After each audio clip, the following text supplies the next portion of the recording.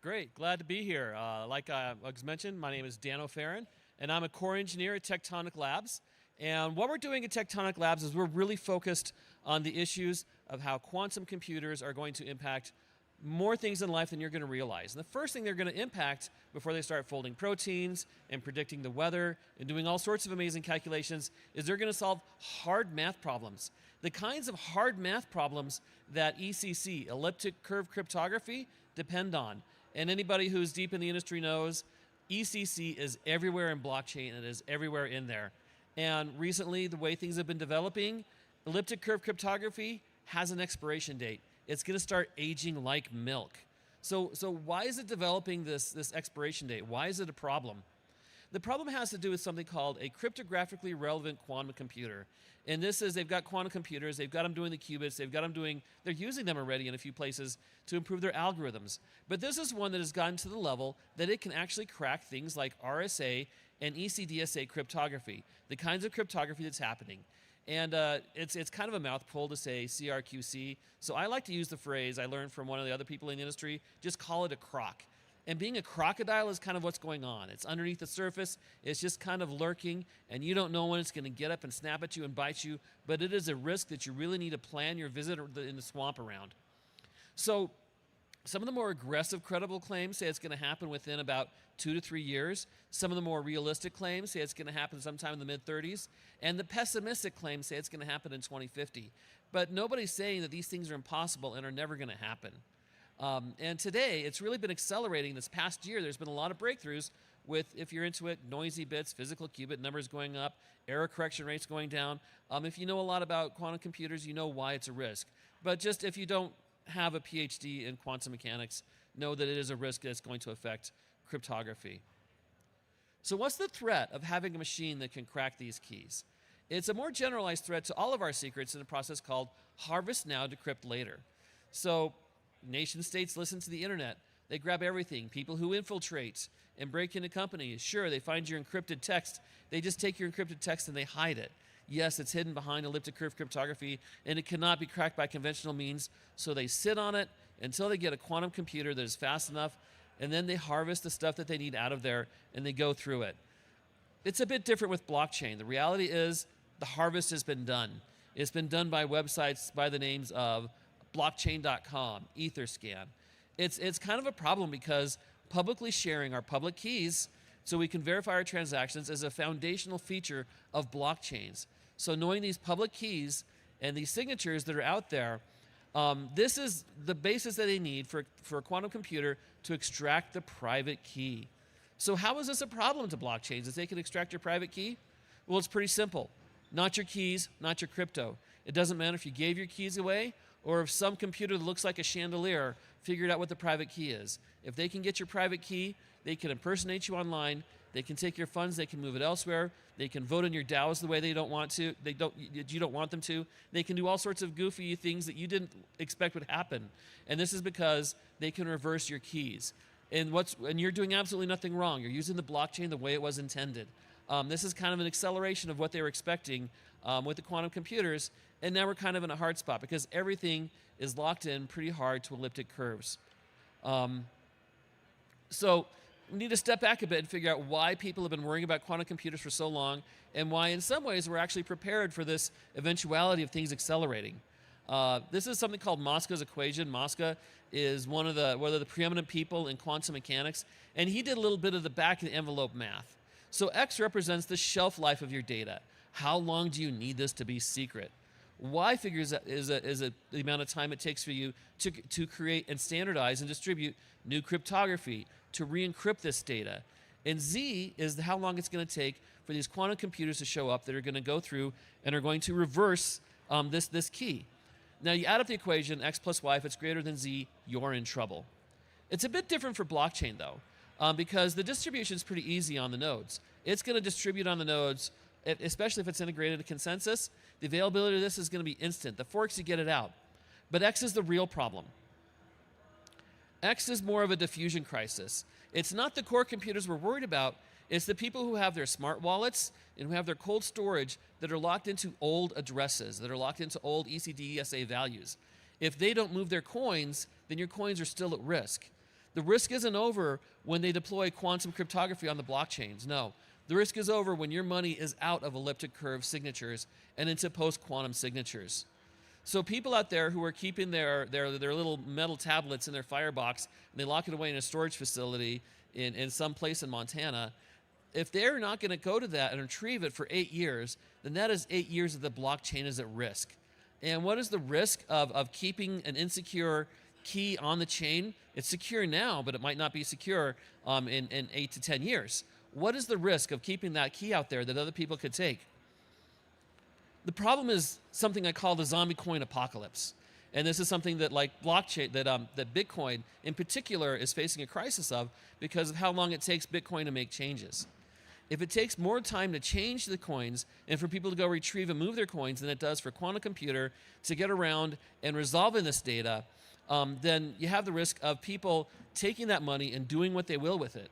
Bitcoin famously has about 25% of its entire mint available in these pay-to-public key addresses. So the public key and the signed transaction information, everything you need is on-chain already if you have these magical computers.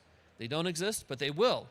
But another problem is that Ethereum, nearly every key gets used because Ethereum has a strong culture of account reuse. Once you do one transaction and you verify one transaction with that address, your public key is out there.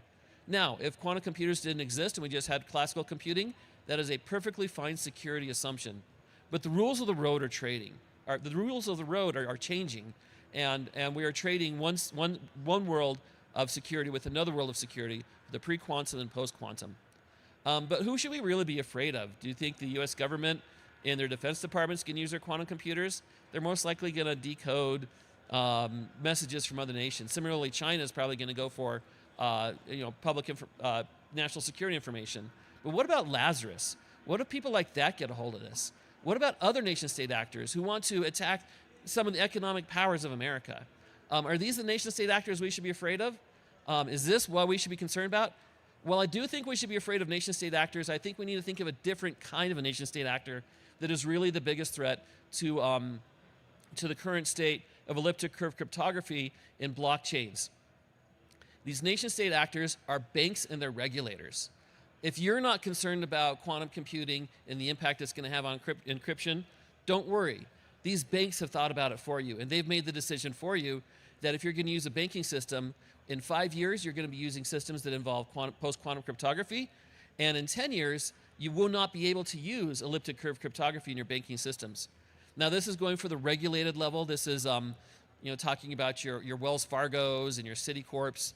But if we're trying to get Bitcoin and Ethereum into these systems and become a full practicing member of this society, if we're trying to replace the rails of how trades are done, then these rails are going to be subject to these regulations. And this is going to have a bigger impact on Ethereum's transition to post-quantum cryptography, I feel, than the threat of some nation-state actor stealing your keys and selling your monkey JPEGs. While those are really important to us, it's going to be a much more impactful impact when we're talking about the entire world economy that's trying to use our chain that says, well, we can't use you anymore. Go back to your little circle. We want to be louder. We want to be broader. So the impact is that by 2030 and 2032, the G7, and this is like basically the biggest banks. You got the European Central Bank. You got the Department of Treasury. You got the SEC. You got BaFin out of Germany. You've got every major regulator saying that by 2030, all of the banks and financial institutions and financial people's systems need to be migrated into a system that uses post-quantum cryptography by 2030 to 2032.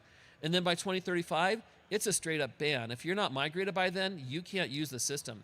So they're putting a really aggressive schedule in for banks. A 5-year transition plan to new technology is super aggressive. But the G7 Cyber Expert Group has made that decision. Now, how serious is this?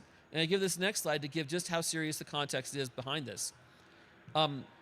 U.S. Department of War and Department of Defense contractors have been given a much stricter time frame.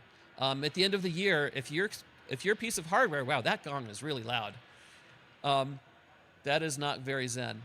But what's going on with the national security system is that by the end of the year, if you are selling hardware and it cannot support post-quantum cryptography, then national security systems in the U.S. cannot buy it. Your systems must support it. You don't have to have it turned on, but you must be able to support these post-quantum cryptography systems that I'll talk about in a bit.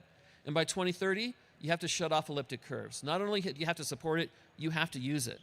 And so this makes sense because financial regulators tend to follow 2 years after a national security mandate. And that's exactly what we're seeing going on. So now that we know that ECC has an expiration date, how does post-quantum cryptography fix this? And I'm going to be honest with you. It's not all sunshine and daisies. It's not all rainbows and butterflies. There are some hard problems that need to be solved with this, because if this was easy, it would have been done. It would have been just another change to an elliptic curve, and it would have been very easy to make it progress through all the systems. So the NIST saw this problem a decade ago. They did Moscow's math, and they said, we're in trouble. We need post-quantum cryptography now. So in 2016, almost a decade ago, they started a process that they called, I forgot what the exact name for it was, but the outcome of this is that they started a new post-quantum security signature process. The first round, they got nearly 70 candidates. People who have their own secret little cryptography thing that's academic. A lot of these things look great until you put it under serious scrutiny. So you put a lot of these systems under serious scrutiny, and it was just carnage. Within 2 years, over half of them had been demonstrably broken in classical systems or had severe issues with it that caused them to be withdrawn. The second round was a focus between 3 older forms of cryptography: lattice-based cryptography, isogeny-based cryptography, and code-based cryptography. Well, isogeny is kind of newer. But these 3 candidates were kind of in a little battle to say which family is going to win. In round 3 is when the truth really started coming out, because you winnowed it down to 15 candidates, and then one by one, there were major classical breaks that were found in some of these candidates. A particular famous one, Rainbow, which was code-based, they found a classical break in the particular construction of it, and that lost. And the isogeny one had a similar break in the chem variety, and that one lost. And lattice-based cryptography was the one left standing without major breaks that brought the security below acceptable security thresholds. And in 2024, they standardized these. FIPS 2004 is MLDSA. FIPS 2005 is a backup. It's a hash-based protocol, SLHDSA. And coming out this year, hopefully, is going to be FIPS 206, FNDSA, or Falcon. Falcon signatures are the ones that all the blockchains are excited about. Because we look at what resulted in some of the changes that are coming on. Yes, these algorithms are a little bit faster, but the pain comes in the size of the public keys and in the signatures. ECDSA was magical in that you needed 33 bytes or 64 bytes to store your keys and share them publicly. So these are the lowest grade, the lowest level of security that is acceptable for finance. And we're talking about kilobytes for public keys and for signature sizes. Sure, the hash-based one has a small 32-byte public key, but the signature size is huge, nearly 8K. And it's also 22 times slower. So these are not, magical replacements for ECDSA. You can be fast, you can be small, you can be quantum resistant. Pick 2. You can't be all 3 anymore because we know that ECDSA. So the ones that won, a lot of the systems that are working today are going to have to deal with larger memory requirements and larger public key size. And that's where a lot of the struggle is coming on with blockchains today. Now, the NIST was not terribly satisfied with what they came out as a final solution. Everything was based on lattice cryptography, and the backup wasn't that great. So they opened up another process that has colloquially been called PQC on-ramp, additional signature schemes. It was opened up in 2022. And the focus here was to get things that weren't lattice that could serve as another backup and provide more alternatives for systems to use post-quantum cryptography. We're in round 2. There's 14 candidates. They're undergoing deep evaluation. Any day now, we expect the system to progress and tell us which candidates are actually going to be candidates for standardization. There's some exciting ones going in there, and it covers all of the major remaining categories. The most exciting one is ski sign. Even though the verification speed is 32 times slower to verify, it has the magical small signatures and small public keys that might be valuable for blockchains that have very expensive block space, and the verification is not a problem.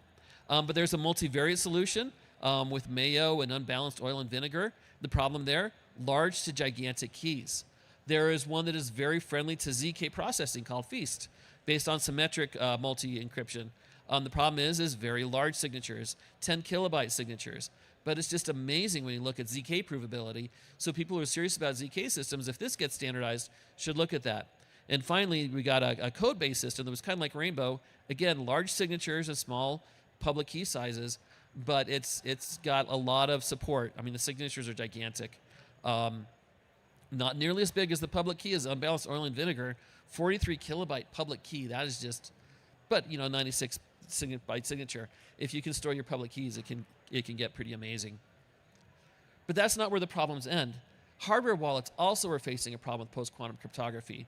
I forgot to bring my old useless wallet that I bought at ETHDenver 6 years ago, a Keep Key. It can only handle EC cryptography. I just don't remember where I put it because it's not going to be useful when they transition to these. The newer wallets, I know that the Ledger, the new e-ink ones have enough to support that, and the new Trezor wallet that they're selling has enough RAM usage to handle the lattice math for at least some of the keys. But you get into things like isogenies. You have your credit cards that have like that little MEV chip on there, that little electronic chip that you tap with. Those can't handle the computational requirements of some of these larger ones and don't have the memory requirements. So this is going to be a problem not just in our industry, but all the problems in all industries. And a lot of these problems deal either with extremely high RAM usage, higher than they want to use, or absurdly large processor usage. And sometimes it's both. But I think one of the more critical issues is that these are all subject to side channel attacks that they haven't gone through and analyzed in quite the same way and optimized with elliptic curve cryptography. So your wallet, when it creates a signature, if someone has it, they can divine information out of it. Or if you're running it on a computer in a cloud system, other programs that are on the same system might be able to slowly figure out pieces from it just by being there. These side channel attacks are quite the big problem. So with all of this in mind, when you're looking at systems that are migrating to post-quantum cryptography, the one thing you need to look for is something called cryptographic agility. If a chain picks the one true signature and sticks with that, that's a warning sign, because they might be in the same situation in the future that they are in today because they picked the one true signature of ECDSA. You want to make sure that they can swap in and out cryptography systems easier than happens today. So that's the real sign. They don't have to ship multiple signatures immediately, but if they are in a situation where they need to change a signature, add a signature, or they find a better signature, then that's where you want to look for. So in summary, you want something that's going to age like fine wine, not like milk. You're going to want to use cryptography that has a long proven thing. And the real threat is the G7, is the nation-state regulators and administrators that are saying it's time to get off elliptic curves. That's going to be the real, more pertinent issue to your company and your projects going forward with post-quantum cryptography. And if any of you have questions, I don't have time for Q&A right here, but I'll be here I'll be wearing this shirt the whole day at the conference. So thank you for your time, and post-quantum cryptography, it's time to wake up. It's been time.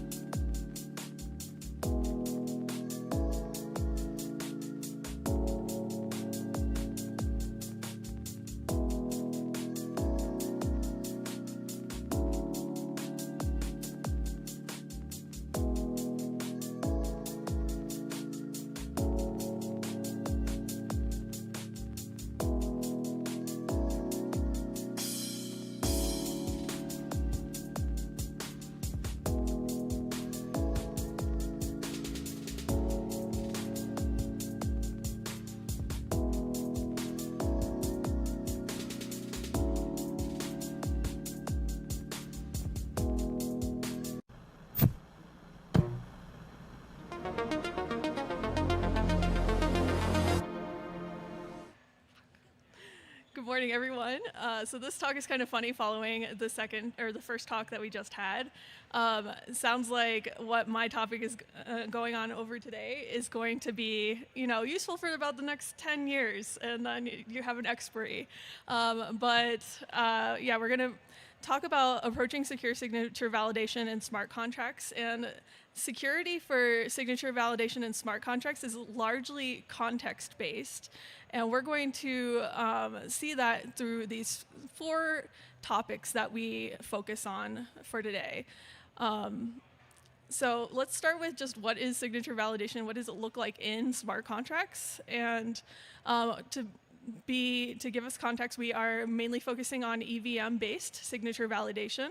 And signature validation is the process of having a method for saying, I sign off on an action without having to ever interact with the smart contract, and then somebody else can use that signature. So as an example, we have Alice here, and she is signing off saying, yes, I approve of this message off-chain, and then applying that to Bob.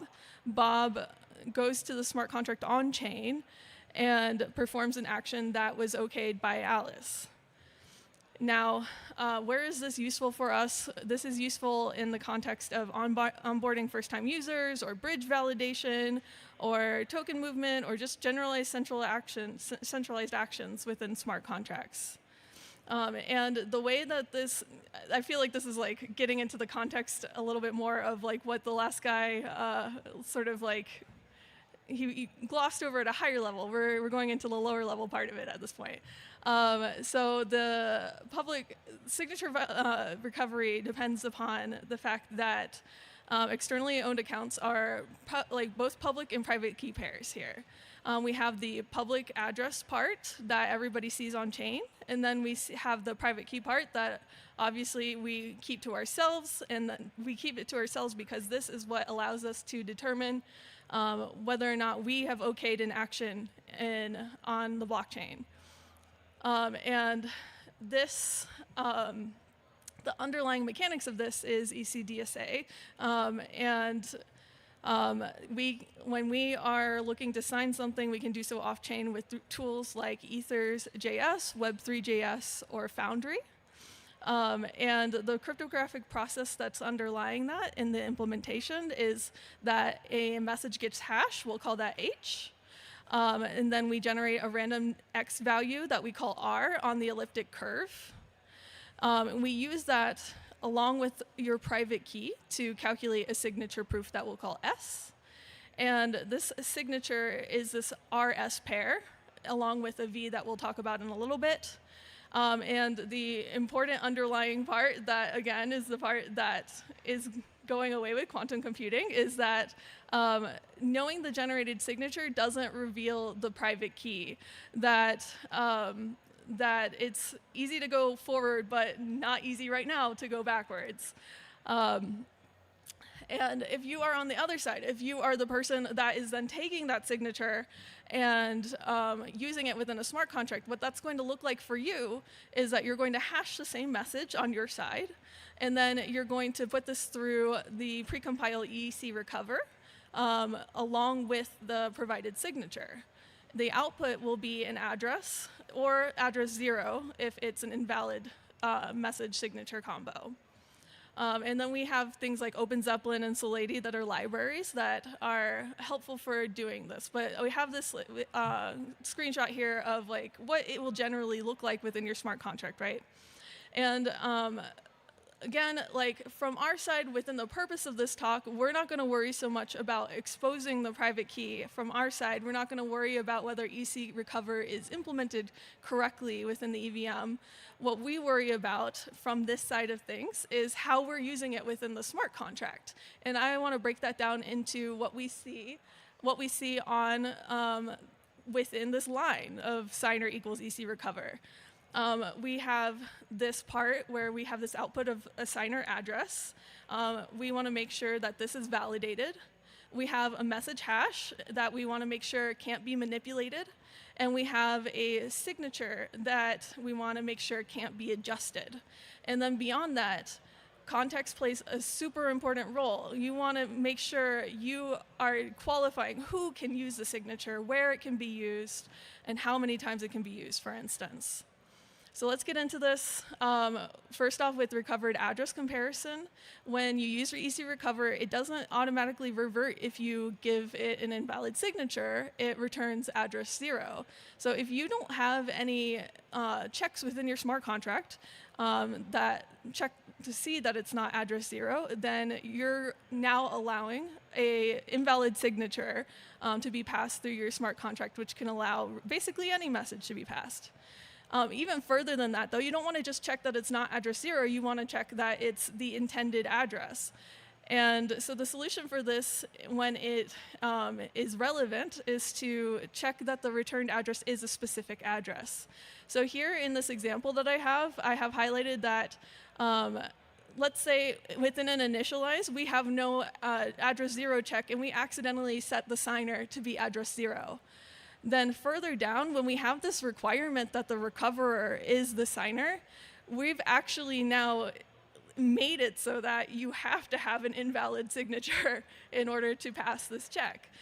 So this isn't what we're intending at all. And we can fix this by adding in a requirement that the signer isn't address 0 at the top.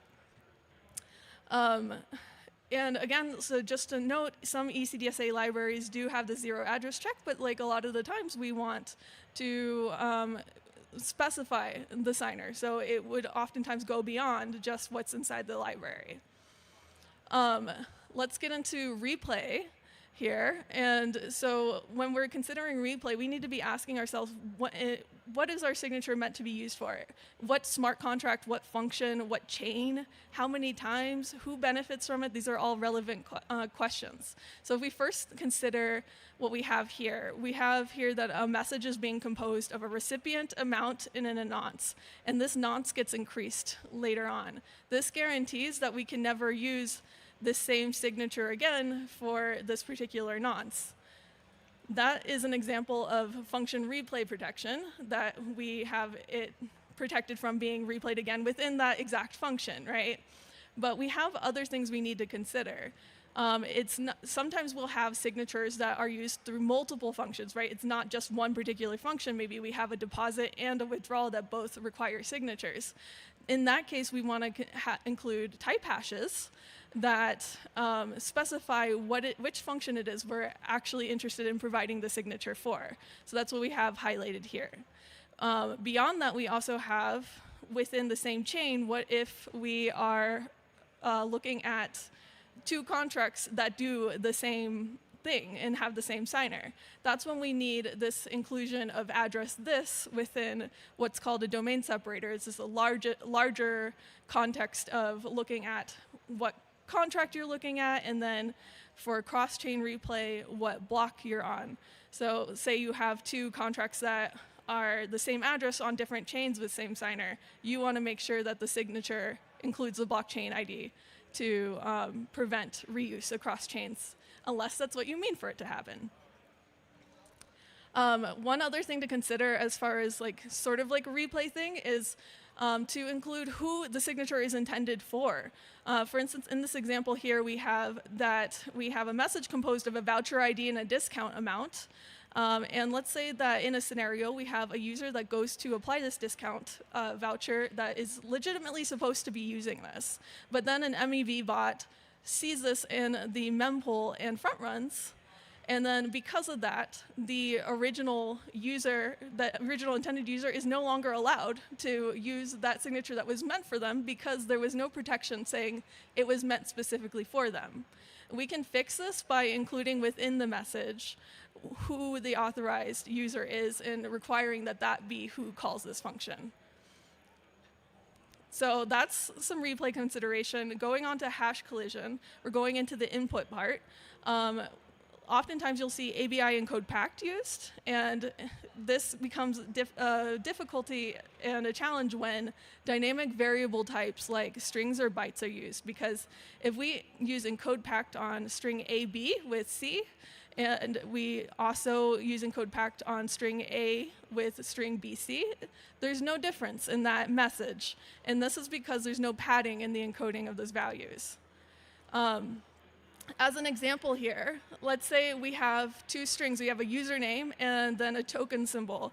And I'm going to put Alice in token symbol USDT. This comes to this hash here. But so does this hash, where we have AliceU as the username and SDT as the token symbol. And both of those are two legitimate token symbols within the contract. This becomes a problem because there's ambiguity there. Oh, sorry. We fix this by changing it to using ABI.encode, which does include packing. Or there's also some other considerations like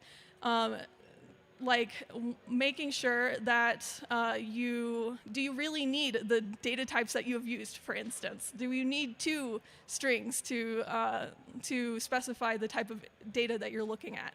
And if you do, make sure that these two things are not next to each other.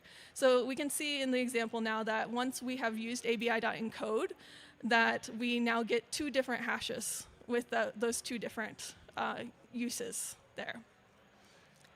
The last thing we'll talk about is signature malleability. So this is not a manipulation of the message, and instead is a manipulation of what's going on with the signature itself.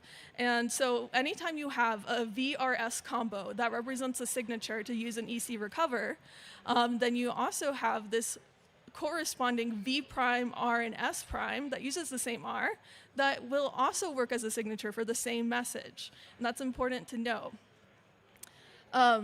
Because of this, this makes it an ineffective check to use a signature as a way to determine whether or not a message has already been signed before.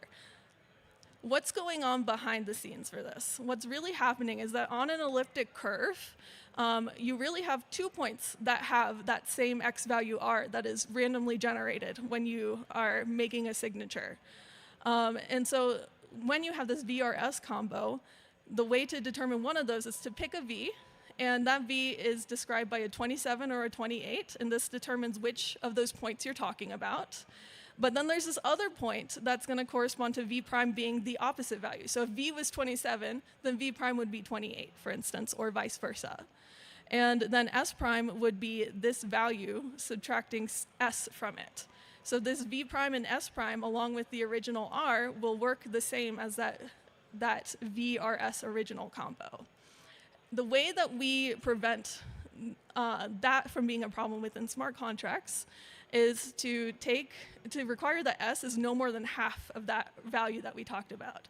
S prime, that will determine that S prime has to be larger than half of that value. And so it will no longer pass that check. So you'll only have one of those that will pass the check, and meaning that only one of those will be the predetermined signature that's allowed. So a lot of ECDSA libraries make this check, but you should always check to make sure that that's there, and if not, you need to add it in. And another lesson learned from this is to not log signatures as a prevention for replay. So with all that up, we've looked at how context is important. You have to describe who's meant to use that signature, when and where. We are looking at how validating the return address is important, and then we want to make sure we limit the ways in which our input is ambiguous, both with the signature and with the message. Thank you.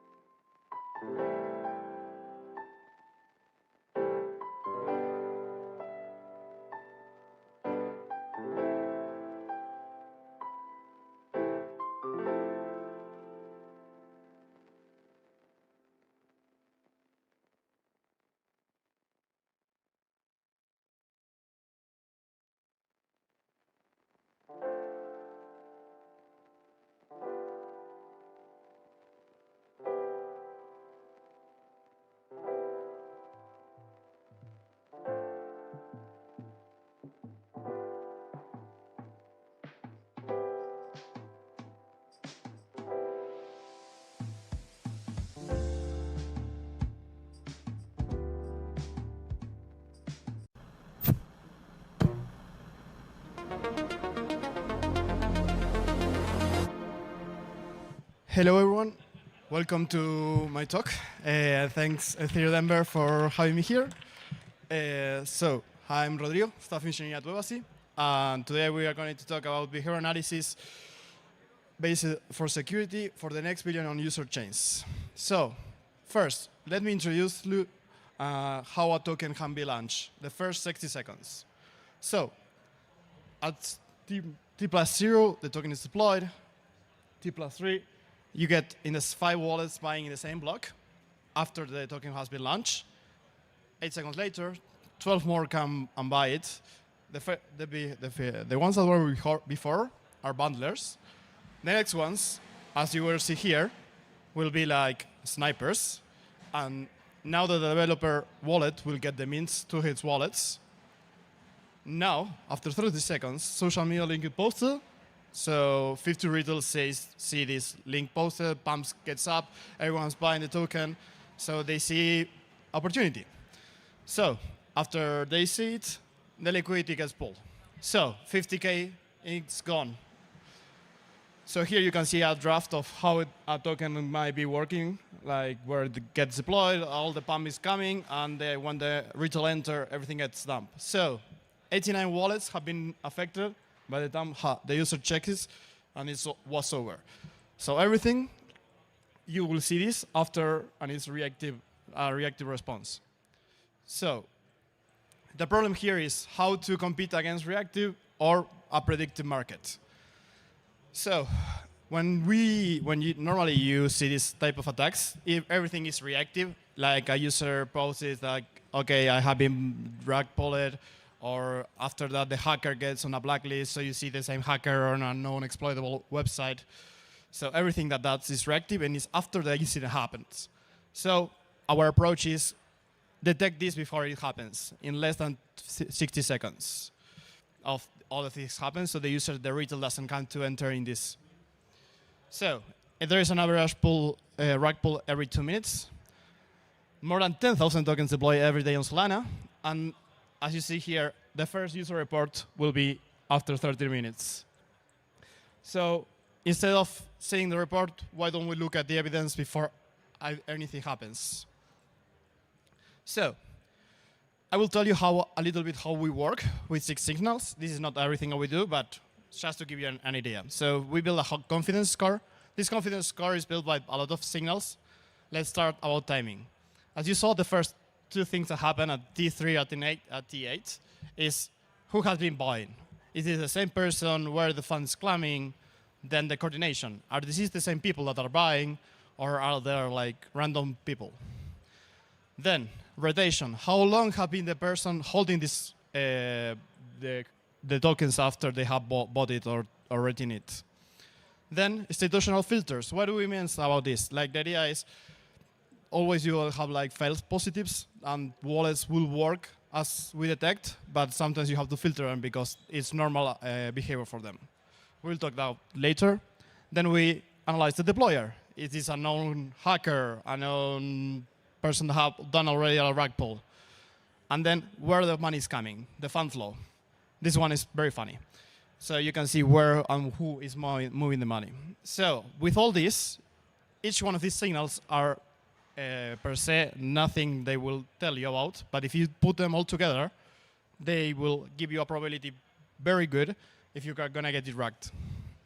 So as I mentioned, each signal alone is suggestive, but combined they are predictive. So timing analysis. So from what we have seen on the dashboard, you can see like there, like the confirmed rag pulls is like in the first 10 seconds, they get bought. Like if at the launch after the launch pad, before 10 seconds, the user gets bought, 72% chance of being a rag, and it gets lower after the time goes by. And for legitimate tokens, as you see, it's the opposite totally. So you can see how behavioral is pretty predictive in these kinds. So as you see, we analyze more than 1,200 tokens, and almost 80% of them with more than 5 buys on the 10 seconds, they are rug pull. So that's first signal. Signal number 2, coordination patterns. So the idea here is, are all of these wallets that buying the same person? So here is where we see like, okay, where the fund flow goes. So who funded this wallet? So you can see here, wallet A to E, they all get funded by the same wallet, and all of them at the same block, they buy to the token mint. So basically this is not like, oh, random thing. This is coordinated attack. So here you can see like this is a behavior. Maybe it's a bot automated that doesn't have to be with the rug pull, but it's a good signal. If you combine all of them, you can see like 90% of rugs that all the more than 3 wallets buy in the same block and funded by the same wallet, they are always rug pulls. So normally they use more than 8 wallets. So because they're trying to be dust wallets, so you don't see like, oh, too many wallets have small amount of money, but actually it's the same person that has a lot of the percentage holding. As I mentioned, 5 wallets, same founder, same block, 1 attacker. Signal 3, deployer profiling. So as we analyze all the blockchain and a lot of things that happen, we already know hackers that have been working in other chains or where the money are they moving. So normally for this type of rug pulls, a behavior that we normally see is like they are like serial deployers, we call them, because they deploy as much as token as they can, and then you can see like if they deploy more than 10 tokens at the same like range, you are trying to get someone scam. Like this is basically your pattern. So math talks for itself. So here you can see it. An average deployer deploys 14 tokens in 24 hours. So normal legitimate projects don't deploy more than 2 tokens, maybe one's for governance, the other one for tokenomics. So that's more than normal behavior for any of the projects. Then, fund flow tracing, as I mentioned before. Where the money is coming from? Like this is like following the gold coins. Okay, so we, as I mentioned, we know a lot of bad actors that we already label. Like OFAC sanction, no hackers, non-drainers, like previous rug pulls. So we already know them. So the question is now, what are they doing? Where are they moving the funds? Because sometimes you have to do a ramp off of the funds or you want to use them. So you may send it to a mixer. Yeah, normally you use it, so we cannot trace it. But normally mixers can give you some hints on where the money is going. Like it's not totally like obfuscated, let's say. So after that, after the mixer, it gets claimed by a wallet that is a fresh wallet. So if it's a fresh wallet deploying a fresh contract, it can give you a little bit of hacker or sketchy vibes, let's say. And then they start doing the deployment. As I mentioned before, more than 12 tokens, and they see like, okay, all my analysis was right. So the prediction was correct. And normally, all of these rug pulls come from unfunded wallets that get the first transaction from a mixer or anything that you don't need to do a KYC, basically because they don't want to know who they are. So you can like start predicting where the mixer is sending the money and what they're doing, and you can behave and see, okay, this will be a no-hack. Signal 5 and 6, let's say. Okay, so I mentioned retention. So normal projects doesn't do rug pull. So if they hold the top 10 holders, have all the 50 buyers at launch, have let's say at the first time of the launch 45% of the holdings, and after 10 minutes, or as we mentioned, 2 to 3 minutes, they drop it to 12%, it's a rug. But normal projects, they hold the tokens because they know that it's a project, they want to distribute the tokens, do a tokenomics on their, like they're more or less shipped. So if we start seeing higher drops of retention of the holdings, you can start seeing signals that is they are trying to do a pump and dump.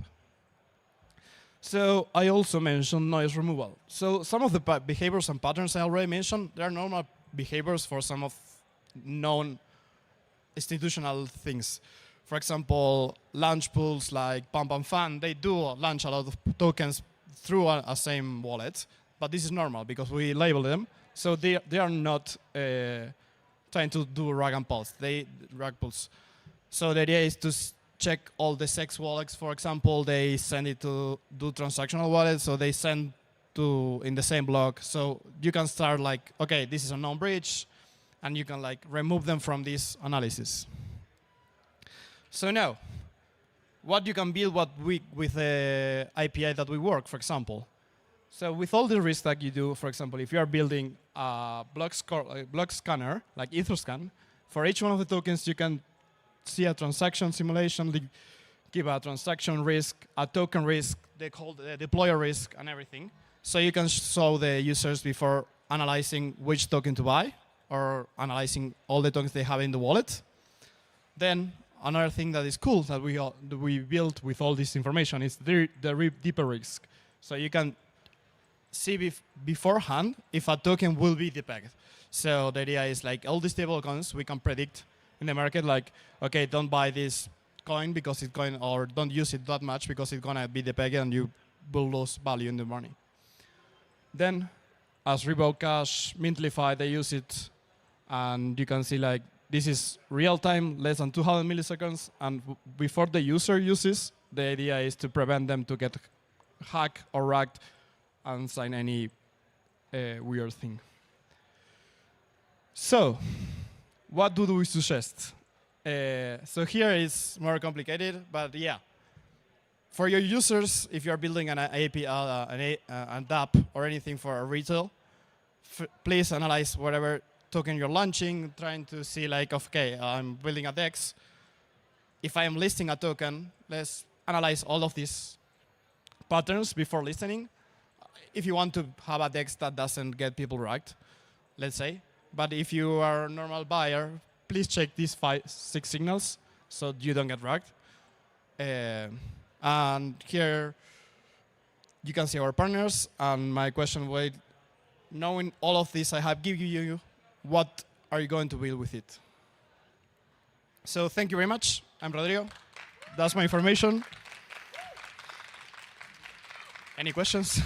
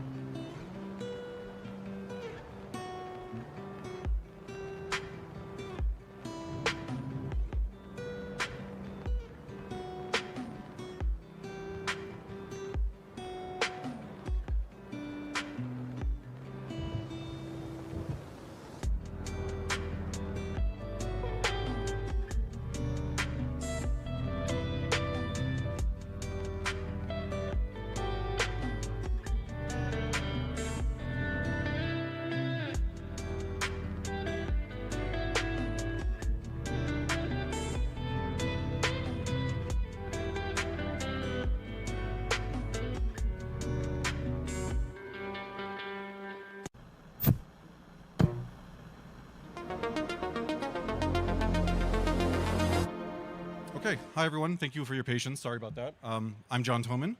I'm a senior technical fellow at Certora. And the talk I'm going to be giving about today is about a new technology that we've been developing for the past year or so around verifying LLM-generated code. So a bit of context, actually, before I get into discussing the technology, sort of what is the reason for us to be wanting to use LLM to generate code in the first place. And to do that, we have to talk very quickly about the Certora Prover. This is our flagship technology. It's a symbolic reasoning tool that can formally verify smart contracts written in Solidity, Viper. We have support for Solana and several other blockchains.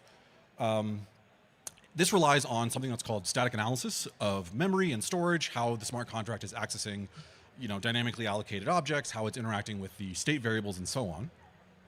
Now, if you've ever programmed in Solidity, you've almost certainly heard of this feature, inline assembly. And this is a very frequently used and also abused feature, which lets you write low-level assembly code. And I'd actually say Solidity is almost unique in its the way it makes it extremely easy for you to write low-level code like this. Now, this frequently causes issues with our static analyses. And this is a representative example. It might be a little small, but this is a safe transfer function that we took from the Solati library. It is heavily optimized, extremely gas efficient, and this is performing just a transfer from, accounting for the fact that sometimes functions return false, sometimes they don't return anything, but all of this is doing it in an extremely gas efficient way. It's also absolutely galaxy brain in its implementation. It does things like overwrite the free pointer, but then put it back, trash other bits of memory, but then make sure to put it back into place at the very end. And I'm not trying to pick on Solati. Like I said, it's actually quite galaxy brain. It's quite intelligent, but it's also very representative of a lot of the inline assembly that you'll see out there in the wild, both when you're reviewing code or auditing code. And so it's not just a problem for our analyses. I claim this is actually pretty hard for you to review if you're not a frequent galaxy brain user. And so the question we found ourselves asking is, could we automatically generate equivalent implementations? Again, for auditing, code review, our static analyses, whatever. Now, the key thing here to notice is the automatically generate and equivalent. They're the two key parts of this problem definition here. And to focus on automatically generate is currently the year of our Lord 2026. So when you want to automate anything, you of course throw AI at it. So let's take this code, throw it into some LLM with a prompt that says, hey, rewrite the code using standard Solidity instead of inline assembly. Please make sure it's right. And then out will come something. You'll definitely get something out of the LLM. So great. Here's our system diagram. Just throw something into the LLM, get some simplified Solidity out. Is it really this simple? And the answer is no, of course not, right? AI-powered means you're getting AI-powered mistakes, right? And so this is actually one of the attempts that we got out of one of our test runs, simplifying this code. And the question is, are these actually equivalent? It looks very plausible, which the results of LLMs usually are. They look very plausible, but in fact, they are not equivalent. And the reason is this little sort of innocuous-looking ABID code here. Now, the fact that there is a error here is not surprising. After all, the LLMs themselves are very quick to tell us that they can make mistakes, right? And so for us to just blindly put in code here to an LLM, ask them to rewrite it, and then trust the results would be utter foolishness. So what we actually do is we use LLM to generate code, but we add guardrails. So in particular, we take the original code in a prompt, which effectively just says, please rewrite this code to make it simpler. We then take the original code that we asked to simplify and then feed it into Concord. Now, this formally verifies whether or not two smart contracts are equivalent. And we'll get into what equivalent means later. That was the second part of our definition there. And if they are actually equivalent, then we return this to the user and say, yes, the LLM did a good job, and in fact returned a completely equivalent code, and here you go. If not, we actually get an explanation explaining why the two behaviors are divergent. We feed that back into the LLM, and this loops. If you're familiar with something like a Ralph loop, this is kind of similar to that, right? You keep iterating with the LLM, telling it got it wrong, and ask it to keep fixing its mistakes. And so this whole area between the two dotted lines are what we're calling concordance. This is this automated rewriting tool that uses LLMs to generate rewritten code. Now, again, I've been sort of writing this check for a while, and it comes time to cash it now, which is that we have this equivalent. And so what does it mean when we say the two contracts are equivalent to one another? Well, I will start with sort of an intuitive definition that I think we can hopefully all agree on, which is that two contracts are equivalent if they do the same thing on the same inputs, right? Now, of course, there's a lot to unpack there. So, we can sort of wave our hands here and have this diagram that says, equal inputs go to equal outputs. So I would try to make this a little bit more precise by saying that an external actor shouldn't be able to tell the difference between your two implementations. If you're just looking at the results of executing the smart contract on, say, EtherScan, you should never be able to tell the difference between executing one implementation versus executing some other implementation. The effects that they have should be the same. Now, I just mentioned effects, right? Because in addition to the actual explicit inputs and outputs, the values that get returned by the function, there are also state changes. Balances get moved around, ether gets moved, so on and so forth. Another word for this is side effects, right? And so when we talk about do the same thing or the same outputs, that also has to include this notion of side effects or state changes. So what are some of these side effects or state changes that could be included here? Well, I just mentioned one already, which is mutating storage. If you change the balances field of your pool, that is a state change. If you are emitting a log, that's a state change. That's something that an external actor can view. You can see that if you open up the execution of your smart contract on EtherScan, you can see the logs that it emitted. Calling another contract, and this includes both contract creation, balance transfers. That is another way that an external actor can observe differences in behavior. If you ever call out to a different contract and you're passing different balances or you're passing different arguments, that's an observable difference. So self-destruct is also there, but deprecated, so we're not going to talk about it ever again. So what are some examples of not side effects? Well, mutating memory and pushing and popping the stack. Now, again, these sound like side effects. After all, we're mutating memory. We are side effecting memory. So why do we not consider these side effects? And that's important because I was very careful to say external actors. The stack and the memory are not visible to an external actor, except to the extent that they influence the actions on the right. If you can push pop the stack 100 times, so long as you end up returning the same value, it doesn't actually matter to an external actor, except for wasted gas. And that's something else that we don't consider to be a side effect, which is the gas consumption. Now, that is a very real side effect. The amount of gas you consume will determine how much money you're spending to execute your smart contract. This is a practical trade-off we had to make because if we insisted on equal gas consumption, that effectively constrains your contract to be exactly the same, right? Just the chances that you have a different implementation that has exactly the same gas consumptions, just that admits only one implementation, which is the original. So we ignore gas consumption. So a final sort of more formal definition of equivalence is two contracts are equivalent if on the same call data in the same environment, they both revert with identical return data buffers or return with identical return data buffers and emit the same logs, make the same external calls, and end with the same storages. So finally is the actual equivalence checking itself, right? We've now defined what equivalence is. How do we check this? Well, this is actually just an application of the Sartor prover, which I told you was a symbolic reasoning tool. What this can do is basically take mathematical expressions that assert some property about smart contracts and determine whether they exist or are the equation holds on all possible inputs. And so what we can do is encode equivalence as equality of side effects and equality of return values, and then verify this mathematical property. And so to see how we do this in an extremely high level and hand-wavy way, we basically separate these two things into two tuples. The function has its explicit output and then its implicit outputs, which are the effects that it has. We encode this as math by using math symbols, and then we check this with the Sartor prover. So this is a 50-minute talk, so I'm not able to go into a huge amount of detail here. So I've hand-waved a lot of how this works. There is a tech report that you can go into. It's a 25-page document that goes into all the detail you could possibly want about how exactly this works and how this integrates with the prover pipeline itself. I should say that this is slightly out of date. Since we actually wrote this document, we've added support for loops, where we can actually now inductively prove that loops are equivalent, which gives us greater reasoning, modular equivalence, and things like that. Happy to talk afterwards if anyone's interested.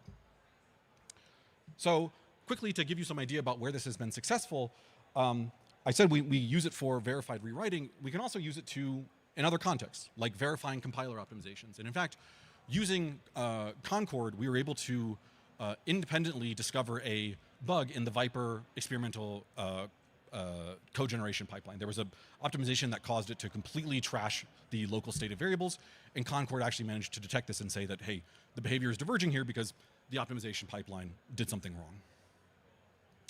So quickly to wrap up, this feedback loop requires this explanation. and I want to give a quick intuition for what this looks like. So Statora Prover uses SMT solvers. These can give a concrete example, not just telling you that, hey, they're different, but why they're different. What did they do differently?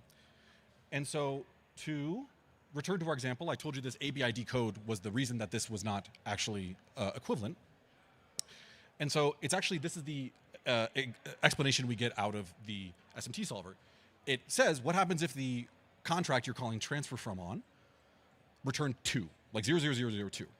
Why is this a problem? This is not a valid encoding of a bool. A bool is either 0 or 1. The original implementation will just revert with transfer from failed. However, ABID code on malformed input will revert with an empty buffer. And this is the sort of nitty-gritty nitpicking that Concord is able to reason about. When we told the LLM about this, it suggested doing this instead, which gives the original behavior from the Solati implementation.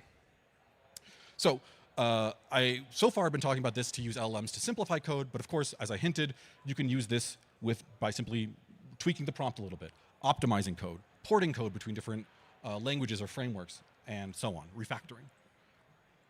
And I should also mention it's open source. And I think, oh, that says wrap it up, and I'm done. So thank you so much for your time. Any questions? Yes.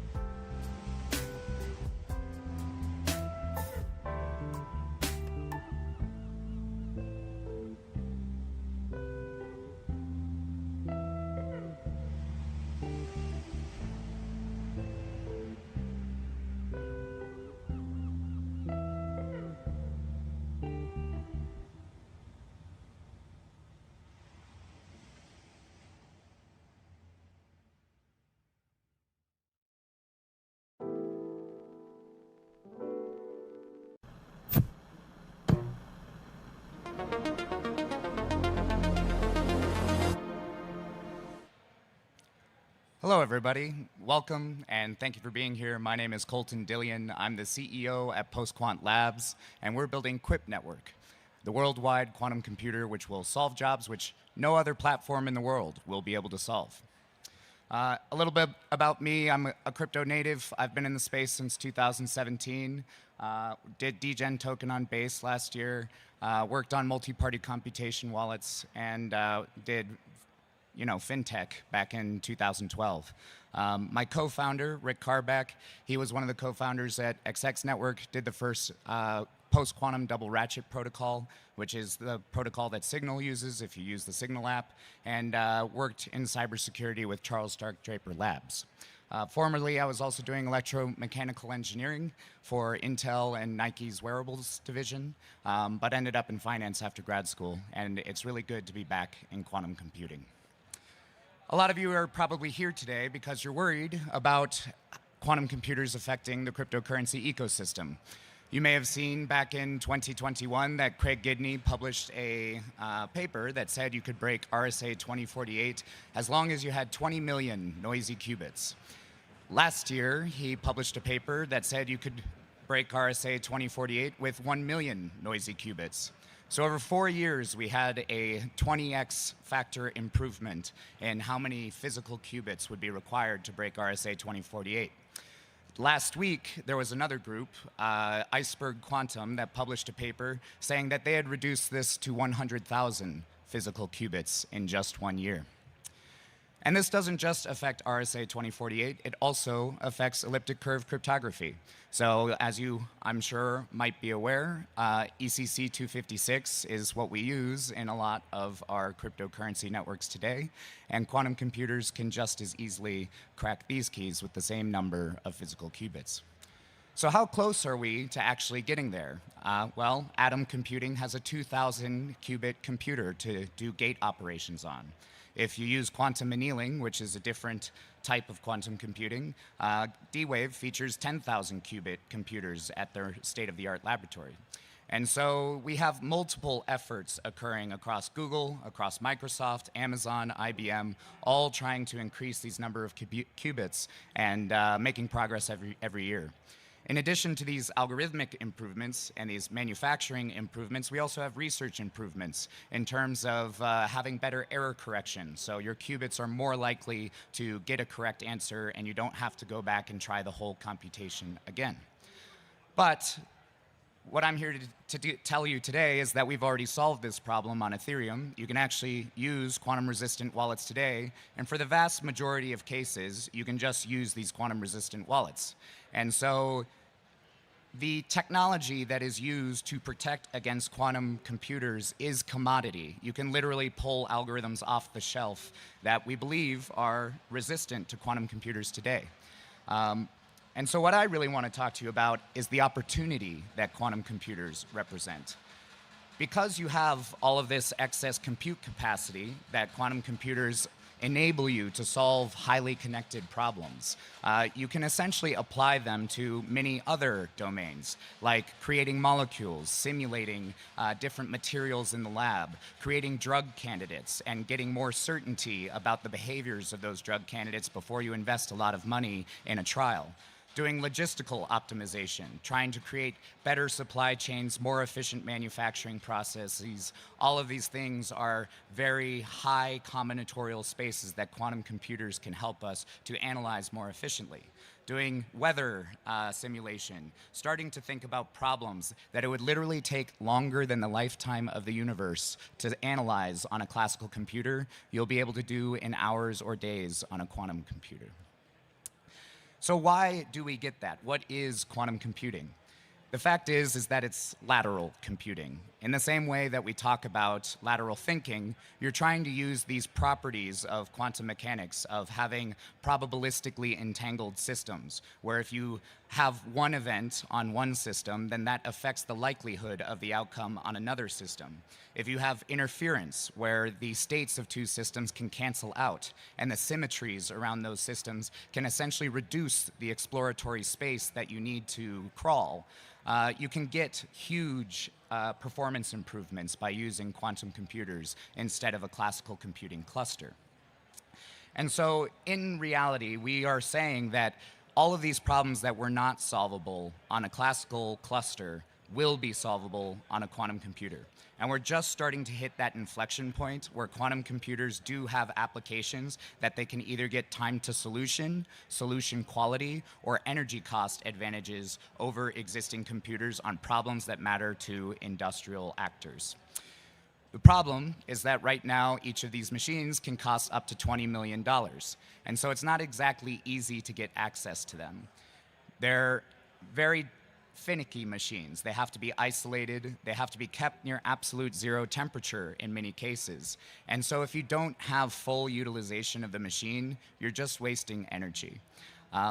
One of the benefits of quantum computing is that you can try multiple times and you can build a probability distribution of the correct answer to your problem. And so looking at all these factors, it seems like there's something we're very familiar with in cryptocurrency that would be a really good fit for getting a large network of quantum computers to solve problems together. And that's useful proof of work. So that's what we do, is we build a useful proof of work that quantum computers that can't be turned off can operate on when they don't have anything else to do. We essentially sell the excess time on these machines in order to build a large probability distribution and to be able to select the best answers out and get you a more efficient answer faster with less energy. So we're kind of like Hotel Tonight or Airbnb for the excess time on a quantum computer. In the same way that if you don't fill up your hotel or your house and you can put that excess capacity on a marketplace, if you own a quantum computer and you're not using it all the time, which most people are not, then you can at least put that capacity on a decentralized marketplace. One other benefit is that you can actually connect these quantum computers together via entanglement, and you can make the states of each of these machines dependent on parts of the state on other machines. And it turns out that when you do this, you can essentially get extra qubits out of your system. So as an example here, I'm showing that we have 3 2-qubit systems, and when you combine the 2 qubit systems together, if the second 2 systems are reliant on the first system, then you essentially have a 6-qubit system. But then, if you take the tensor product with the third system, now you have an 8-qubit system, where before you only actually had 6 qubits on your machine. And so by connecting these computers together, you will be able to solve bigger, hairier, more dense problems that are even more difficult to solve. And so our belief is that in the future, when you want to solve the hardest problems that humanity knows how to even ask the question, you will have to connect every quantum computer together. You will have to build a worldwide network that is one giant quantum computer.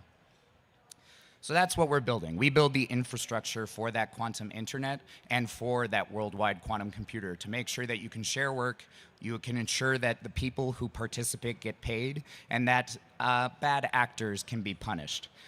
Quantum computing is a defensively, strategically sensitive technology. Because people can use it to break cryptography, we don't want just anyone using it. And there will be many actors in a decentralized network who want to deny service to other actors in the network, who want to spam the network, who want to drop packets. If they're participating in an entangled program, they may measure their program early, which will affect the outcome of the program on other machines. So how do you catch this work, and how do you punish it? And that's a lot of the research that we do here at PostQuant Labs.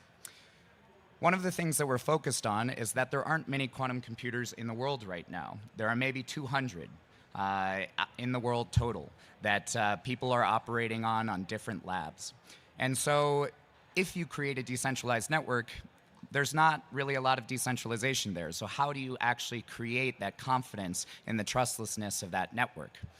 Well, we are focused on proofs of work that can be verified and validated by classical computers in the early days. And once these computers grow, once there's a larger network of quantum computers, then you can move into complexity classes that can only be validated or only be executed by quantum computers. So you will be able to download a node, and you will be able to compete or verify the work of the quantum computers and get paid for that service. And you'll be able to exchange the compute on your computer for the compute on a quantum computer.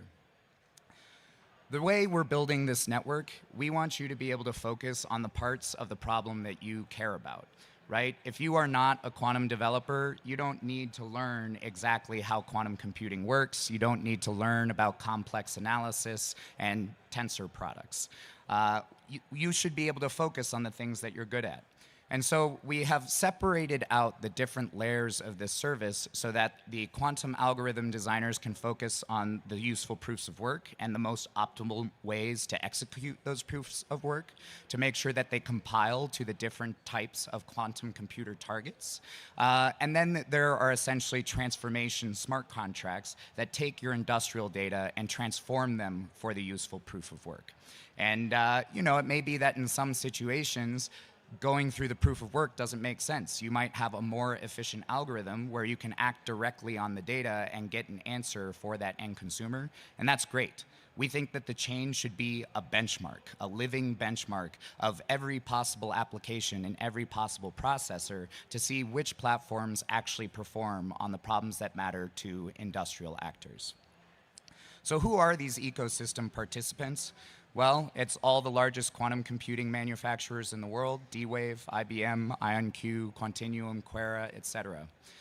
In addition, you have classical operators, so everyone who's already been operating in the cryptocurrency space for the last decade, they can participate in this network. They can use the same hardware to validate that the quantum computers are really doing valid work. And there may be other actors who want to contribute ASICs or FPGAs for certain useful proofs of work. We also have compute consumers, who are these people who are getting use out of the quantum computers. Groups like State Street, who are using quantum computers to do financial analysis, risk management, to find arbitrage. These are all applications that quantum computers can outperform on. Six Systems is a group that we're working with where they produce factory designs. So they try and optimize the space of factory designs to produce certain chemicals, either reducing inputs or increasing yields or optimizing the cost of the CapEx at some penalty on the OpEx. Or even prime intellect. AI is one of the key applications for quantum. You can actually do more efficient learning, training, inference on small models than you can on large clusters of GPUs, but currently we're limited by the size of the quantum computers. But you can save up to 300 times as much energy compared to a cluster of 1,000 H100 GPUs based on our early testing. After we build these useful proofs of work, we do envision that quantum miners will begin to pool together and to actually entangle their processors together. If you know ARPANET from 1969, it started with 4 universities. It was UC Berkeley, UCLA, Stanford, and University of Utah. And that was the beginning of the internet. And so we believe the beginning of the quantum internet is right here in Colorado, Wyoming, and New Mexico. I open it up to questions, and I thank you all for your time. I do want to mention as well that we have a quantum-resistant swap protocol. You will not have to migrate your funds to our chain. You can actually interact with our chain directly with liquidity from these quantum-resistant wallets on your existing chains. So this is a demo. The first person to claim it can get $20. If you talk to my team, there's many more holding $5 each. And so find the Quip Network team and test out this product. We'd love to work with you. Come check out quip.network. Are there any questions? Yeah, we do have to move on. So if you have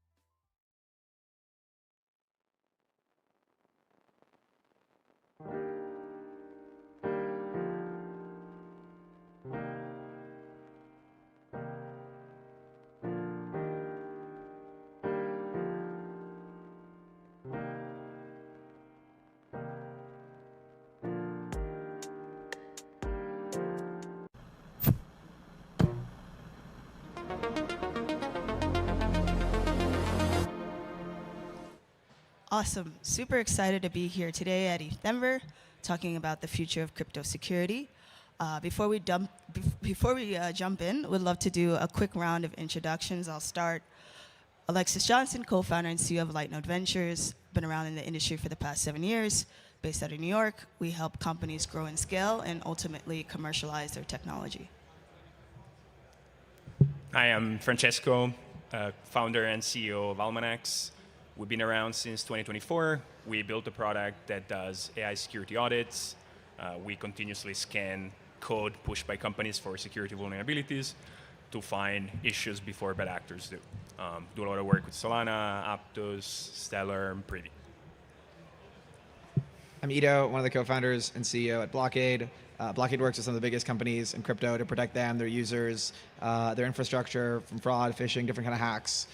We have a whole bunch of different solutions focused on preventing kind of these different exploits or malicious activity kind of in real time. Excited to be here today with these esteemed panelists. Yeah.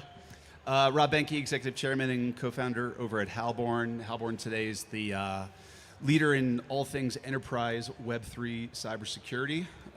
So we help advise the world's largest financial institutions, banks, folks like Citi, UBS, JP Morgan, and others on everything that they're doing in digital assets. We provide advisory assurance. We also have an AI security stack that we've been working on as well that's going to be launching soon, and really excited to continue to grow and build. Awesome. So let's start with where things stand today. What are some of the most underestimated security threats in crypto right now, and why are builders, users, and investors still getting them wrong? We want to go around. You want to start that way this time? Sure. I mean, that's a big one. So, tale as old as time that's existed way before the world of Web3. People will always be the biggest security vector that, and that'll continue to be underestimated. I think that, we're here at ETHDenver, full of a room full of Web3 builders. In the world of Web 2 and like the traditional world of software development, you want to move fast and break things. We're all aware of that. In Web 3, if you move fast, you lose all of your investor money. So moving slow should actually continue to have to be a fundamental feature that I think more folks need to be focused in on. If it can go wrong, it usually does, and so there's a lot to think through there. So I'm always going to say humans because whether it's phishing, spear phishing, just convincing people to do something by greasing some palms, it tends to be a lot easier than people anticipate. So I'll start there. I was going to say humans, So I 100% agree. Yeah. I think if I can't say humans and I have to say something else, I think it's, ultimately like complexity breeds like security challenges, right? And so at the end of the day, I think like the more complex these systems become, the broader the gaps become.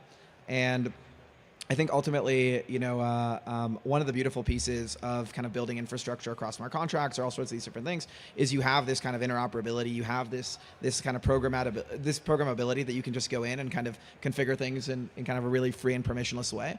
And I think that introduces this embedded layer of complexity that people don't necessarily see beyond the surface, right? We were just talking before about how, obviously crypto assets, spike up and spike hard, and you don't really know why. And there's a bunch of embedded leverage across the system. And similarly to how there's embedded leverage across the system, across these, smart contract infrastructure, there's a bunch of embedded dependencies. There's a bunch of embedded complexity. There's off-chain oracles. There's human signing things. There's all sorts of these different kinds of things. And so I think that introduces a bunch of risk that you just don't necessarily know. You're just deploying funds into this thing, and behind the scenes, there's like this big, iceberg that you don't even see. So I think that's like the second thing that people don't understand. Yeah, I agree with you guys. To add another perspective, we're entering a world where most of our code will be produced by AI. I think like Stripe released yesterday like a stat where in the past few months, like most of their pull requests that are open are actually 100% written by AI. And so that trend, Coinbase, I think a few months ago was at 40%. And so that trend is only going up from now. So we'll write way less code manually at least. And I think we'll end up like reviewing a lot less code because like when you like speed out thousands of pull requests in the span of a week, we don't have enough human capacity to look at all that.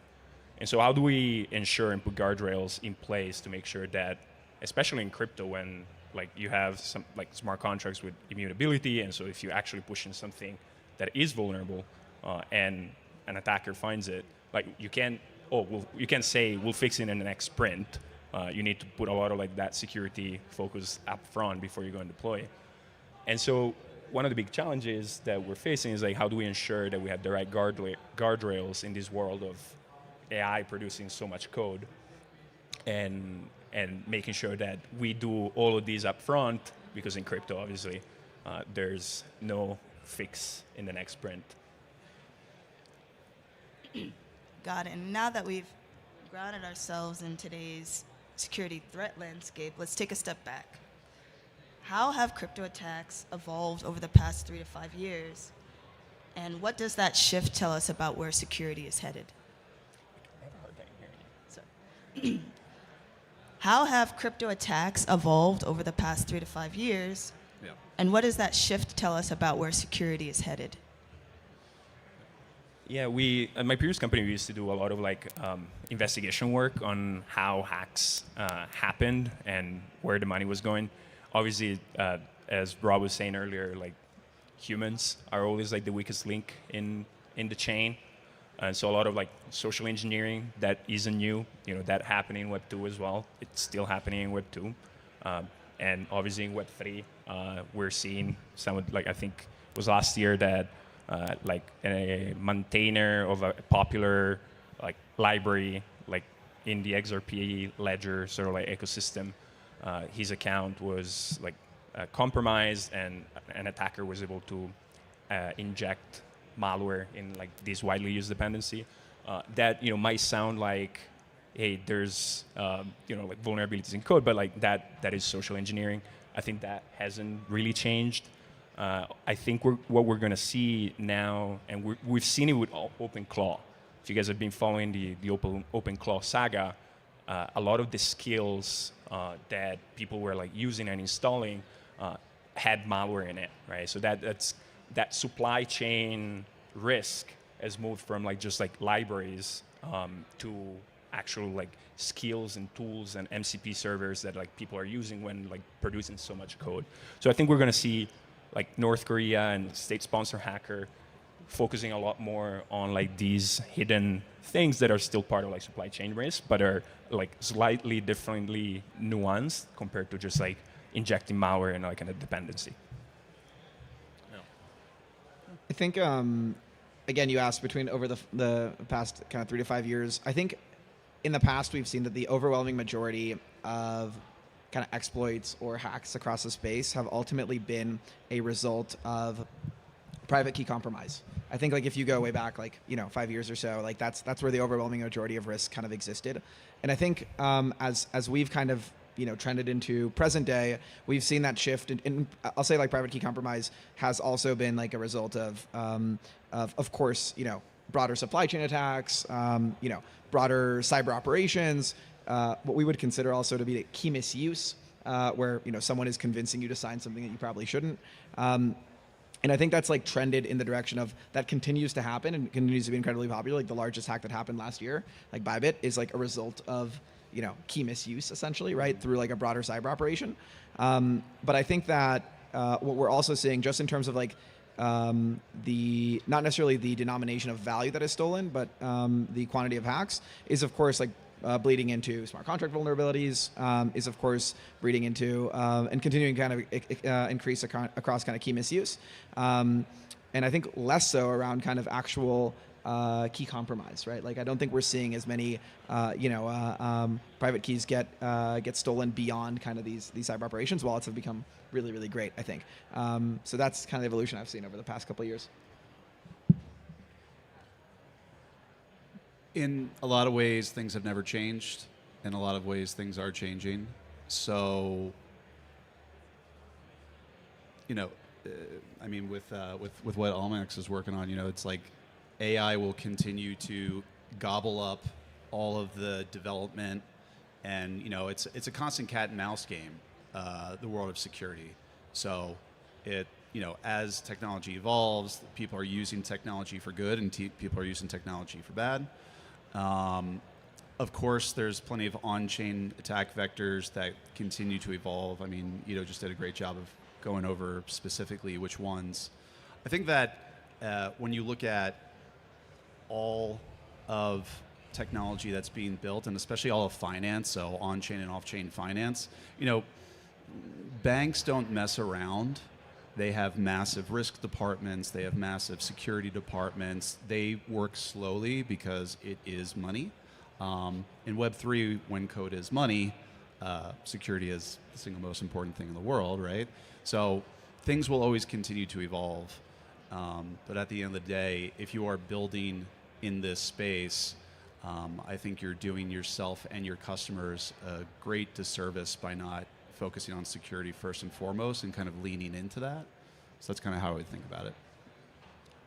Got it. So if the nature of attacks, have changed significantly over time, it raises a bigger question. Today, what matters more? Preventing attacks before deployment or detecting and stopping them in real time? And where is the industry still the weakest? Yeah. In our industry, which I'll define as the crypto industry for now, these are bearer instruments. So when you lose it, it's gone. That's very different. That's very, very different. That's digital asset teams that, at GSIBs, are still trying to wrap their heads around that and still trying to figure out the right way of approaching all of this. So yeah, I mean, that's just one thought. I'll pass off to you for now. Do you mind repeating the question? What we might have heard? Yes. Today, what matters more? Preventing attacks before deployment or stopping them in real time? Got it. No. So I think, it's hard to say what is more, right? I do agree with Rob, right? Like this dynamic that exists across the industry is very, very different than traditional cybersecurity.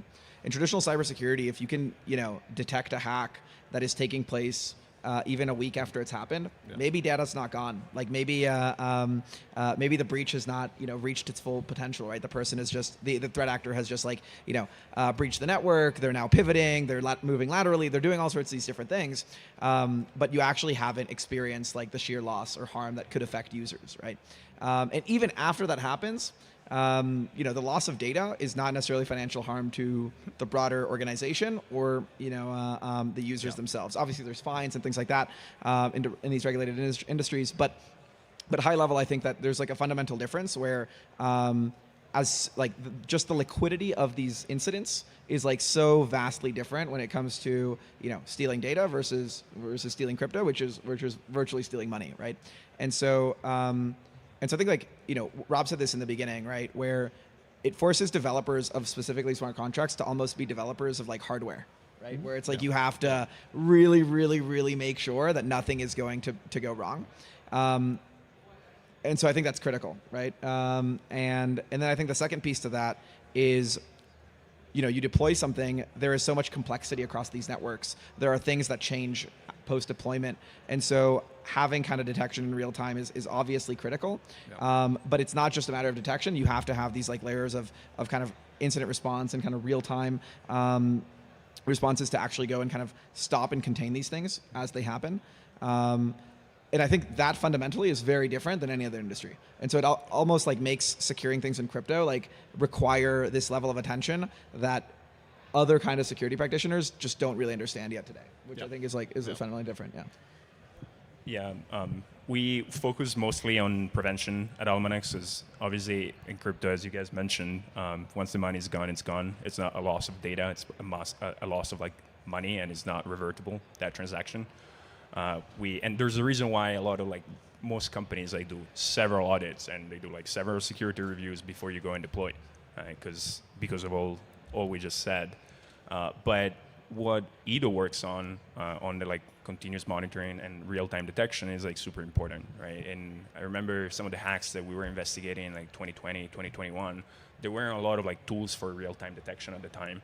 And you know, in a traditional cybersecurity space, you have, you know, these like acronyms, MTTD, MTTR, mean time to detect, mean time to respond, that generally large companies and enterprises have an SLA of like very short amount of times, right, for you to like detect that something is happening and for you to detect, like, to actually recover operations. And so I remember some of the biggest hacks that we were investigating, like companies were realizing that they got hacked, you know, days after. Yep. And that no institution is going to do anything in this space if, you know, there's no solution for you to detect in real time. Because obviously, if you're detecting it days after, you know, the attackers has like days to actually extract as much value as they can. And then like the mean time to recover, I think it's like one of the largest hacks we investigated was like 30 days. It was like ridiculous. So both are very important, obviously. We focus on prevention, but, you know, no institution is going to do anything if there's no great monitoring tool, and thanks to ETHDenver, there are now. Yeah, I was going to say, I think there's some really good diversity on this stage too, because, you know, you got monitoring, the audit advisory side, you have the preventative side of, you know, early SDLC pipeline kind of scanning assessment, and, you know, this isn't a Halborn thing. This isn't, you know, it's like it's a problem with the entire industry that continues to look to be solved, which is that you kind of need all of it. And that's not always cost effective. Right. Like, it's good to have a Halborn audit, but it's also good to have 5 other audits, and it's also good to have a bounty program, and it's also good to have monitoring, and it's also good to have SDLC pipelines, sort of AI security reviews for every PR review. And by the way, even when you do all that, you're still not totally secure. Right. There is no such thing as 100% guarantee of security in this industry. Right. And in fact, I take that back, like, the entire world, like it's just a you know, and again, this isn't a Halborn thing, it's the reality of, like, in a lot of cases, some firms I see are kind of like selling the illusion of security, and I think that the more realistic that you can be with, you know, in this room we're full of a bunch of builders in Web3. It's like, you know, you want to be really clear with your investors that you take this stuff seriously and you're doing the best that you can, but there is absolutely never a guarantee. And then, like, you know, and then you go and work with an incident response team. God forbid something happens, but, you know, these are. So the reality is that you need prevention. You also need response, and that'll just. I think that'll kind of always exist. And to piggyback on what Francesco mentioned about Ito's company, right? For Ito, Blockade focuses on proactive transaction simulation and real-time protection. What are the risks of over-reliance on automated protection? It's a good question. I think so. What's funny is, you know, and Francesco mentioned this too, is, you know, days to respond, days to detect, like doing all these different things, and kind of the mean time detection, mean time to response.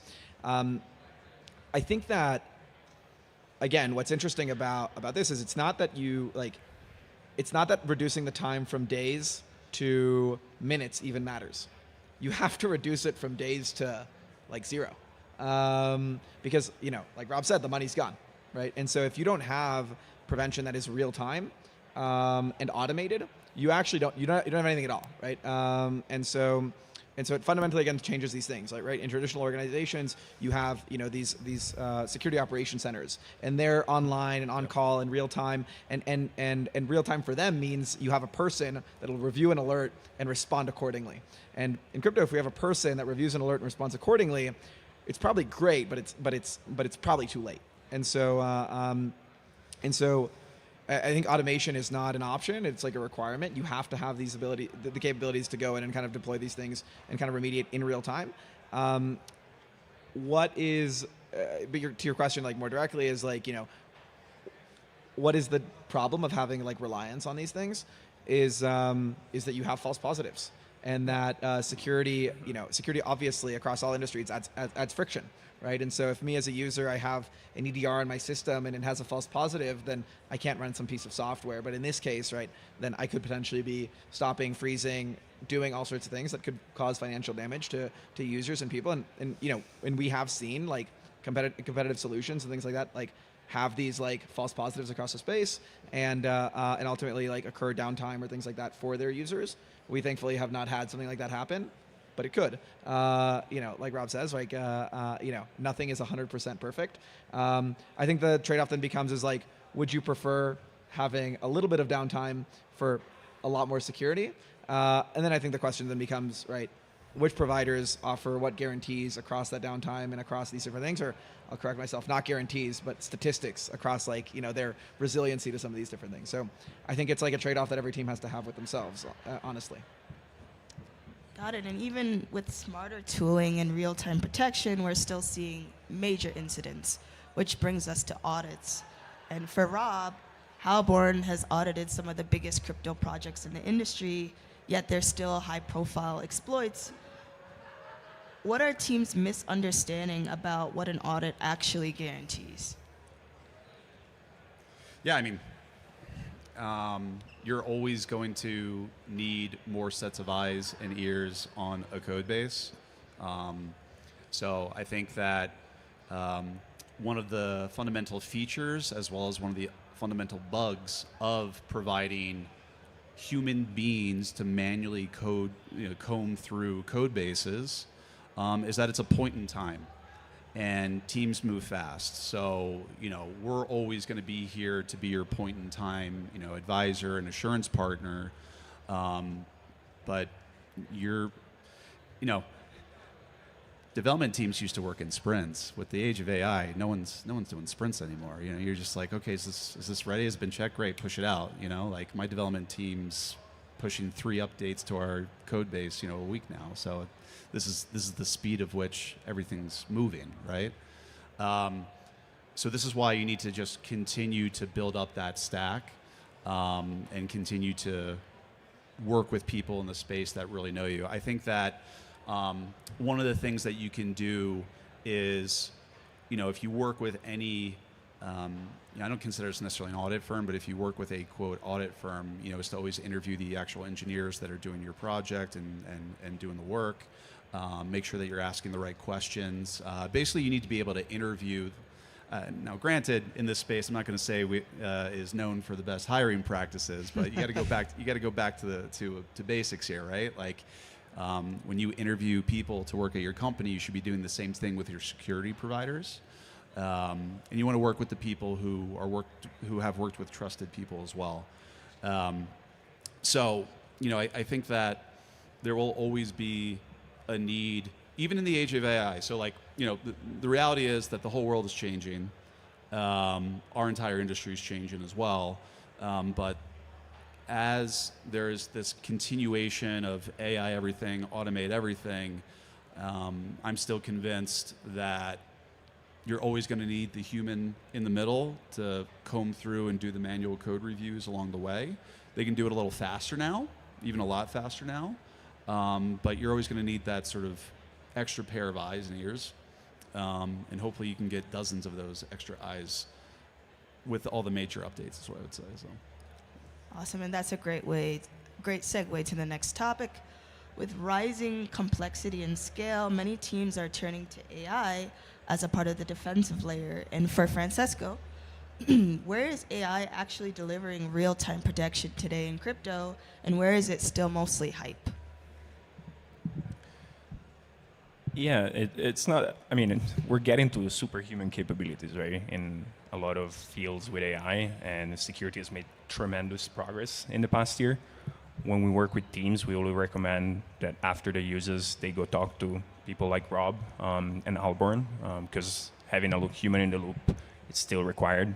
I don't know if you guys saw a few days ago. Actually, there was one of the first cases of a vibe coded smart contract that ended up getting hacked. And so these tools accelerate development tremendously, and we can use them to accelerate security reviews also tremendously. But I agree with Rob. A fun fact about that exploit, because it's very widely known on X. Yeah. Not audited. Not audited. Not audited. Yeah. No. There he is. Shocker. We've seen, and to your earlier question, right? A lot of teams have considered audits as stamp of approvals, before deploying historically. And that's not what they are, right? It's just like a point-in-time snapshot of, okay, we've reviewed these things, and it seems like it's secure. There might be stuff, but what we focus on, I think that most teams will, and this is like traditional practice in Web 2, and we're seeing it like more and more widely adopted in Web 3 as well, is having a lot of like these security reviews like done as you're pushing code and not at the end of the process, right? Like a lot of like audits, I've seen a lot of teams in the past like going to like audit firms with absolutely no like static analysis tools run in their CI/CD pipelines to find issues up front, and they show up to an auditor, and the auditor ends up like finding like tens and tens of vulnerabilities. And high vulnerabilities. And so if you get to that stage and your auditor is finding a ton of vulnerabilities, like there's probably going to be way more. So our best practice at the company right now is if you find 3 criticals in a code base, tell the customer to start over. Yeah, exactly. Like just stop. Exactly. And so what we're seeing is now we integrate in the pull request review for a lot of teams, and we're seeing around like 40% of the vulnerability of the alerts that we spit out getting actually patched in the same PR review. And so there's a lot that can be done as you're developing, right, before you go approach someone like Rob. Awesome. And last quick question, right? As we zoom out and look ahead, over the next 5 years, what is the most important security breakthrough that you expect in crypto, and what risk worries you the most? I mean, I'm biased. I'm going to say AI, obviously. We just placed 10th in the Monad audit competition against like 1,600 security researchers. They're superhuman tools, and like companies should use it, but bad actors will. I think actually, the biggest innovation probably will not be a security tool, but rather assurances, right? So like Rob mentioned, that like if security holistically becomes so good, why can't it promise like if security reviews or solutions become so good, why can't they promise assurances? And so I actually think the biggest breakthrough probably will be insurance. And so I don't know if that's exactly a security product, but a security offering that'll kind of overlay that with high confidence, I think will do really, really well.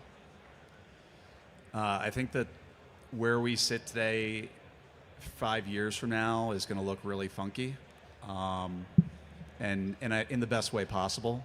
A couple of us are going to have robots in our house doing our chores. People are going to find funny, silly ways to use those robots to like get private access to your keys some way. So these are the fun little quirky things that we're going to see.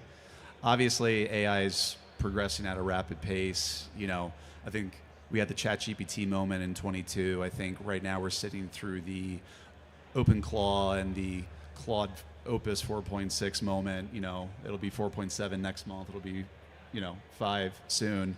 So these are all just massive changes. I don't think anybody's really truly wrapped their head around how these things are going to happen, because there's going to be a lot of unknowns that are going to slip in and a lot of surprises. I think that overall, security is going to be of absolute fundamental importance if you build anything that has a smart contract or anything that has financial value associated with it. And so in a lot of ways, things will not change. You're going to want to make sure that you're hiring good people. You're going to want to make sure that you're actually drilling your people on ethics. Hey, if you get approached by someone for $100, are you going to say yes to this? These are like actual questions that you want to be asking people. Right. Like even like your lowest level security, customer service security. And if you just look at all of the sort of traditional cybersecurity risk assessment frameworks that are out there, you can still apply those to everything that you look at 5 years from now. They're just going to look a lot different. Like the way that you approach Web3 security is very different than traditional security, which is why in the age of robotics and the age of AI, there's going to need to be a continuation of building out frameworks, building out best practices. One of the crazy statistics that usually isn't talked about is that in the world, there's over 5 million unfilled cybersecurity jobs. In the United States, it's close to about 600,000 unfilled cybersecurity jobs. So the reality is there's not enough practitioners in the space. We all need to get along. We all need to just keep working together because it's still not going to be enough. But I think that it's still something that we'll just continue to work on and look through. So, Amazing. And with that, we are out of time. But I'd like to thank our panelists here for contributing and the audience for listening in. Thank you. Thanks, guys. Thanks.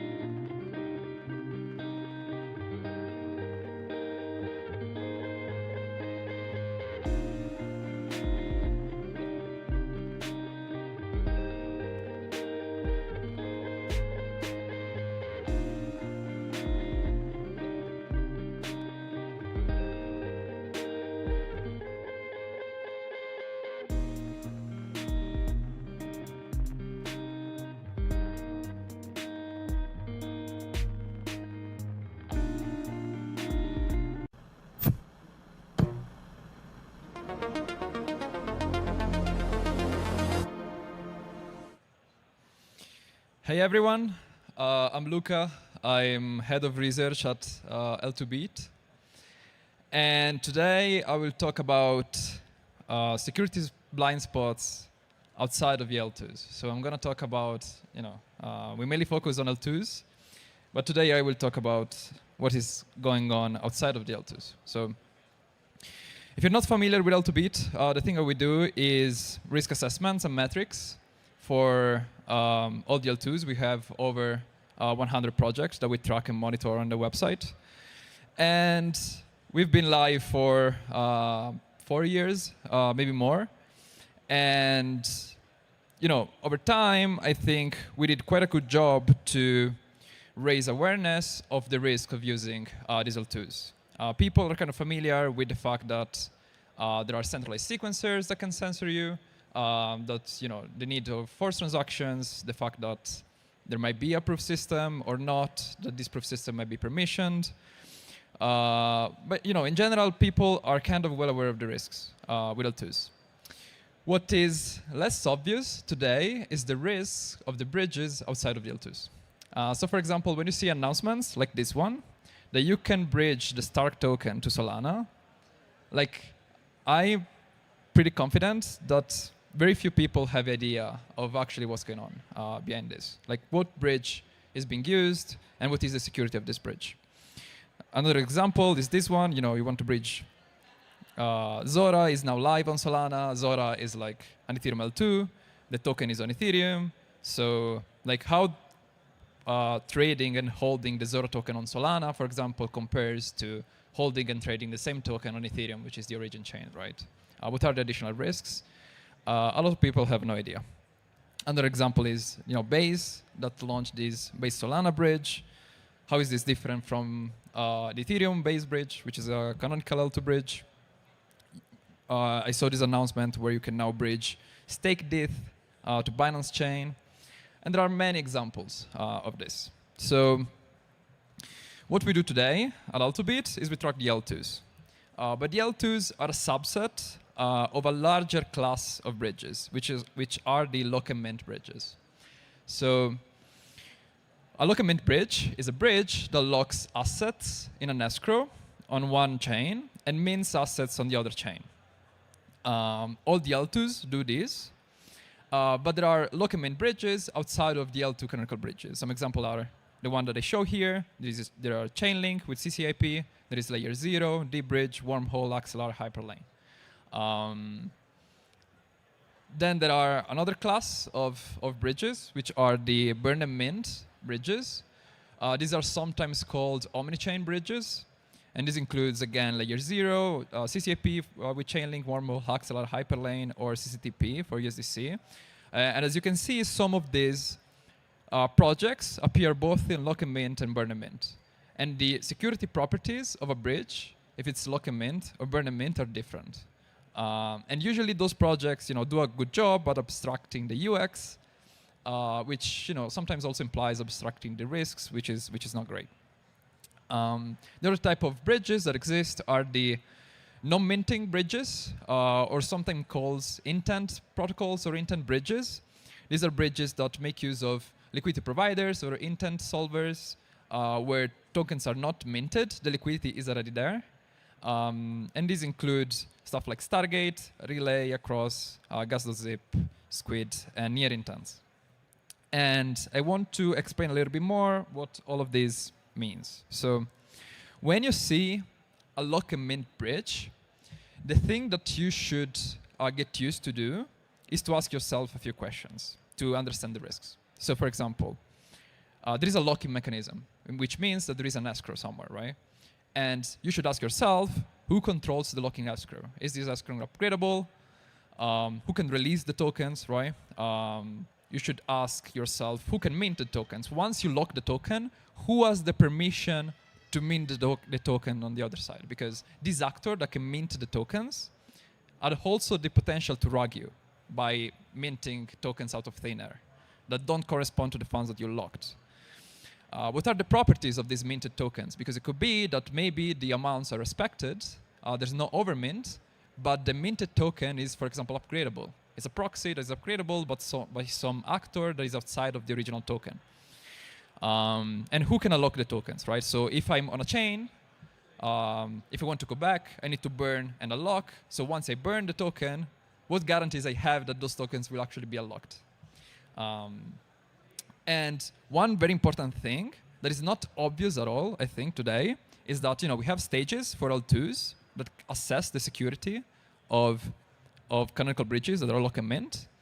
And one realization is that, for example, all lock and mint bridges that are third-party validated cannot get above stage 0. Like we have this classification in 3 stages, stage 0, stage 1, and stage 2. We say stage 0 is fully centralized, stage 2 is fully decentralized. Stage 1 is kind of in the middle. Again, I'm simplifying.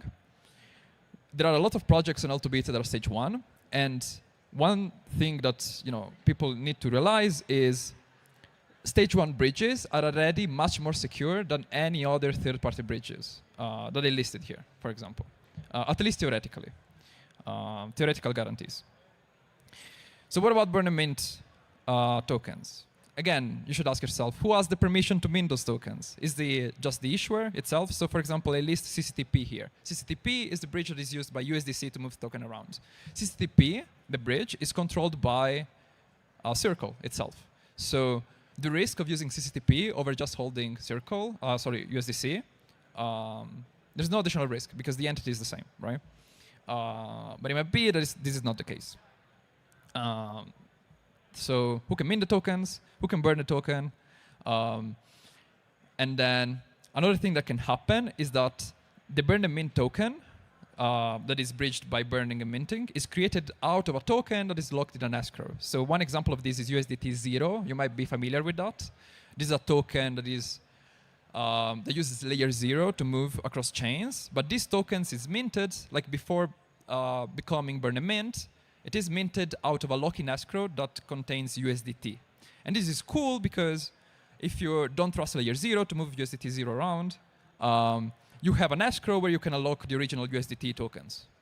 So you can get away from the risk of layer 0 if you don't trust it. Some tokens don't do this, so it's important to know whether you have an escape opportunity.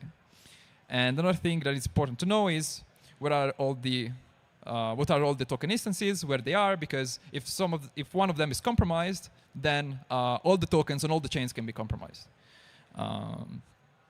And then there are the non-minting protocols, or again, the intent protocols. What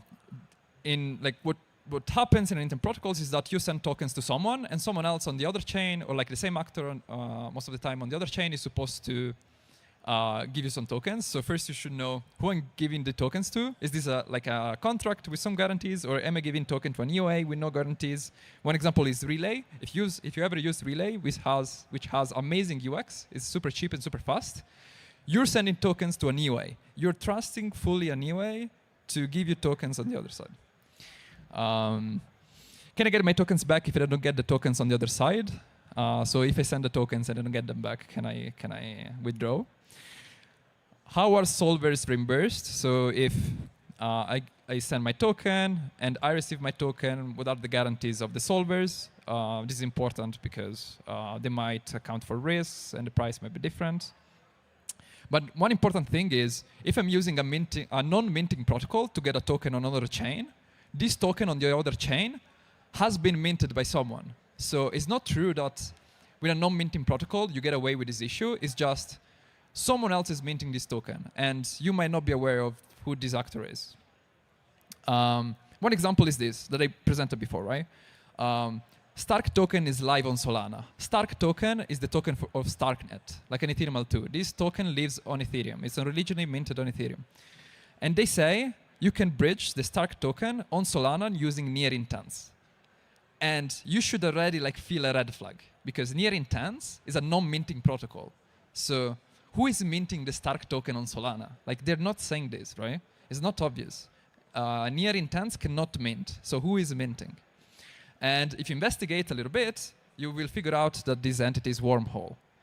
So Wormhole has the power to mint tokens. You need to trust Wormhole. Wormhole has some guardians. I don't have time to go into the details, but it is a third-party actor outside of the Starknet team that minted the original token that can potentially rug you. So again, once you see this, the next time, you should raise a red flag in your mind. Another example is this. This is wrapped EtherFi ETH, which is a stake token, and they use layer 0. And what I'm showing here is a visualization on all the chains where this token is available. It's present in a lot of chains. And the red arrows are configurations of who can mint the token on this chain, depending on where the message is coming from originally. And you can have different configurations based on the source chain. So again, if I'm here, there is BNB, I have, and there are let's say 20 chains in total, I will have 20 configurations on BNB that I need to check to be able to know who is able to mint my token. And if the layer 0 token supports 20 chains, I need to check 20 times 20 configuration, 400 configurations to just know what is the counterparty risk when holding this token, which is insane if you think about it. One funny thing is that, for example, these validators that verify messages are called deviants. There is this one project, which is called Canary, which does deviants inside TEs. You might think that this is more secure because it's running in a TE. But the thing is, if this is only used in one of the paths, and here there are 2 paths that are used by Canary, and all the others don't use this, you don't get the security of this. Because if one of these arrows fail, the token is fully rugged, right? So either Canary is used everywhere, or it's useless. And this is something that is not obvious. And we want to have more awareness of this. So what we're launching next week on L2Bit is this interop dashboard. You will be able to select 2 chains, and you will be able to see all the cross-chain bridges that are used to bridge between these 2 chains. What is the volume of these bridges? What is the transfer time? What are the tokens? And we will support also chains outside of the Ethereum ecosystem, like Solana, Tron, Binance Chain, or whatever, because we want to have visibility on how users bridge from the Ethereum ecosystem to the outside, or vice versa. Next week, we're launching with just the metrics. We will do the risk assessments. So you will be able to know exactly what is the risk, the counterparty risk that you get when using these bridges and tokens. That's all I have. Thank you.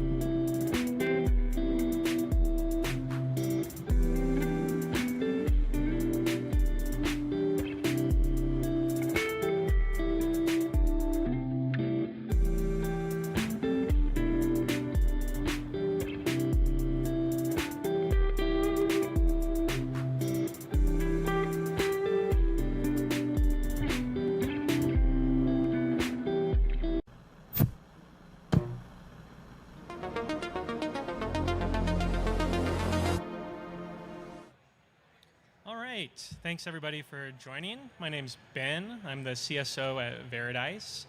If you guys don't know Veradice, we're a security firm. We do audits and architecture reviews and develop custom tooling for ZK, smart contracts, and blockchain infra.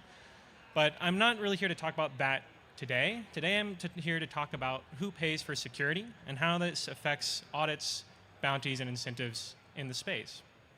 So first, let me say, if you agree with some of the ideas I have here, please find me after the talk. Let's chat. Or if you disagree, I'd be interested to talk as well. But before we can talk about what we agree or disagree on, we should talk about what security evaluation looks like today. So here, imagine you are an investor. You have some new protocol you found out about. You're interested in it. You want to invest, but you don't know how to assess whether or not the protocol is secure enough for you to put a sizable amount of funds into the project. And you may go about following kind of industry standards of checking for a couple core things. Do they have an audit or some contests done? Have they put a bug bounty in place to catch things missed by the audit? Do they have monitoring in place to react to exploits live? All of these are going to be kind of the key factors today where a lot of people evaluate whether or not a project is secure.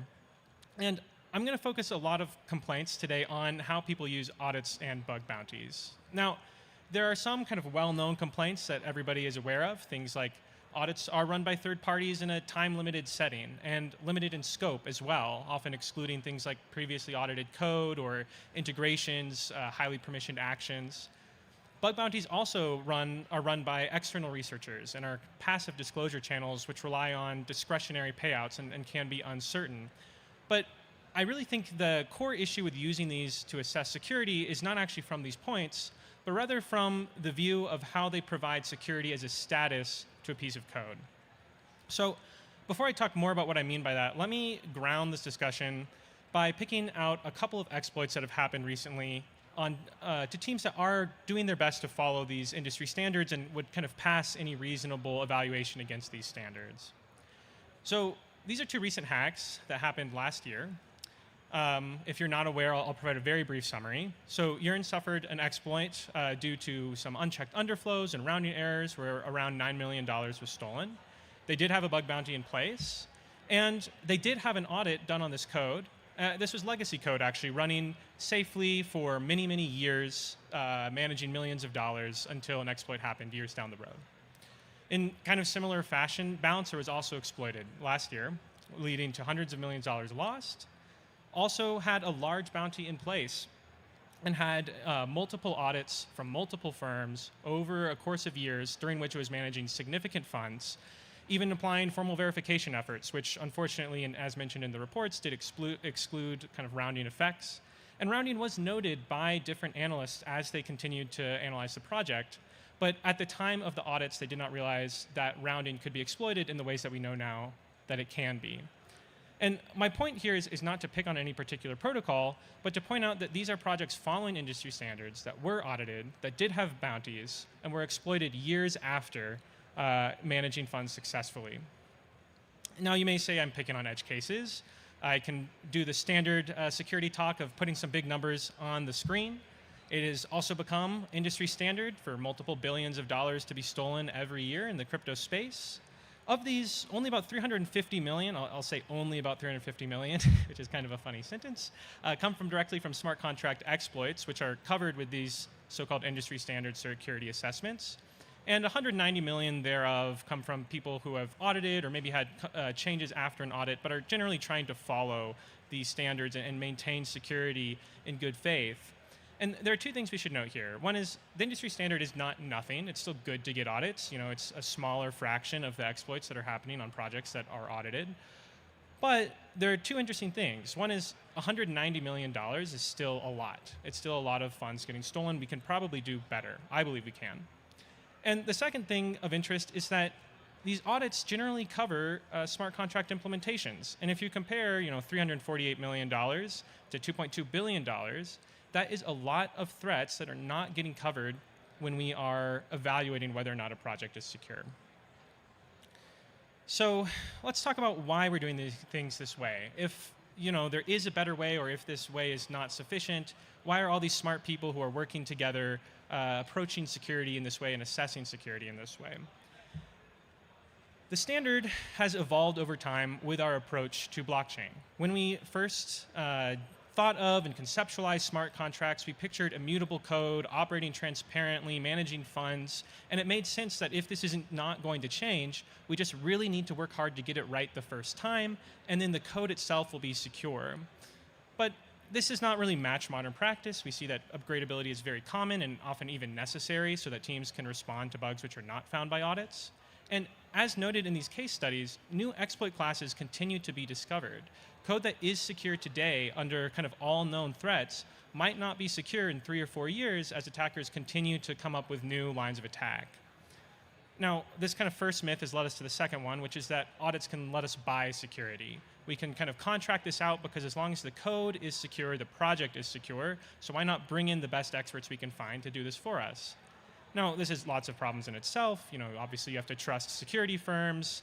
You have to also worry about the scope that security firms are applying. Tooling may scope out key behaviors. The threat model may include governance actions or assume that keys are never stolen. This is a wide variety of threats that are just not covered by audits. And finally, the approach to handling bugs missed by audits has focused on incentives like bug bounties, which are appealing to somebody economically minded, but have failed to provide the proper amount of incentive to prevent attacks at a sufficient rate. Large fractions of projects that are exploited do actually have bug bounties, and people continually choose exploit or sell instead of report. Whether this is because of worries about discretionary payouts or nation-state actors who are not worried about state reprisal, this is something where we need to improve. So if we're going to think back about what led us here, and now try to think about how can we break out of some of these paradigms, we might look to other industries for inspiration. And one thing that we'll find if we look at other types of assessments, how other industries are assessing whether a project is secure, we could look at information security like SOC 2, we could look at payment card industry standards or federal governance around cloud providers. All of their security evaluations look very different. They are evaluating controls over periods of 6 to 12 months, not a single snapshot of code. They are requiring annual reassessments. These reassessments have continuous monitoring requirements, have requirements that the team is engaging continuously with third parties to do pen test or secure code review. They're evaluating what types of incident response capabilities are present and what types of continuous review is being performed. The point here is that when somebody is trying to determine if a project is secure, they're not looking to a certain commit on the code. They're looking to the processes implemented by the team.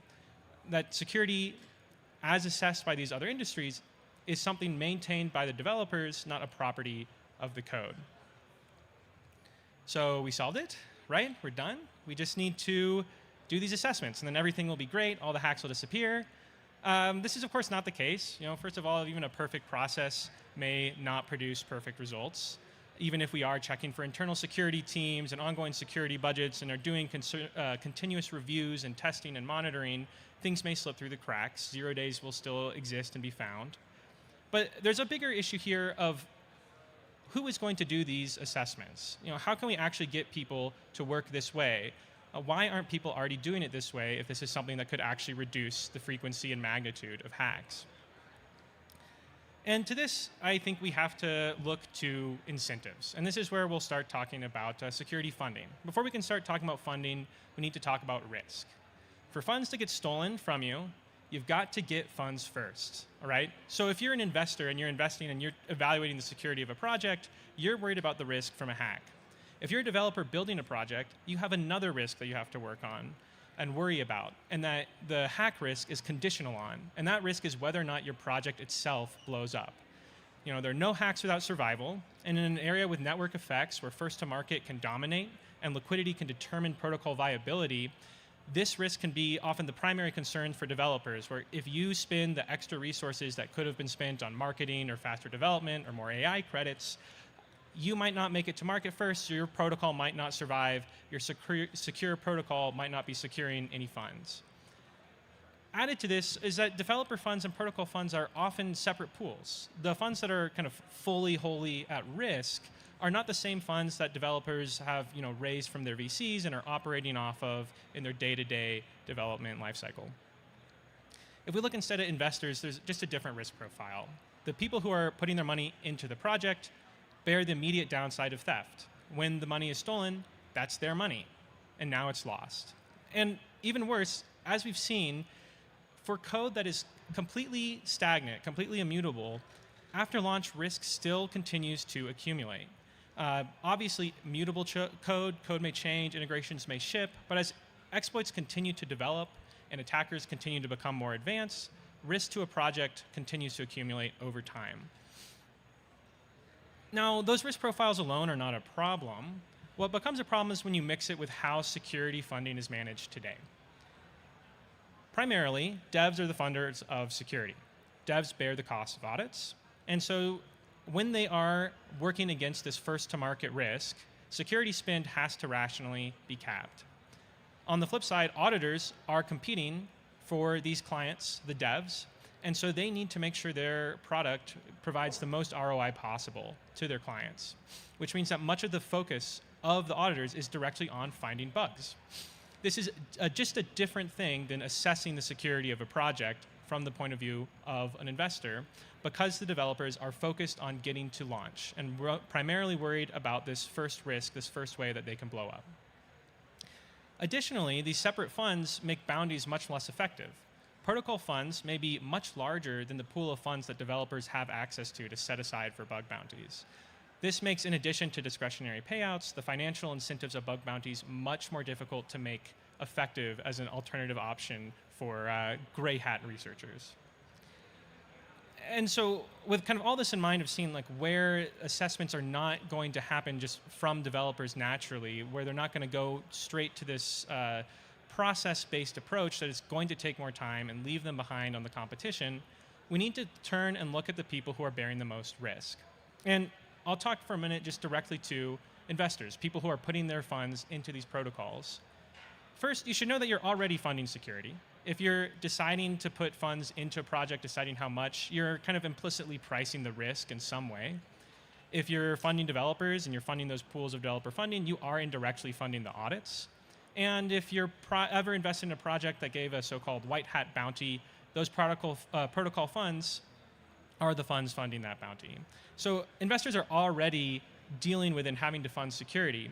What I would argue is a good next step and something that people could use to bring the crypto industry closer to a state where billions of dollars of theft is abnormal and not standard is for investors, people who are putting funds into protocols, to fund security evaluations.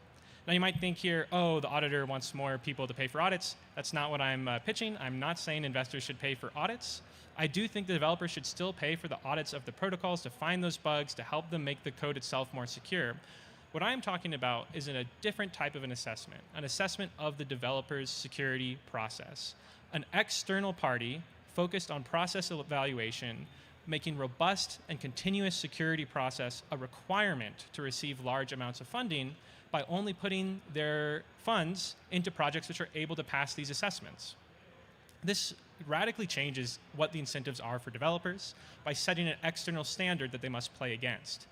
Devs must build processes to pass the evaluation under this model, which means that when you are competing with other teams who are underspending you on security, you are not necessarily losing out on that first-to-market risk.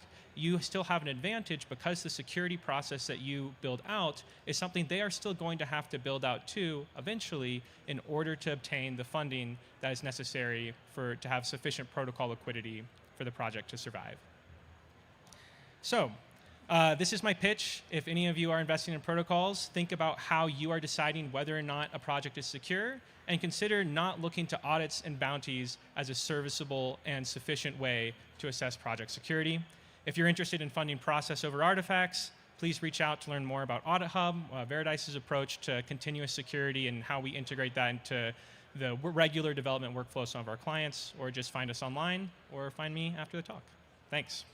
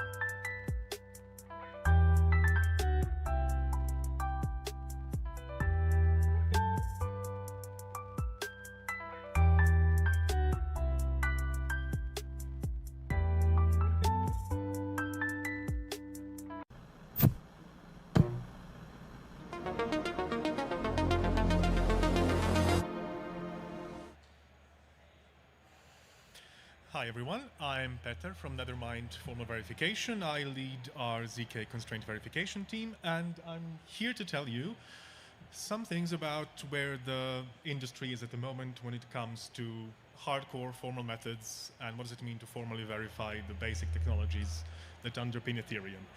This is going to be a slightly more technical talk than the previous ones, but I've tried to not go too deep into the actual mathematics, but anyways. Let's see. So I think we're all aware that ZK is making its way slowly onto the blockchain. And sort of in doing so, what is the main idea? The main idea is to sort of have cryptographic proofs of transaction correctness done on the L2, and then the verifiers on L1 verify these cryptographic proofs. Why is this good? Because this sort of type of verification is much, much faster than what is sort of offered by, let's say, optimistic rollups. It allows for a much higher throughput, and it would give Ethereum a lot of scalability that it is looking for. However, we do need to remember just how much funds Ethereum holds, and how important in that context it is to have security.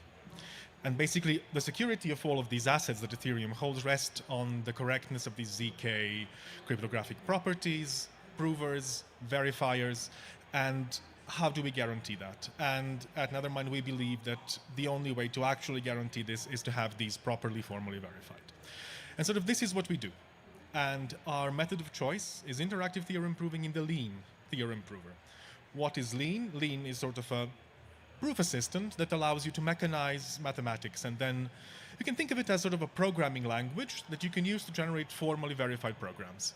It has this small trusted kernel that is often audited and reviewed by world's top mathematicians and computer scientists. And it's sort of, you can think of it as like a shared standard of truth for mathematics and computer science. It comes with the largest repository of mechanized proofs that we have so far, that's called MathLib, and we use it sort of as a base to formally verify various Web3 technologies.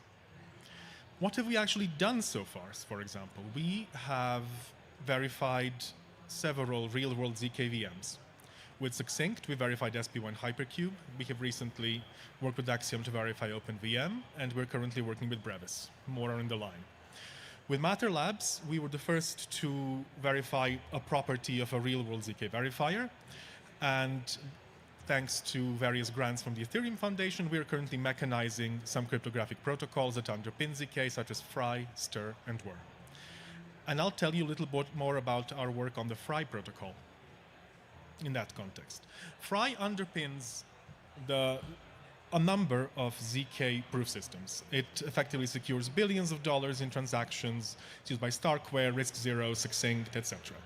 Why is it good? It's transparent. It does not need any sort of trusted setup, just uses some hash functions. It is post-quantum secure. Eventually, it gives you substantially more efficiency than what optimistic rollups have to offer, and is quite flexible from a sort of a low-level mathematical point of view. You can fine-tune it to be better for CPUs, better for GPUs, etc.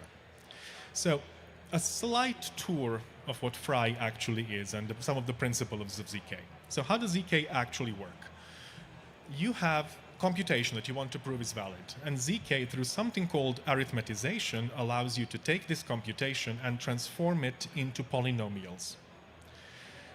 And you get a very interesting guarantee. You get a guarantee that sort of, if this computation is valid, then these polynomials that you get are of a low degree.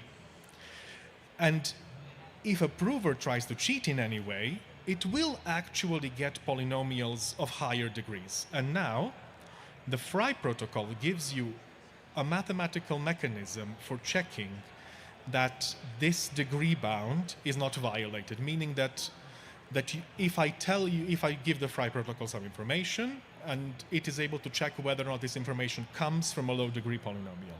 And basically, when you bring arithmetization together, which says that the computation is correct if the degree of the polynomial is low, and if you connect it to Fry, which checks whether the polynomial degree is actually low, then you get the soundness of the Fry protocol, meaning that a cheating prover cannot pass the checks of the Fry. And so how it works in a very interesting mathematical way. So what do? You have some polynomial at the prover, and the prover provides a large number of evaluations of this polynomial. And there is, so then, with these large number of evaluations, the Fry protocol tests if these committed values are actually close to some polynomial of a given degree. And what is really interesting, there are results from coding theory that under certain conditions, close is actually good enough, meaning that with overwhelming probability, if you prove that something is close to something, it is actually exactly that thing. And sort of in a summary of what's going on, you have low-degree polynomials that are kind of the language that we now use to encode correct computation. Fry spell checks this for you. It checks that what the prover gives you is sort of written in that language. And thanks to the mathematics and the algebraic structure of the encoding, there is no way for a cheating prover to get close enough without actually having to do the computation. So, what have we done at Nethermind? We have formalized a large, sort of a substantial part of the coding theory, like the mathematics, in the Lean Proof Assistant. We focused on the results that underpin the Fry protocol. These are called Reed-Solomon codes and some of the associated algorithms. We have implemented computable polynomials in Lean, which was interesting because for a proof assistant of its maturity, it was surprising to us that it wasn't able to sort of effectively compute polynomials in real time. We have given a blueprint from all the results from algebraic geometry that were not present in Lean's MATLib library that were needed for the soundness proof of Fry. We blueprinted a number of results on proximity gaps required for the soundness results. These proximity gaps are sort of the things that tell you if I am close, then I'm actually exact. We have fully formalized the Fry protocol as well as the batched Fry protocol in Lean. So in theory, the Fry protocol works for just one polynomial. The batch Fry works for a number of polynomials. You just do a little something to them to combine them into one in the beginning. We've blueprinted this batched soundness result. And we have also, as we were doing this, we have found an issue with the soundness proof of Fry that was currently believed to be true. And this basically is an EF grant that was given to us. And as the outcome of that, we have the formalization of this Fry protocol that underpins a number of ZK technologies. But what is missing are the proofs. Like the actual proofs, we have a blueprint. And sort of the next thing that we do is to probably allow the community, maybe through some sort of bounty program, to complete these proofs in Lean, perhaps using AI. And actually, there have been some auto-formalization results in the recent weeks that have tried to mechanize sort of this fixed soundness proof that we have. So then we will have in this proof assistant, we will have the formalized Fry protocol with all the soundness proofs ready to work with it. This should also be integrated soon into ArcLib, which is the sort of the Ethereum Foundation thinks of ArcLib as the place for formalized cryptography. And basically, based on this formalization of the Fry protocol, based on this future formalizations of the Stir and Whir protocols that are sort of advanced variants of Fry that we will do in the coming months, we can then use this as a base to start with the program analysis tools, for example, for Rust that we have to start actually formally verifying real-world ZK verifiers that will live on the L1. And that would be sort of it would be quite an unprecedented level of security to the ecosystem. And with this, I realized I have gone quite quickly. This is the end of my talk. We still have 5 minutes. And thank you for your attention.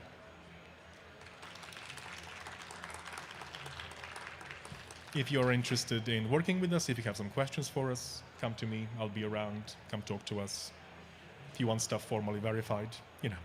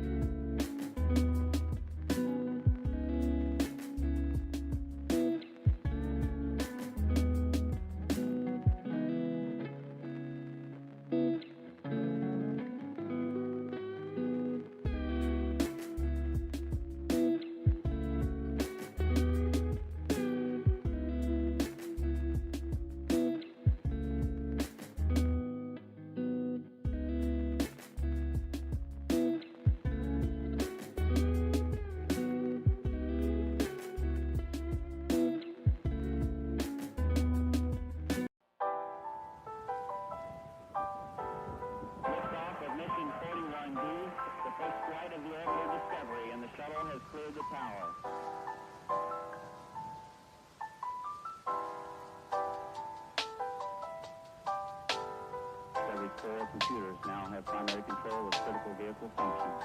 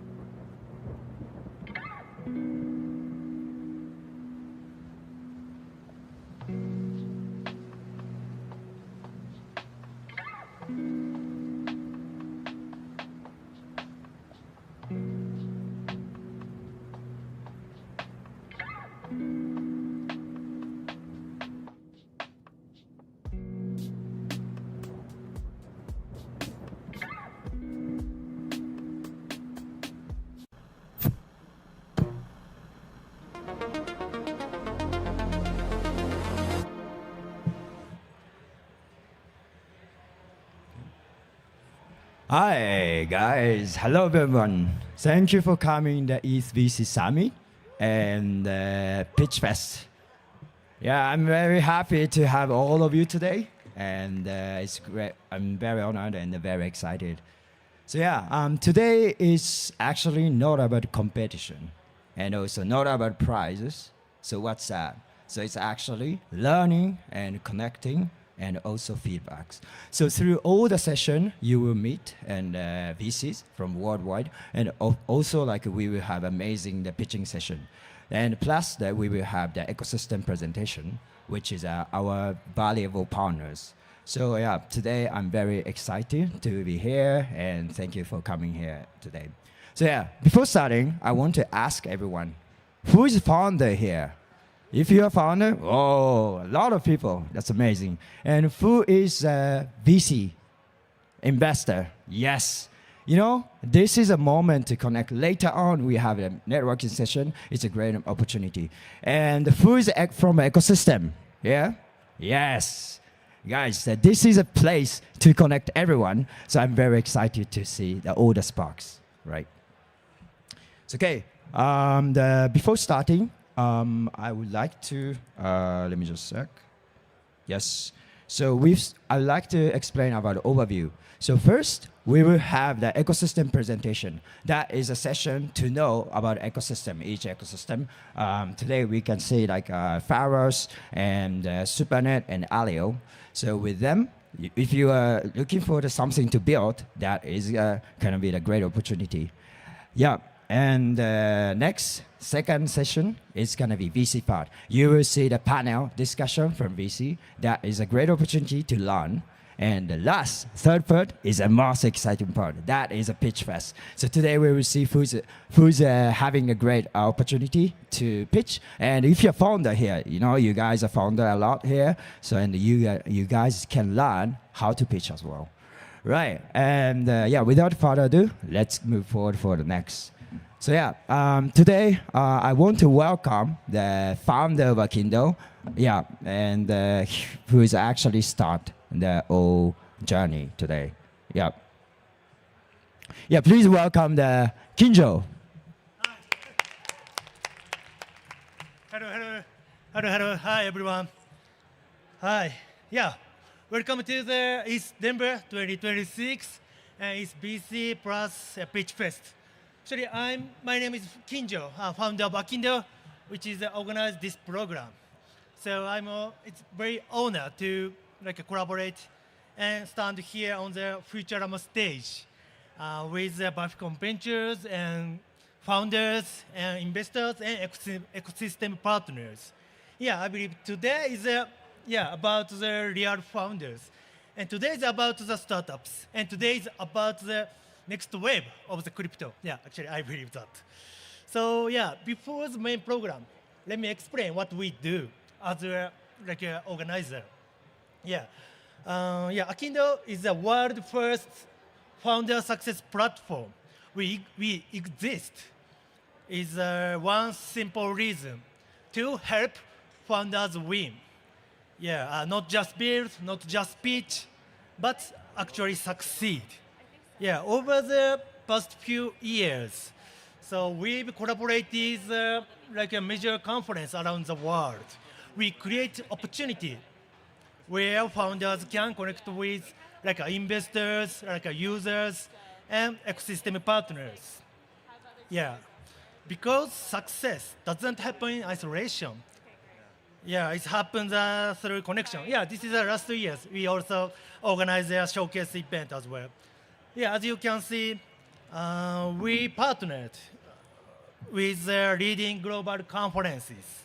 And not only just ETHDenver team, ACC, DevConnect, DevCon, and yeah, many more. So we've hosted demo event and investor showcase event across the continents.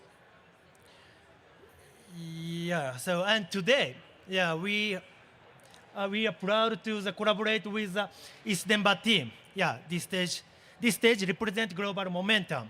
Yeah, actually. So, but Akindo is not only about offline opportunities. So we also provide financial support. Yeah, of course, yeah, because like exposure is powerful, but like a capital, yeah, accelerates the like a growth for startups, right? So yeah, through Akindo, we can provide founders again like three things: fundraising from top tier VC and investors, our partners, and exposure opportunity, major global conferences, yeah, like today's actually, and direct support from top tier ecosystems. This is what founder success look like. For example, after my speech, yeah, you'll hear from Ario. Yeah, we are running a privacy build-a-thon with Ario team. Build-a-thon is not just like a one-time event, kind of hackathon. This is a structured growth program for founders, builders. Have you ever heard like a build-a-thon? What is build-a-thon? Yeah, actually, so build-a-thon is our core concept. We created this concept as a founder success platform. Build-a-thon is a focused long-term approach and creates the business, real business, not just like a demo product for like a prize and pitches, yeah, kinds of hackathons. Yeah, this goal, our goal is so simple: to generate killer apps, expand the blockchain technology to the common people. Yeah, real products, real users, real attractions. Yeah, which is our focus areas. And yeah, actually, I believe so. Build-a-thon concept covers all kinds of traditional approach, not only hackathons, like a grant program, acceleration program, and like an incubation program. Yeah, I believe actually Build-a-thon covered all areas as a full funnel builder activation concept. And yeah, here's the powerful part. Actually, I believe top teams from our Build-a-thons not just get like a support from ecosystem, they get invited to our deal room. Inside the deal room, they connect directly with partner VCs, our partner VCs like Spartan, Multicoin, 1KX, IOSG, and many more. So this is where fundraising conversation begins. This is our support. And yeah, we continue to support founders beyond this stage, beyond this opportunity. If you are building something serious, if you want the connect top tier ecosystems, and if you want to invest across, yeah, please stay connected with Akindo. Yeah, follow us and join to our Build-a-thon and enter the deal room. Yeah. Okay, finally. Now I'm so excited introduce our ecosystem partners. Pharos, yeah, for tokenization. Ario for privacy. Supernet for AI. Yeah, they are building the infrastructure for next generations. And together, yeah, we are launching Build-a-thons to create the next killer apps for expand our industry.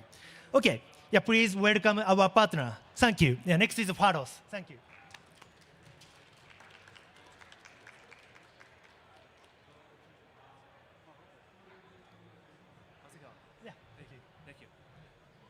Hello, everybody. Thank you so much for joining us this afternoon. My name's David. I'm a Chief Strategy Officer at Pharos. So Pharos is an upcoming Ethereum-compatible L1 that is focusing on RealFi. For the next 10 minutes, I'm going to explain what is RealFi, what is Pharos, why we're here today, and where we're heading to. Hopefully, by the end of this short session, you'll find the information informative. And then very looking forward to building Ethereum and then the Pharos ecosystem together with all of you. Let me start with what is a RealFi. So our definition of RealFi is really the real asset, real yield, and then real users. That doesn't mean that the others are like fake asset, fake yield. Our definition of real is more about the sustainability. I think in the past year or two, RWB has been a hot topic, but everybody has been seeing that a lot of assets has been tokenized on chain, but as a static assets, there's no transactions, there's no use cases. Once the people purchase it, it's just hold to maturity. That transaction does not require a blockchain. That transaction can be perfectly handled in the off-chain world. So how do we basically make those assets as active assets? So that's the core question we're trying to address. The second question we're trying to address is the yield. So everybody has been asking for where is the liquidity? Who's going to purchase those RW assets? And we've been seeing that the liquidity source has been extremely expensive, particularly before like October last year. Like easily, if you're looking for USDC on chain, that will cost you probably 12, 15%. So in some extreme cases, we've been even seeing like 20+%. But is that true? Is that the really cost of capital on chain? I think that's not necessary. We have been talking to many institutions, endowment funds, pension funds, family offices, institutions, all have interest in coming here, and then their cost of capital is significantly lower. It's even in some cases higher single digit, and in some of cases even lower single digits. They're very happy to take the assets that is well managed, full transparent, has utility on chain with much lower cost of capital. So the real yield doesn't really require a lot of artificial yield aggregations. You have seen a lot of use cases built on top of layers of incentives from tokens after the token, and then it's just simply not sustainable. Sustainable in a way, if you're thinking you're pitching that assets to a pension fund or to a larger institutional investors, it's really hard to even pass their investment policy. The question they will ask is this asset really scalable? Is this asset really sustainable? Can I still hold these assets in my portfolio after 2 years? And then is this thing can go up to like $1 billion or 10 billion? And then many times the answer is no. So that's the real asset and the real yield we're looking for. And then the real users we're hoping is not just the institutions. It's the day-to-day users like you and me. We're finding a way to introducing a channel to bring the real users here to actually utilizing those assets in their daily financial world. So that's our definition of RealFi. And what we at Pharos, we're building this infrastructure and ecosystem to support this concept.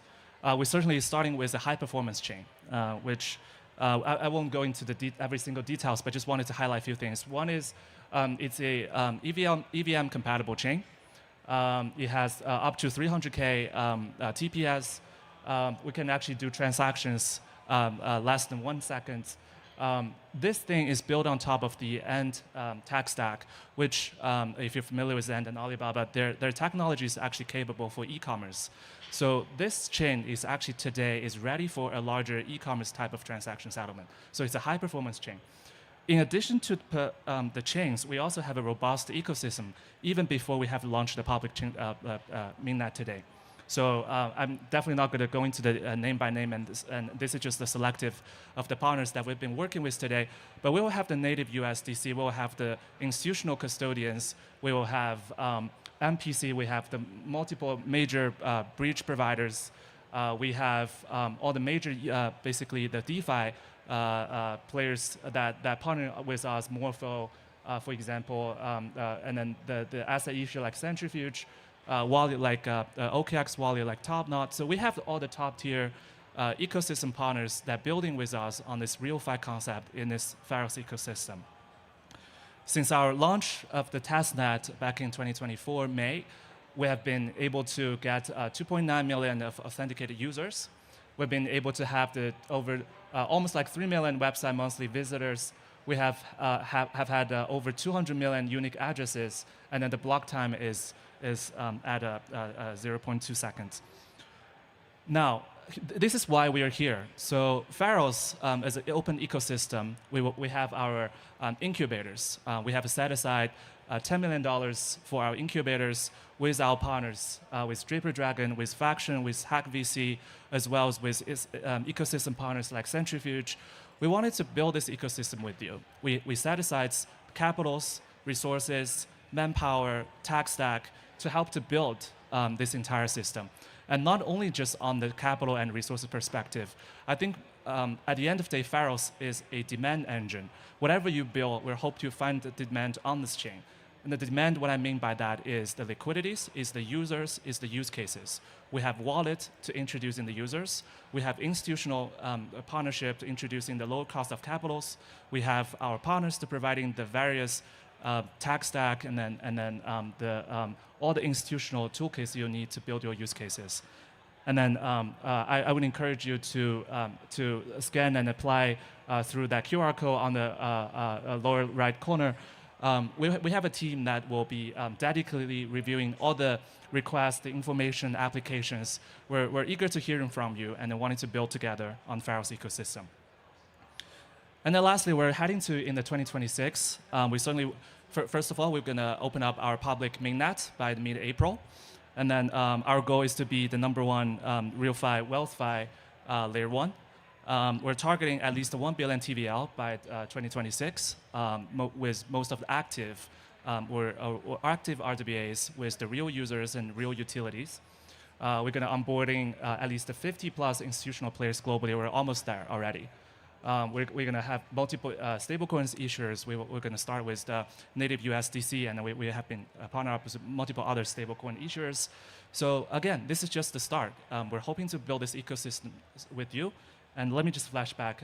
If you be interested in building with us, please scan this QR code, and we're eager to hearing from you. With that, that'll be all. Thank you so much.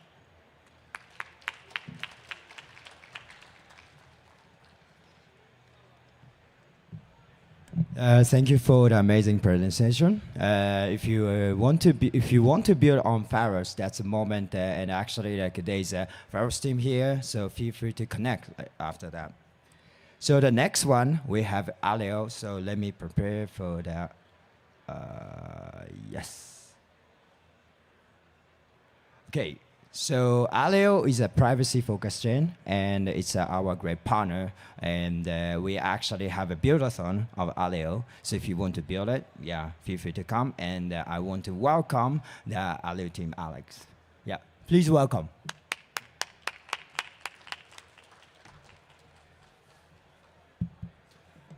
All right. Hi, everyone. Thank you, Maz and Kinjo and all of Akindo for this great partnership. I think we're in our second wave of the Build-a-thon. I'll get to that at the end, but really, really appreciating this pretty fruitful partnership.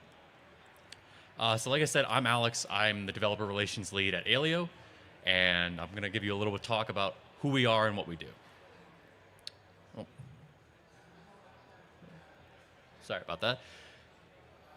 As Maz said, we're a chain focused on privacy, and a lot of you may be wondering why should I care about privacy? Why does privacy matter? And I'll start with a little bit of history. So Web 2 started out in, for those of you who remember, the HTTP era. So think of, AOL, PizzaNet, CompuServe, basically these interesting websites, but didn't really unlock any novel use cases because you couldn't do payments over them. There was no encryption, so if you wanted to buy something online, you'd have to upload your credit card info in plain text, and anybody snooping on the network would be able to see what you're doing. Then around 1994, HTTPS came in and effectively introduced encryption into the internet.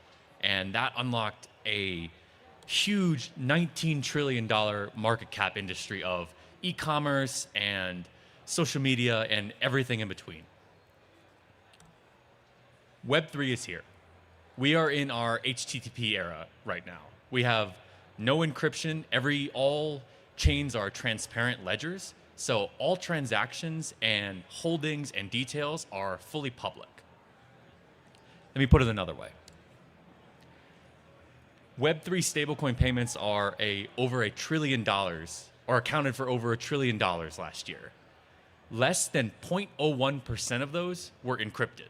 So all of those payments were completely visible on chain, and anyone could see who was getting sent to, who was being sent from, and that's a huge, missing piece of the Web3 ecosystem. So everyone is talking about how stablecoins are going to unlock agentic payments or B2B, bring enterprises on chain. No one is talking about private stablecoins, and I'll get to that in a little bit. Yet again, another example. Every blockchain, outside of ours, of course, today looks like this. If you can associate an identity to a wallet address, you will be able to see their entire transaction history, everything they've ever done, any service they've interacted with, Pancake Swap, maybe they bought coffee from a crypto cafe, and that person may not even know it. If you can associate that without them knowing, you can surveil them in perpetuity. And that is a fundamental disconnect with how payments work in the real world. If I need to ZK pill you any further, it's clear that there's an industry sentiment moving towards privacy. In their 2026 State of Crypto report, A16Z said privacy will be the most important moat in crypto this year. Vitalik is talking about introducing privacy to the Ethereum L1. Today, privacy can no longer be ignored. 2 weeks ago, CZ posted on Twitter, lack of privacy may be the missing link to global crypto payments adoption. And so, that's who we are. Aleo is a layer 1 blockchain with programmable privacy as a first-class citizen. And what do I mean by that? So if we look at this axis here of privacy on the Y and programmability on the X, Bitcoin was the first major kind of crypto. It was this idea of public cryptographic verifiable money.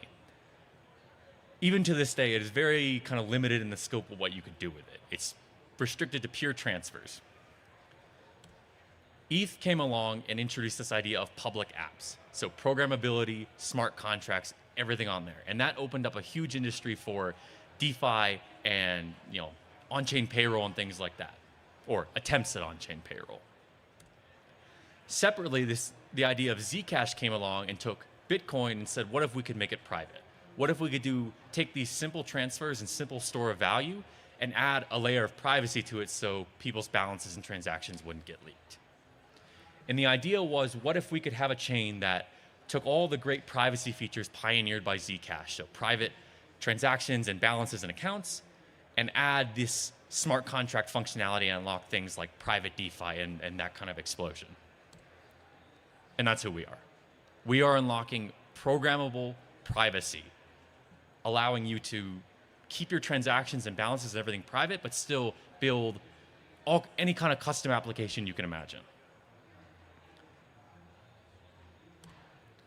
So we built that infrastructure and this great architecture of privacy baked into from the ground up at the consensus layer, at the execution layer.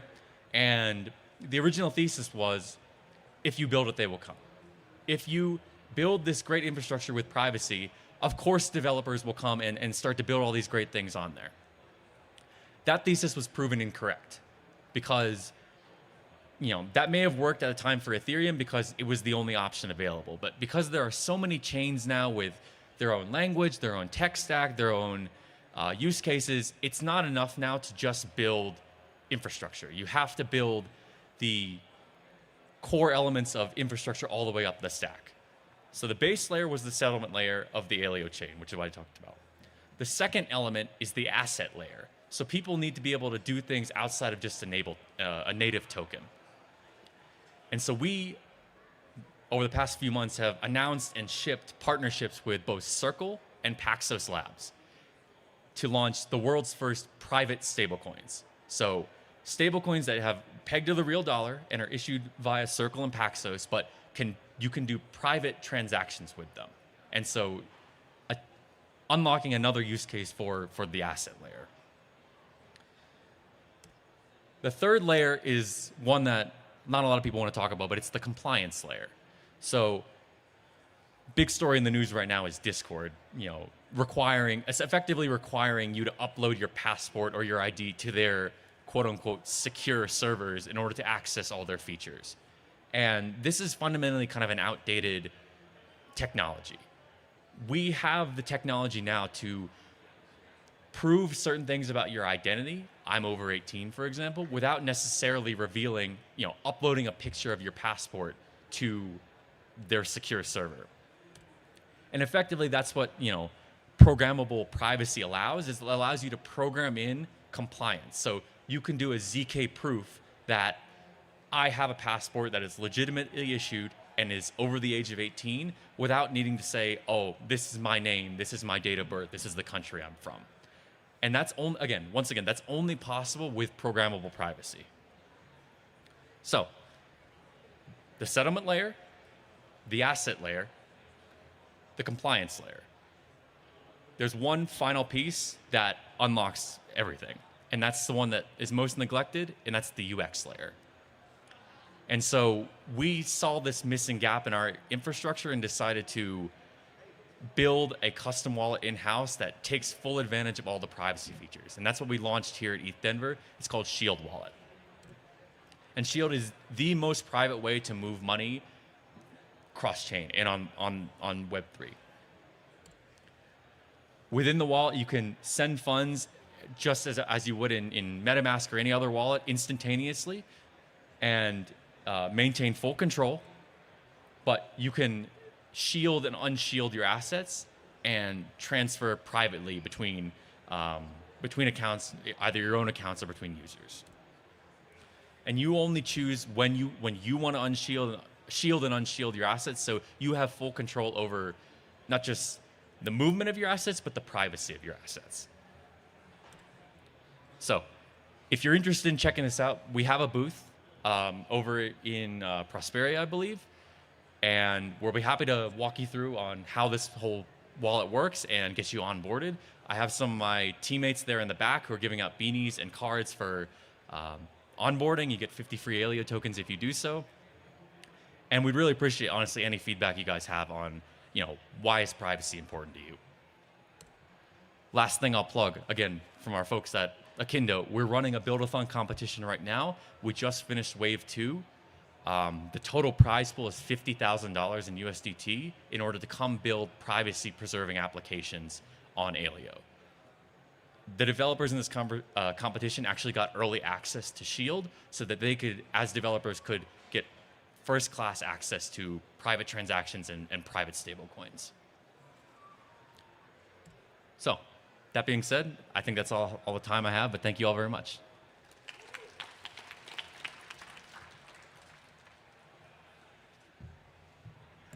Thank you, Alex. It's great to have the Alio on our Akindo Build-a-thon, and this is actually a great opportunity to build your project on Alio. So feel free to join. That is said on our Akindo platform's Build-a-thon.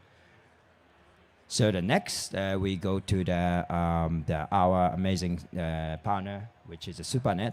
SuperNet is an AI context layer 1, and we have the one, and and please give a round of applause to him.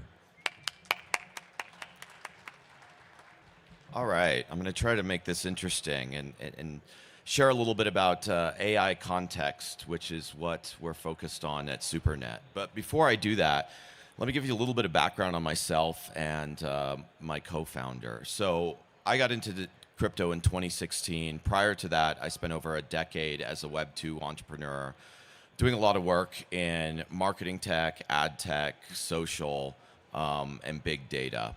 And this is important because when we talk about AI context, there's really a lot of overlap here.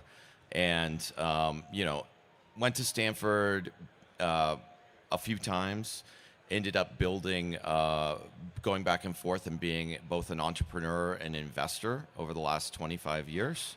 But worked on early mobile products at the design firm IDEO, including the Palm, Handspring, first generation iPod, first generation iPhone, and then ran the digital side of Robert Downey Jr.'s company, did a media tech venture fund with him, had a social video publishing monetization and analytics platform that all of the biggest YouTubers, online video networks, and multi-channel networks used. And then ended up getting into crypto after that in 2016 and was the co-founder of Enigma Capital.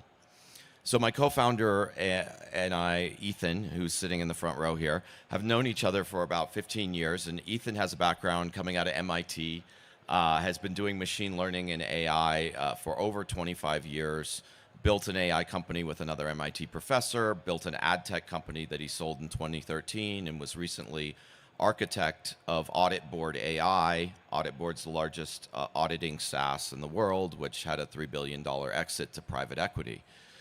And we, do some investing together, look at a lot of things in AI, and we were looking specifically at the memory space and didn't see anything that we liked, and that was the jumping off point to build SuperNet. So with that said, let me share a little bit about what's going on in AI context. So for those of you that don't know, AI context is the rich user data, preferences, and prior interactions that make AI systems interpret your inputs accurately and generate relevant, personalized outputs. And context is becoming more and more important. So right now we're seeing models becoming commoditized, almost like cloud compute. A lot of consumer users can't even tell the difference between models, and I think OpenClaw has been a great illustration of this. The framework of OpenClaw is really the driver, and most people can't tell what model it's powered by. On the commerce side of things, which is something that we think a lot about, over 95% of users are using AI to pre-shop. And this is meaning that there is a tremendous amount of buyer intent in anybody's context. So this is really making AI or context critical for both consumer and commerce AI. But there are a lot of issues. So when we look at the consumer side of things, the context memory is siloed in each app. I'm sure a lot of you have had this experience. You use ChatGPT, it gets to know you, then you just decide you want to move to Claude or DeepSeek or Grok, and you kind of have to start all over again, getting it up to speed and getting it to know you. In addition, there's a serious lack of privacy. We're telling more things to these systems than we ever have before, and users are not going to be involved in the monetization of that unless we do something about it. And this is also driving app lock-in. Like, a lot of people just don't want to try another AI app because of how long it's going to take it to get up to speed. On the commerce side, there's also some significant and somewhat similar problems. So user context is also siloed there. All the context is trapped in companies like Google, Facebook, Twitter, OpenAI, and Anthropic. And this is really a problem because if you look at the commerce stack, it's all starting to have AI in it and try to build up its own context on users to personalize, but it doesn't have any of this access to that data that could really make the personalization much better. In addition, even within the commerce stack, the different parts, the different SaaS that makes it up are not talking to each other. So the merchandising engine that shows you the products and organizes them has its own AI running, but it's not sharing with the content engine that's doing the descriptions, and it's not sharing with the payment rails. So this is really not ideal for e-commerce companies. And ideally, this context would all be interoperable. And none of this is composable with agentic transactions, right? Old school databases is traditionally the way that this user information is stored, not in RAG memory, which would make it easily accessible for AI systems, and would make it composable for agentic transactions. And of course, there's regulatory and data privacy issues. So within the world of e-commerce, traditionally today, there's things like CDPs and these rooms where they reconcile the data. Well, that doesn't work for RAG memory with AI. And also, in some parts of the world, that doesn't work at all because of GDPR. On the enterprise side, there's also significant problems around context. So the first step that a lot of companies took into AI was building bespoke chatbots with their corporate information. And then they quickly realized that employees weren't using them. And the reason for that is that they were instantly outdated. And the consumer interfaces of ChatGPT and Claude and Grok have been regularly improving. And that's outside of the core foundational model. A lot of that improvement today is in the pre-processing, the post-processing, the layers of RAG memory that are making up that product interface. 2 years ago, if you would have used, for example, the OpenAI API and ChatGPT side by side, you would get pretty similar results. Today, if you go and try that, you'll find that they're significantly different because the product of ChatGPT has become so much better. And so this is really a difficult thing for enterprise and small business because nobody wants to use their apps. And as a result, they can't have the guardrails and audit logs that are required for enterprise. So when we at SuperNet look at what are the top use cases here for having on-chain, portable, auditable context memory, well, as we've said, it's enabling users to go from one AI chat app to another and bring all of their data with them, which I think a lot of people can probably resonate with. On the enterprise side, it's enabling context for employees. And then in the agentic world, it's enabling multi-agent workflows so that you can lend out your context and enable it to be questioned by these agents in very specific realms that are relevant to the work that they're doing. And finally, we have the needs in marketing, advertising, and e-commerce. As we said, all marketing, ad tech, the web stack, all would love to have this data so that they can stay competitive with the likes of Google and Facebook and Twitter. But right now, there's nowhere to buy it. So these are the use cases that we looked at when we were starting to build SuperNet. And the answer to how we address these problems comes on two levels. First, we have an application layer. So we have user apps that can collect context, and this is like browser extensions, desktop apps, and then invisibly inject it back into the prompt. So essentially, we're giving users their own RAG memory layer, which if you look at like corporate AI systems, they would add a RAG memory layer to bring in all the corporate information. So we're giving individuals that without them having to engineer it and carry it across all of their applications. This sits on top of a data management SDK that allows this collection, management, and injection of data.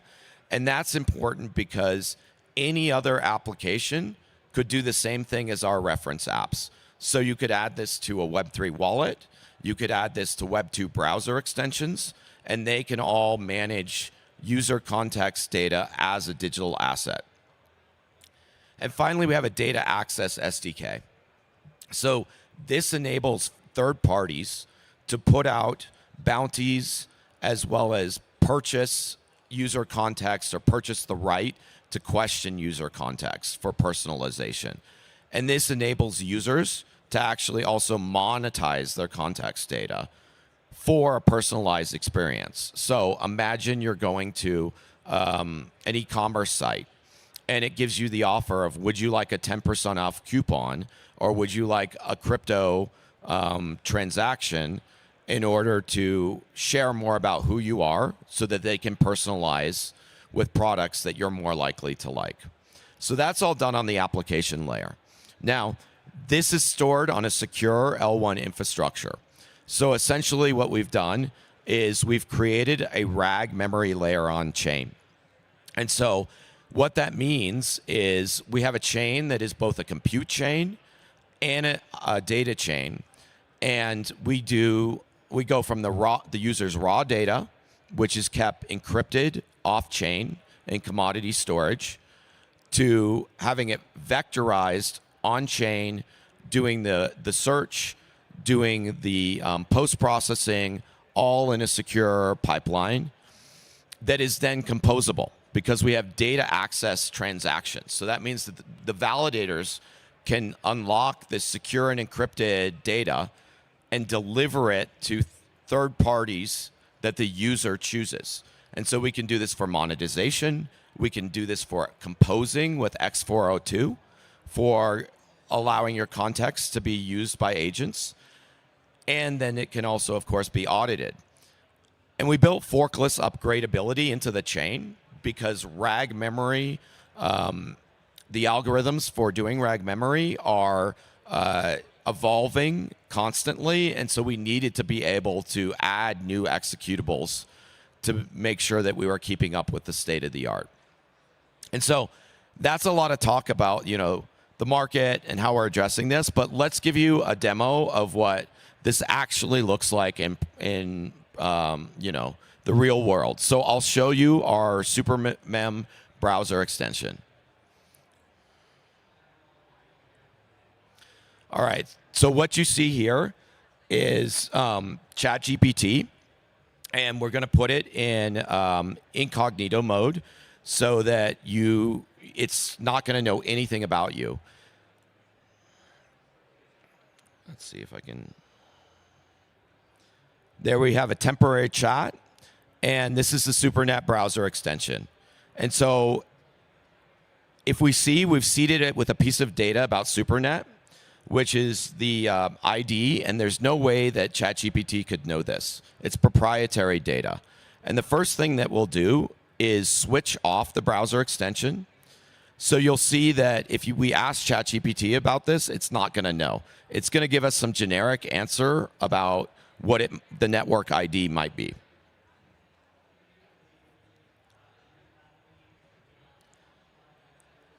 And then we're going to go and turn on the browser extension and ask the same question again.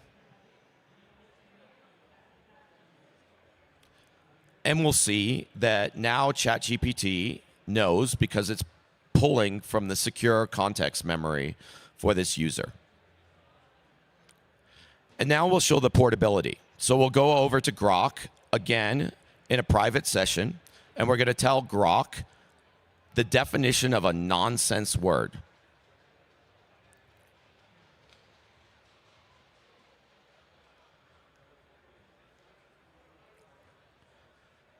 And it's going to take note of this silly word and say, okay, it has it. Now we'll go back to ChatGPT, and we're going to ask about this nonsense word that ChatGPT would have no idea what it is. And you'll see that now ChatGPT knows exactly what it is. So if you want to be able to do this, this product is coming out next month in March. And we're going to have the SDK also coming out, so look for that. You can grab up here my Twitter, the company's Twitter on the right, and then in the middle we have a special surprise. So to further illustrate what we're doing, we've created something called SuperClaw. So we put OpenClaw in the cloud to isolate it, and so you don't have security concerns, as well as many of you know, OpenClaw typically has poor memory. So we've added some memory to it. So you can go sign up and try out OpenClaw. And in the coming year, this will be coming to many applications, and we'd love to have developers doing more integrations, either in their existing applications or building new applications that use memory. Thank you.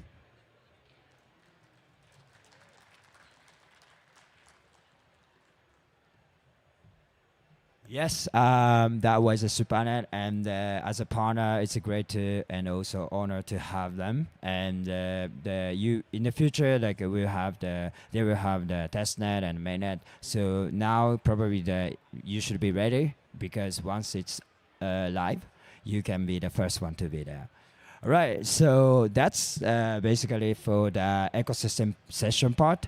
And now we will move to the VC part. So I would like to introduce the Tina from the Vaficon Ventures, and here they are really amazing partner with us. And Tina, can you come here? Yes. All right. So okay. All right. Let me just prepare for the next. So yeah, please welcome Tina from the Vaficon Ventures, everyone.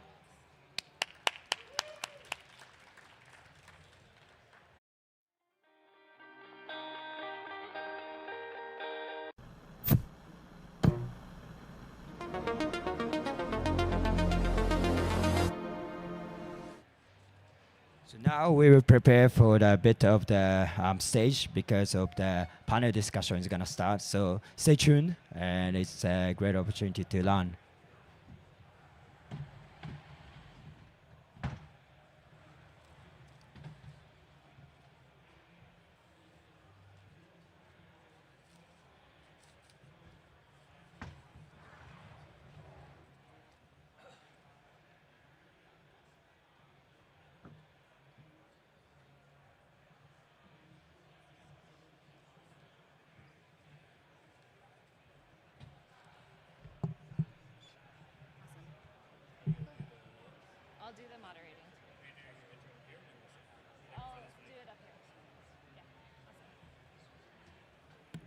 Hi, everyone. Welcome to the Investor Sessions part of this ETHVC Summit. Thanks to Kindo for kicking us off, as well as our sponsors, Farah, Zaleo, and SuperNet.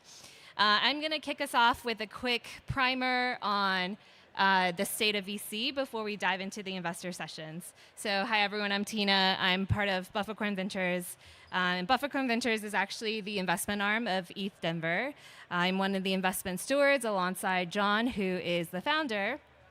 For those of you who don't know, we started Bufficorn Ventures because ETHDenver is one of the longest running hackathons, as well as one of the largest communities.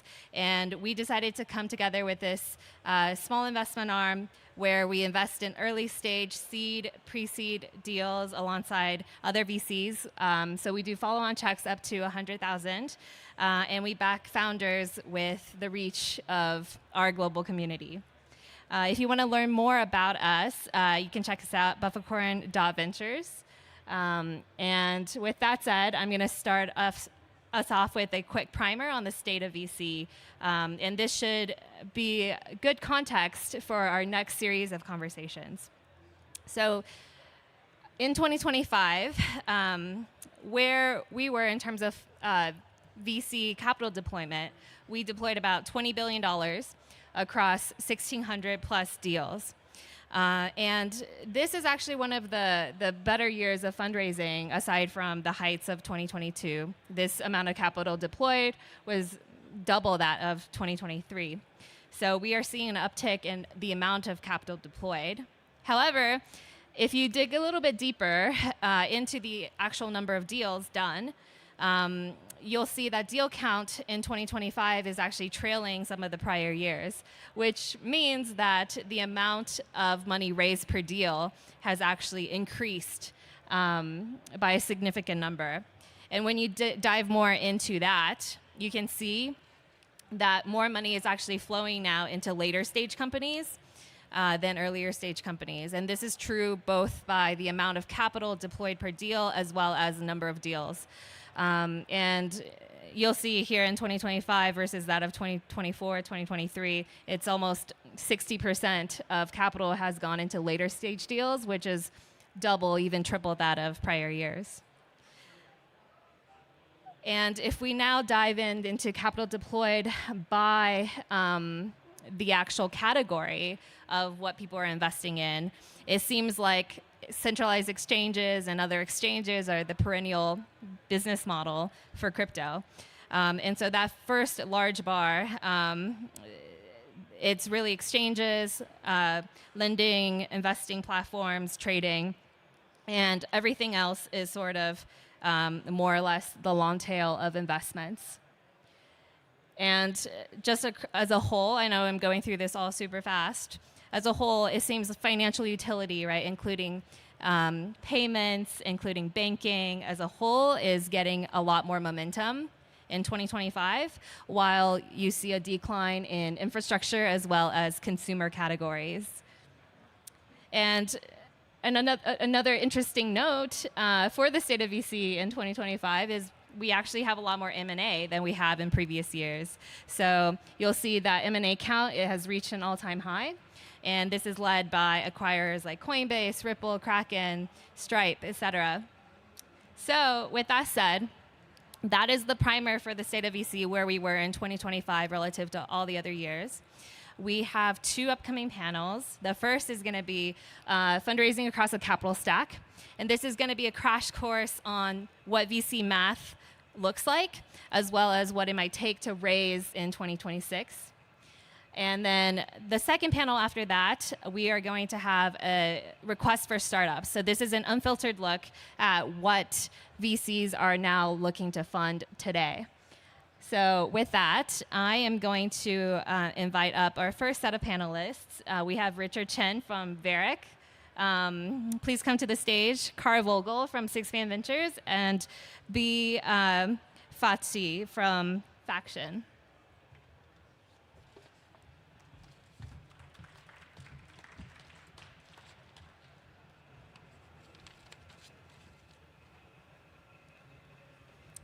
I actually need a mic.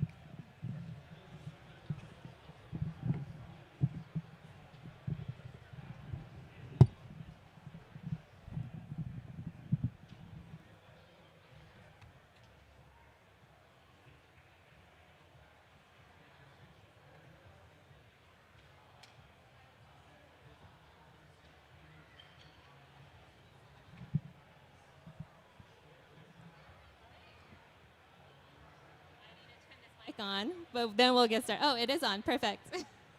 All right. So we have about 25 minutes to decode the capital stack. So I wanted to first start off with a quick calibration question. Would love to have you guys introduce your fund and give me a sense of the sweet spot of the check size and stages that you guys played in. We can start with B. Okay. Oh, ladies first. I love it. Hi. Is this on, by the way? Okay, great. B. Fatier. I'm the co-founder of Lightspeed Faction. We are an early stage blockchain-focused fund that is a joint venture with Lightspeed Venture Partners. Our fund is about $285 million. We are focused primarily on Series Seed and A. Sweet spot of checks is between $5 to $8 million. Sometimes we'll go a little south of that. Sometimes we'll go a little north of that. And we invest across the stack, so we'll invest in both equity and token projects. Hey everyone, I'm Richard. I run a fund called Veroc. It's a $30 million fund. Check size 600 to 900K, and investing pre-seed, seed, kind of anything that touches crypto. So it can be crypto native projects like exchanges, DEXs, lending protocols. It can be crypto adjacent like payment providers, stable coins, a little bit of AI robotics. Yeah. Hello, everyone. My name's Carl. I'm a general partner at Six Man Ventures. We're an early stage venture fund that writes checks between $500K to $5 million in pre-seed to Series A companies. Our general thesis has been to focus on the application layer versus infrastructure. Generally, our opinion has been for years, we don't just need to create more block space, we need things that actually utilize the block space. We started that fund about 5 years ago. It was very contrarian at the time. Now we see more and more investors funding apps as well, and we're starting to see a great app explosion in the crypto ecosystem. Cool. So I'm going to ask you guys questions in sort of 3 sections. The first section is going to be about the VC business model. A lot of these questions I'm directing towards Richard, but feel free to pitch in if you guys have other thoughts. So we'll start with the VC business model. So Richard, I would love for you to explain what the VC business model is, right? Because when we talk about pitching, founders need to kind of understand what the VC business is. So how do you actually return a fund? And what is the return that LPs are sort of expecting at the end of a fund lifecycle? Yeah, so I'd say the root cause of all this is the power law. So like, in case you're not familiar with the power law, there's only a small handful of companies every year that produce most of the returns for that given year. So like, if you look at an overall VC portfolio, say like 10 companies, maybe 5 of them will lose money. Then like 4 of them will make 1x or like a couple x, and like that one company will turn like 30x or more, and like that one company makes or breaks their fund. And like this is why, because of this, VCs care about TAM, outcome size, how big can these companies grow? Because in the small probability that the startup is successful, it needs to get to the size where it can be a massive 30x outlier outcome. So I think this is where there's a big difference between VC-backed startups and like small businesses. So like for most companies, like they don't need to raise VC money. You can get to 7 figures ARR bootstrap like by being like a good profitable business. But like when you take VC money, VCs are expecting you to grow to like 100 million plus ARR, where you're now a candidate to IPO or have a huge multi-billion-dollar exit. So because of that, this is why VCs care a lot about TAM. How big can this company grow? That drives a lot of the returns, the business model of venture, because most of the returns are just concentrated in just a select handful of outlier companies. Thank you for that. So it depends on the actual fund vintage, but typically I think top quartile is a 4 to 5x return on the fund, which informs a lot of the portfolio math, right, that you're looking at. So you actually write a lot about portfolio math, Richard, and you sometimes argue that while many founders actually optimize for the highest valuation, this is a valuation trap. Can you explain why too high of a valuation might lead a VC to potentially pass on a company? Yeah, so like VCs are always like paying like up for valuations relative like to today's like revenue. So like say you get a term sheet for at say 100 million valuation for like 1 million of ARR. And like, that's a 100x revenue multiple, which is crazy. But, VCs are paying up that you're going to 10x your revenue in the next few years. So like all of a sudden that 100x multiple becomes a 10x revenue multiple. The risk of raising too high of a valuation is if your growth rate slows and you don't grow from 1 to 10 million ARR, then all of a sudden you're left with this huge valuation overhang. No VC will want to touch you for your next round. It basically kills your next round of fundraise. So like I've seen this happen a lot with companies, especially in 21, 22, when like it was a very easy time to fundraise. A lot of companies took these very high valuation term sheets, was never able to grow into the revenue to justify these valuations. Now they're running out of cash. They need to go and fundraise, yet no VC will touch them because now VCs have moved on. They're funding Anthropic, OpenAI, the next hot companies. You're kind of left for dead. So this is the risk of taking too high of a valuation that you don't think you can grow into next few years. Great. And so last question for you, Richard. For founders thinking about pricing, what's your heuristic for how they should think about pricing? I guess it really depends on like the market you're building in. I guess what I'm seeing now, like pre-seed is probably like sub 20, and then seed is like sub 30, and then Series A is between like 50 to 100. But it's also obviously like very dependent on the market you're building and like what the comps are. Like U.S. valuations, Silicon Valley valuations are going to be higher than like emerging markets, for example. So it's very dependent. Thank you. So now I'm going to move into this next section, which is graduating from pre-seed to seed. And a lot of these questions are going to be directed towards Carl. But again, if you guys have other perspectives, feel free to chime in. But pre-seed and seed often just sounds like nomenclature. And so the expectations, though, from a VC perspective can be vastly different. Can you help founders think about how they differentiate between pre-seed and seed, and maybe is pre-seed simply just buying, the team and the dream, or the seed stage requires more of hard data? Like, how do you think about the difference between a pre-seed and seed company? To be honest, I don't think about it much. And like, we actually have an internal tracker, and I list this as pre-seed or seed, and I'm like, it's actually hard to tell. Like the general heuristic I would use if there's one thing is, do you have a product that you are offering to the market? If you're a pre-product, you have nothing built or nothing that's ready to go live, then you're absolutely pre-seed, in my point of view. Seed companies usually have a product, they have customers, they have a pipeline that they're aiming to sell into, but usually they have not achieved product market fit. Some have, some haven't, but usually it's so early in the company's life cycle, it's hard to discern do they have real product market fit. So as an example, if you're a software company, you might sign 10 customers, be like, oh my gosh, I have product market fit, but then 9 out of the 10 churn 3 months later once your contract is up. And so really what we're looking for is, do you have a product in market that has a clear value proposition that customers in the market are willing to engage with or buy? And that all of a sudden means, okay, this is actually a seed type company versus something that's pre-seed.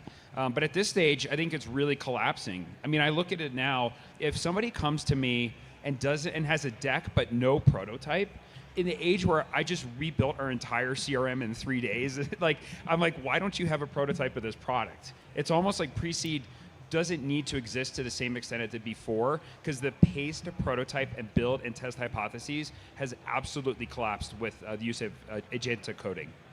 So that's actually a good tailway into my next question, right? Because the fundraising data does show that more and more capital is moving later stage. Yeah. And so curious, what's your sense on the ground? And also, has the bar fundamentally raised for a seed or a pre-seed deal to get done? I think absolutely. I think that there's a big sobering that's going on amongst like the venture capital industry. Before it's like, oh, you have this new app that is something to earn. Of course, it's going to be worth $1 billion. And I think over the past few years, we've really come to senses that it's very hard to have a $1 billion+ outcome that sustains over a period of time, such that as an investor, you can actually exit that position when the time is right. Things tend to spike and then go down, and so usually investors are locked up for a period of time, as they should be. But as part of that, it means we need sustained, durable value creation. And so with that, it's very hard to build and launch companies that actually can do that at scales of hundreds of millions or billions of dollars. So it's definitely moving. The other thing too is we've now have a lot more great builders that were funded and came into crypto 2020, 2021, 2022, and now they've continued to scale, and so they need more capital. So it's just a function of investing in the market over time. There's now naturally more legitimate Series A plus companies than there was previously. Just like last cycle, we had very few public crypto companies, but now you can point to 10 plus crypto companies that are public. So it's just the industry maturing over time. Yeah, that makes sense. So what does it actually take now to graduate to a seed from a pre-seed, right? Is there a specific threshold that you're looking for in terms of ARR, or how do founders think about when they're seed ready? I would say it really depends on the category. So if you're doing software as a service or some software platform, that's a very different set of heuristics than if you're building AI research models, more like a research lab in terms of where that cutoff is.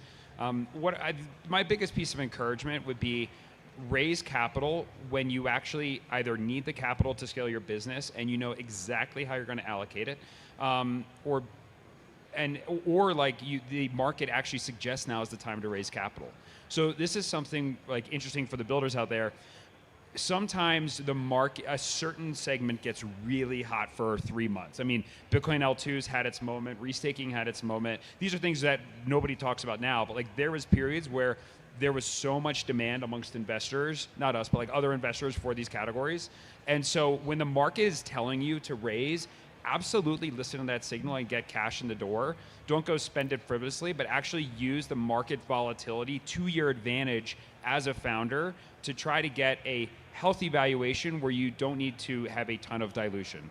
Now, you don't want to over raise, such as some of the concerns that were discussed before. It's going to be harder to bring on teammates, et cetera. But the worst possible thing is that you were in a market that was really hot, you didn't raise, and then all of a sudden that market has cooled down and there's no investor appetite and you're running out of cash.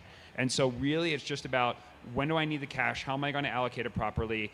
Go to the market's going to tell you amongst VCs, is there a demand for this type of deal or not? And the other thing I'd say lastly to that is the market changes. And so there's tons of founders we talked to, and it was either too early or we just didn't have enough conviction. 3 to 6 months later, we end up investing. So maintain great relationships with venture. We are on your side, truly. We all want to win together and scale crypto. So if it's not right at that one point, maintain a healthy relationship, and then it might work out in the future. One more question for you. Yeah. There's a ton of firms now in crypto, like 6man Ventures, that are starting to look at frontier tech, right, broadly, more with AI, robotics, et cetera. Just wanted to get your thoughts on how founders should think about that as a signal. Is the attention diverting away from crypto, or why are funds making that decision? Yeah, and what I'll say is we look at the intersection. So if crypto is not foundational to a company, then we are not world-class enough to probably find the best deal. So let me give you an example. If somebody comes to 6man Ventures and says, I have a robotics idea, but as a firm, we've put out 0 thought pieces on robotics, I've attended 0 robotics conferences, we're not actively in Telegram groups talking about robotics on a regular basis, pure robotics. If I see a deal, it means that all the other people that have a right to win that deal first have passed.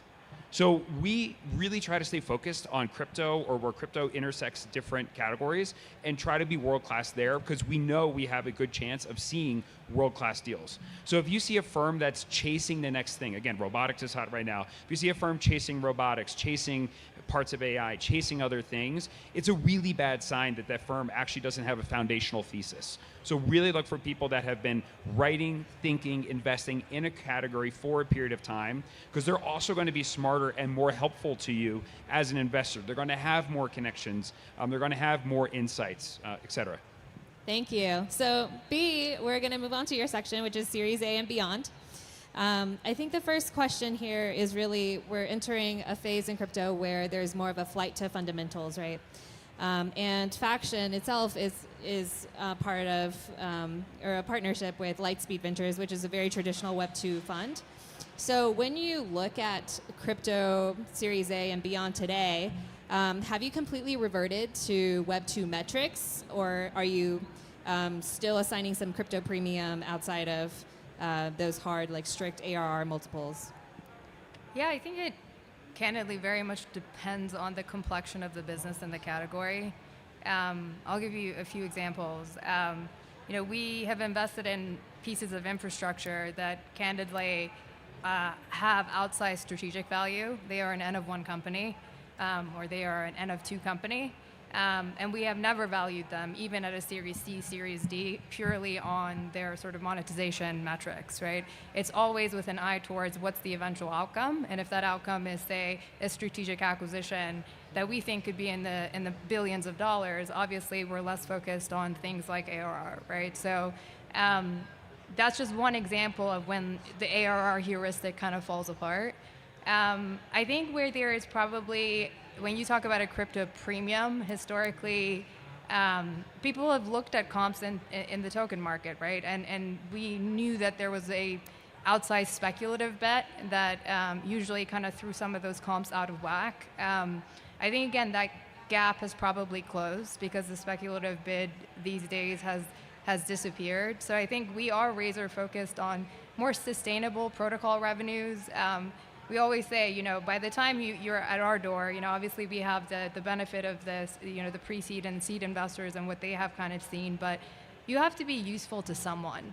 And if you're not starting to kind of really show that you are, providing some level of utility and that you're at sort of the beginnings of inflecting on some metric that matters to your business. Now, again, that could be ARR. It could be, hey, you look at the TVL we've been able to amount. It could be, like I said, this kind of strategic value that you can point to, or logos that are very difficult to maybe, be able to get us customers. So there's no cookie cutter answer, but we are looking for breakout companies, right, where we can, at least point to a handful of metrics that show that there has been progress made from previous rounds. Thank you. And obviously, stablecoins and RWAs have really caught the attention of all of crypto and Web 2 fintech, right? So I'm curious if you're seeing more Web 2 founders entering this space, and how do you think crypto founders compete with Web 2 founders? We have, definitely. I think the complexion of founders has changed. I've been in crypto since 2016, and I think, we started off with, a lot of builders that were sort of philosophically aligned with what crypto had to offer. A lot of it was sort of fringe movement, fringe builders. That was sort of where the industry really started. Then we kind of moved into this, and this is sort of thanks to some of the things that were happening in the macro we had a lot of folks move into this space that were chasing a quick buck, candidly. And they were looking for, launching a token quickly and really sort of exiting from there. Those folks, thankfully, I think are gone now. And very, very candidly, we've lost a lot of talent to AI. I think, again, if you're a 20-year-old sitting at Stanford, crypto is probably not the first place you're looking. You're obviously looking more at things like AI as being maybe the new exciting frontier. But where we have gained talent is there's a lot of people from Wall Street. There's a lot of people who are coming from traditional finance that are just waking up to ways that this technology can really transform the stack and can really disrupt their businesses.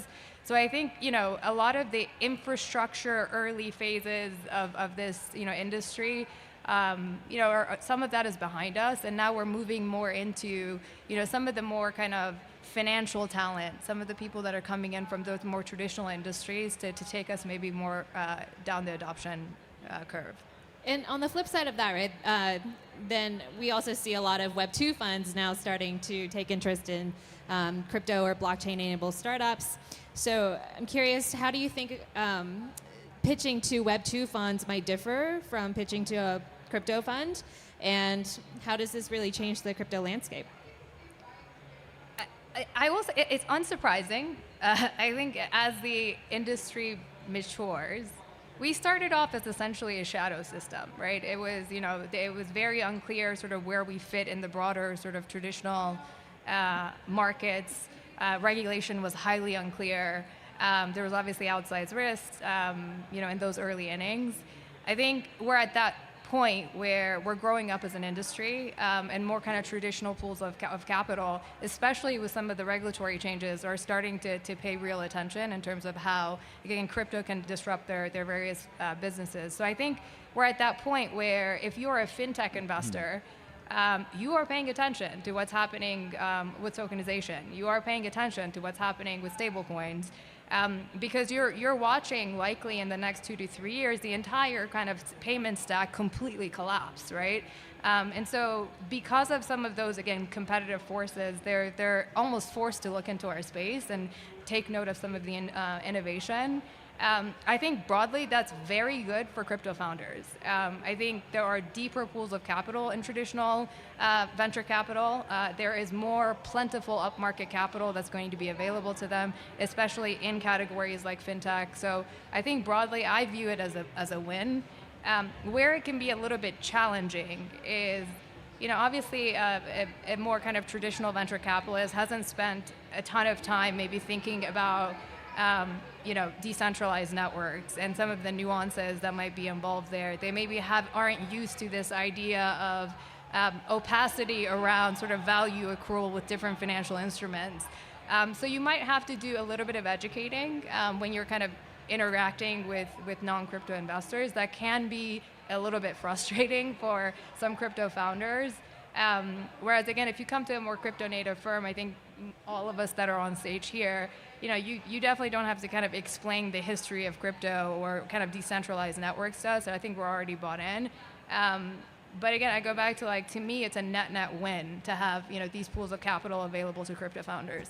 Can I add on to that real quick? So it was a great point, and it's that the deals today are much more palatable and understandable to traditional investors than last cycle. So last cycle, what was the big things? New L1s, cross-chain bridges, new forms of DEXs, things that are very hard to understand and very hard to underwrite, very complex value accrual, all the things that you mentioned. Versus now, what are the big rounds that are getting done? It's things like RAIN, that's payments, but under the hood there's stable coins that are involved, but it's payments and credit cards and debit cards and issuance. It's things that traditional investors understand that tokenization and blockchains are going to be better rails for, but it's business models they understand versus the crypto native business models that were much more challenging for prior cycles. So we see a lot more of it now, also not only at Series A but also at the seed level as well. One more question for B. When a seed founder is thinking of graduating to Series A, how do they know that they're Series A ready, or what advice would you have for them running a fundraising process? I think it's a tough question, going back to because there's no one sort of mental model of when are you ready. For most founders, it's when you need money is typically when they go out for their Series A. It's kind of oh, well, I need to.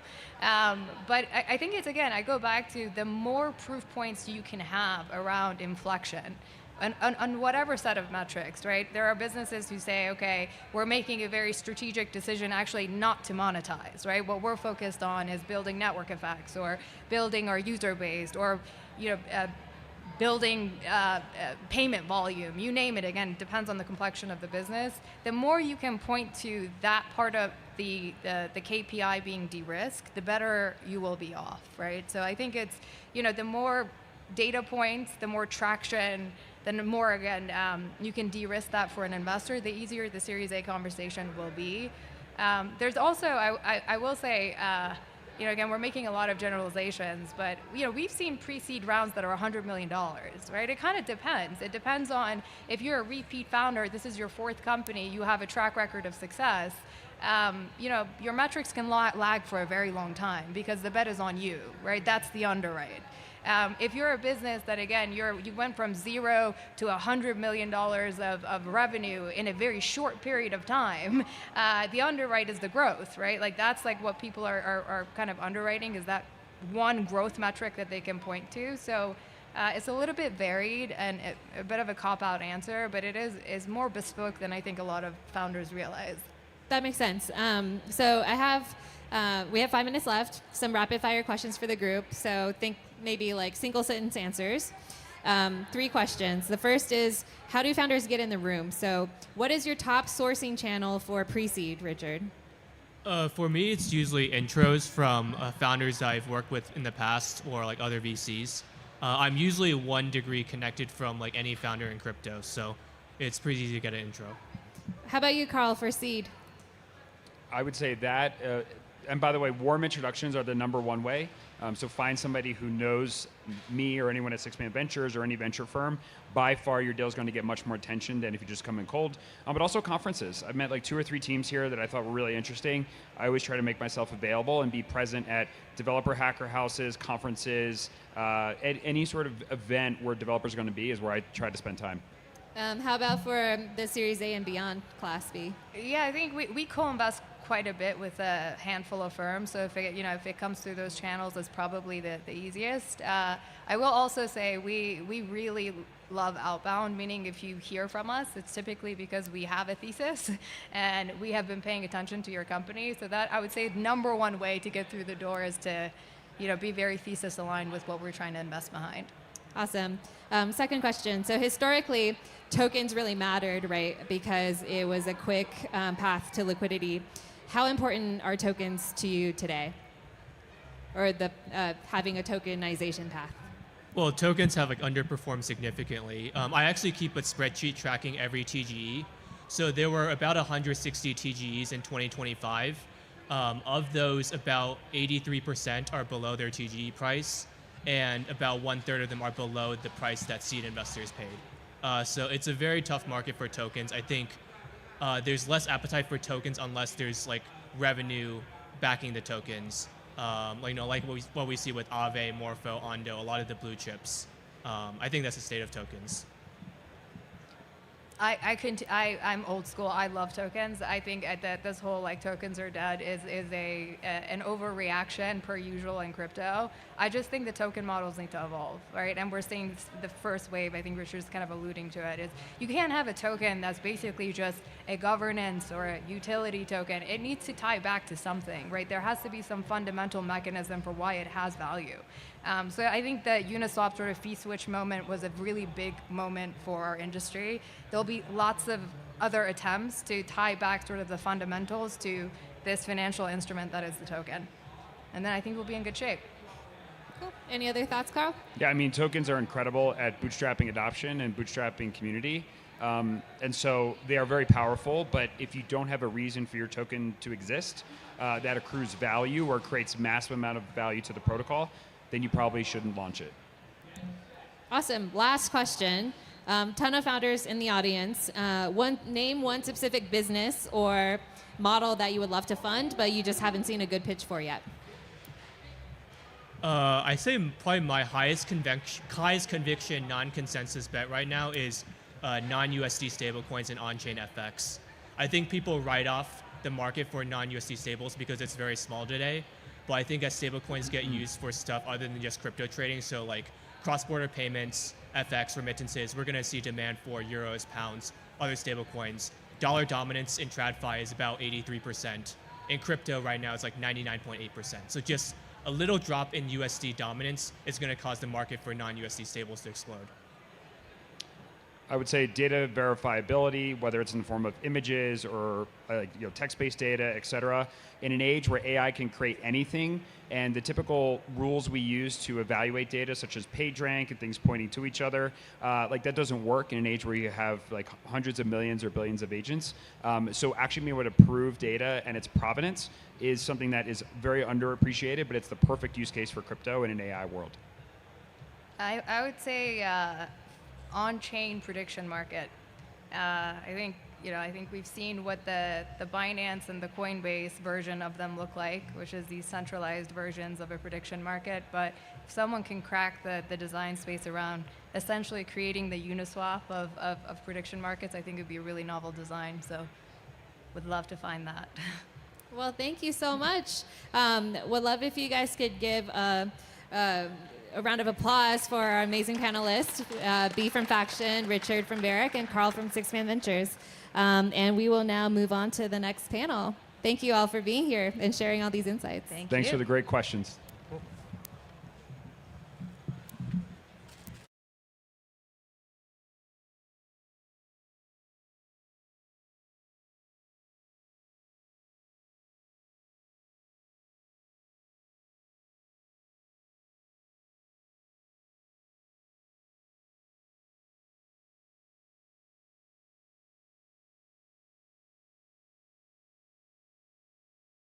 From Multicoin.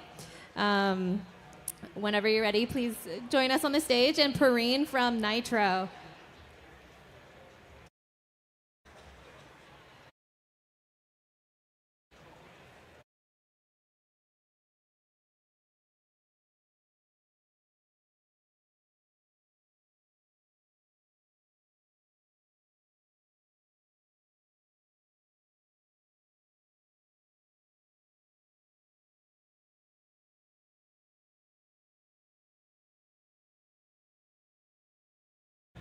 Awesome. So this is panel 2. We are now talking about the great debate, which is requests for startups. The first question, obviously, is just going to be level set us on who you are and what your firm focuses on and what the sweet spot is. Yeah, absolutely. So my name's Spencer Applebaum. I'm a partner on the investment team at Multicoin. We actually published our firm level thesis a couple weeks ago, and if I had to summarize it quickly, it is that we believe blockchains are the first principles correct way to move money globally, organize capital formation, and power global trading markets. I think we've learned a lot since we started just about 8 years ago, and I think we've kind of come to the determination that stable coins and payments and finance are really what blockchains are primarily useful for. So, yeah, that's our strike zone. Perrine? Hi, I work for Monad Foundation, lead founder initiatives. So that's a bunch of residencies and the Nitro Accelerator that we've just launched.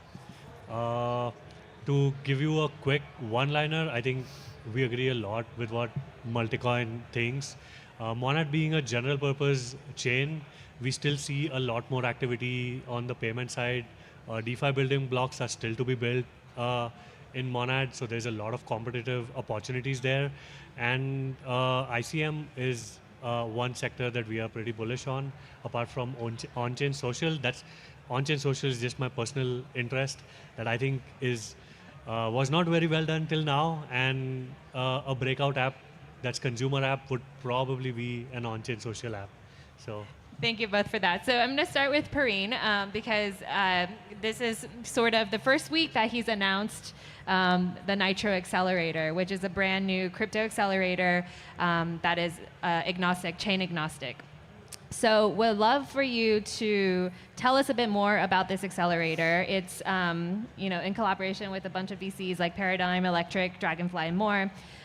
What's the origin story of this accelerator, and why did you decide that there was a gap in this market? So, I've been building accelerators or working with accelerators for a very long time. Last 8-9 months or so, we studied all chain accelerators, and frankly, no breakout companies ever come out of chain accelerators. It's very easy for the foundation to spin up, allocate some capital and say, okay, here's the applications, come run it.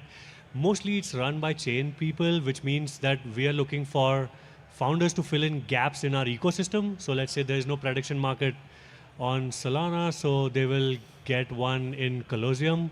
We don't do that. We realized that the only accelerator that actually has worked is Alliance, and they do pretty well, primarily because founders go there for actual network. Chain accelerators by default have adverse selection, so you are never going to be part of an elite network. That means getting 100K, 200K from some chain accelerator is not interesting for the best founders. And then what we decided is, let's be credibly neutral here. Let's not run it ourselves in the sense that we are completely in control of it, because we have bias. So we got in these amazing VCs to contribute capital. Created a separate accelerator brand, and they're going to be involved right from selection to program. So of course, Monad Foundation funds it and runs it, and we will shell Monad to the founders, but there's no contract saying you have to be deployed on Monad. There is no obligation to deploy on Monad. If you are a great founder building on any chain, you're welcome. Nitro is a network, and we want the first batch to be the most kick-ass batch, because that sets the tone for everything else. Yeah. So what do founders get, and what sort of startups make the best fit for Nitro? Yeah. Founders get $500,000 from these VCs, and that's a 10 mil valuation token, 5 mil equity valuation, much better than what any accelerator in crypto, or probably very comparable to the top accelerators in Web 2 as well. So you get that day one. When you land on the program day, you get all of that money guaranteed for every team. Second thing is, what we realized is that we need a bunch of builders who've done things before to come and work with these founders. So thankfully, we have a program in New York, which is full of amazing builders and investors. So we've invited them to work with us for a month with these founders, and that's I think one of the biggest value adds. And the third thing is, from Monad Foundation side, one thing that we can provide is top tier growth support for these teams. That's something that Alliance and most other accelerators can't provide. Chain accelerators have a ton of attention, but not great mentors or programs or money. And non-chain accelerators have great programs and network, but they don't have attention. So Nitro is an attempt to bridge both of these things at the same time. And we've got 320 applications in 10 days. And I think 35 companies are already significant revenue making, not trivial revenue. So the bar is pretty high, and we are extremely excited about this. Thank you. I have a couple more questions for you, then we'll turn our attention to Spencer. But the first question is, you mentioned that you've also opened the door to AI founders. Would love to understand how you see the world of blockchain and AI colliding. So I think it's not like we want pure LLM builders or an AI product that's solving a small SMB problem to come in. Ideally, what we believe is most AI players will have at least payments in some form, especially if they are building agentic apps. Then there needs to be X402 or something else that comes up. If that's the case, then we want them here. Our aim is actually to just support great founders reach PMF as soon as possible. We do believe that greatest of founders don't need tactical support. Like, we don't need to teach them DeFi if they're building in DeFi, or we don't need to teach them tech. If we need to teach them that, then they're not great founders in the first place. So.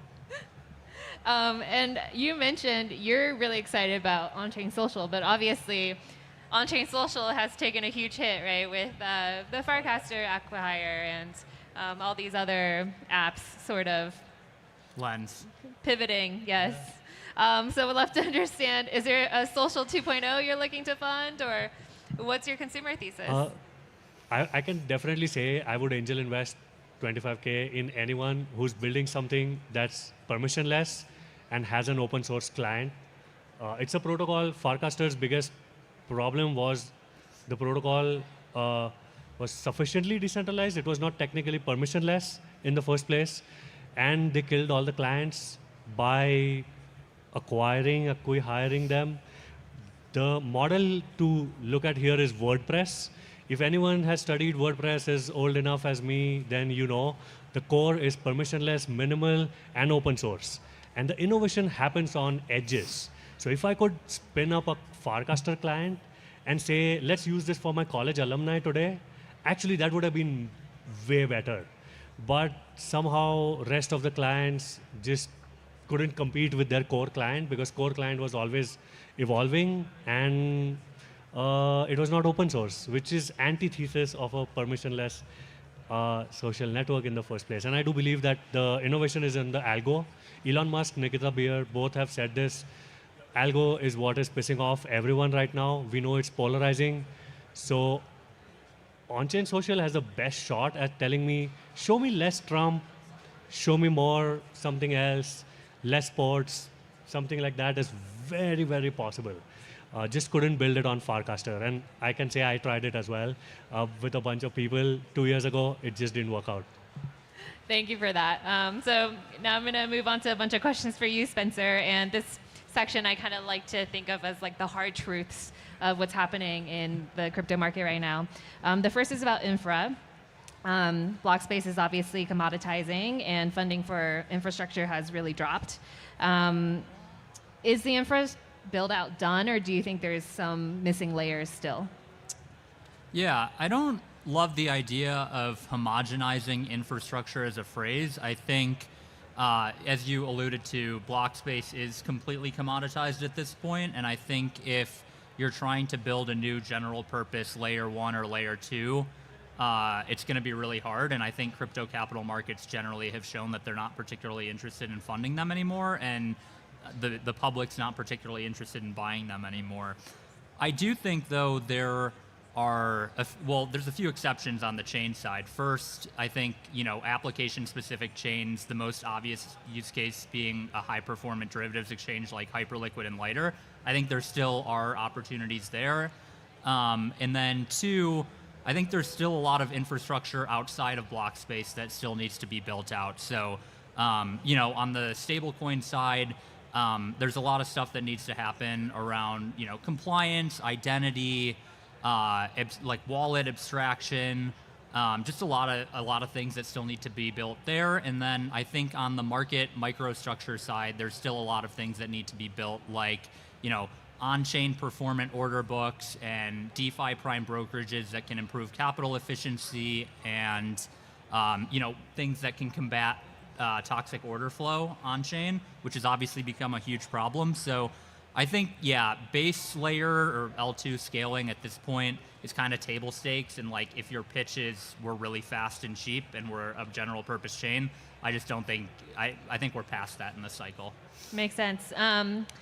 Next hard question. The sentiment on altcoins are at an all-time low. Would love to understand how you think about the altcoin market, if it might return, or what kind of altcoins are really catching a bid today. Yeah, I hate to sound repetitive, but I also hate the idea of homogenizing altcoins. Yep. I think there are many different flavors of altcoins. I think the industry, and I think someone said this on the previous panel, if I'm not mistaken, I think the industry is generally moving towards show me the revenue, and show me the value capture, and show me the moats. And I think, crypto over the last, 5 to 6 years got used to projects that didn't have great answers to all three of those questions launch at multi-billion-dollar valuations, and then, once the unlock hit, everyone sold. But I do think there are lots of altcoins, I don't love that term, but lots of altcoins out there where the protocols are generating real revenue, they have network effects, they're compounding, and obviously in bear markets correlations go to 1, which is what we're seeing. But I think over time that is going to change, and you're going to start to see divergence between high quality names and low quality names. Thank you. So let's talk about stablecoins, right? I would say a lot of people argue stablecoins are the killer app. So we also see Stripe and other Web 2 companies sort of come in, entering with existing distribution that sort of absorb this innovation. So I'm wondering, where do you think the startup opportunity is for stablecoins? Yeah, I feel like I've heard a lot of people say that, the Stripes of the world coming in are kind of going to kill the crypto native companies that are working on stablecoins. And I actually view it the opposite. I think it's validation more than anything else. I will say there's this whole trend right now of what I pessimistically call corporate chains. So things like Tempo and Arc and Canton and Robinhood Chain. And I'm generally skeptical of these efforts, primarily because, if you're Adyen, for example, I just don't see a world in which you're going to be willing to launch on a chain that's controlled by Stripe. Or if you're E-Trade, I don't really understand why you're going to want to build on Robinhood Chain. And so I think if you want to sufficiently attract a large group of third-party developers, liquidity, et cetera, I think there's value in being neutral at the base layer. In terms of where we're seeing opportunities, I think there's opportunities everywhere in stablecoins. The first one I guess I'll highlight is we published a blog post a month ago, I guess, and it's called Specialized Stablecoin Fintechs. And basically our thesis there is, if you look at the history of fintech, there's really been three historical eras and now a fourth one. But FinTech 1.0 was bringing finance online, so companies like PayPal and E-Trade. FinTech 2.0 was neobanks that built specific products for specific customer segments. And then FinTech 3.0 was embedded finance, so basically putting FinTech into all of the applications you use today, whether it's Uber or something else. I think FinTech 4.0 is stablecoins and permissionless finance. And what's amazing about that is I think it's going to take us back to the days of neobanks. But the problem with the first iteration of neobanks was their margins because of the rails that they were built on, card networks, correspondent banks, just like a bunch of crap. Their margins were not as good as they should have been because there were so many intermediaries underneath that they ended up having to expand even though they really shouldn't have. And so the amazing thing I think now is we can have specialized fintechs that build specific products for specific groups of people. It could be 10,000 people, but their unit economics are going to be so good that you can actually build a venture scale business in that way. So that's like one area in stablecoins we're excited about. The other area is something that we call more efficient credit. I wish I had a better name for it. If anyone has any ideas, let me know. But we're starting to see this trend, and I think it's probably going to be one of the biggest themes of the year, which is DeFi vaults.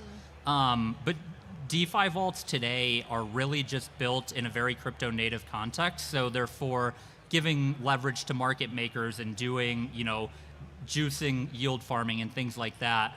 I think the vault structure, though, itself can actually be expanded to non-crypto specific use cases. So things like financing YouTube creators or like what Daylight Energy is doing with financing energy assets. So I think creating a global pool of capital with localized curators who can allocate capital in more efficient ways using stablecoins is like probably one of the biggest opportunities in crypto today and something that we're really excited about.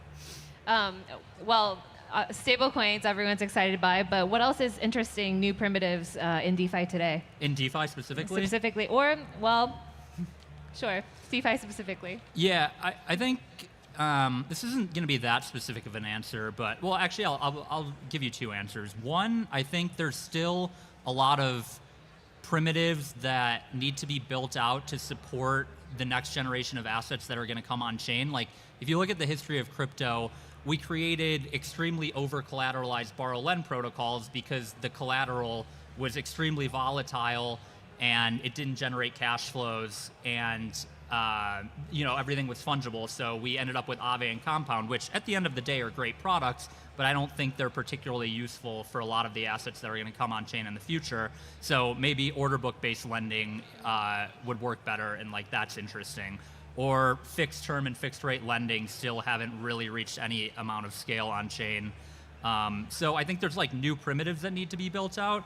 And then on the other side, the actual issuance side, we're extremely excited about all sorts of traditional assets coming on chain, whether it's equity, private credit, FX, commodities, real estate, whatever. I do think that I keep saying homogenizing, but I'll do it again. I think homogenizing real-world assets into one bucket is generally not useful because I think the go-to-market functions and the regulatory frameworks around all of them are very different and unique, and they're all going to come on chain in different ways.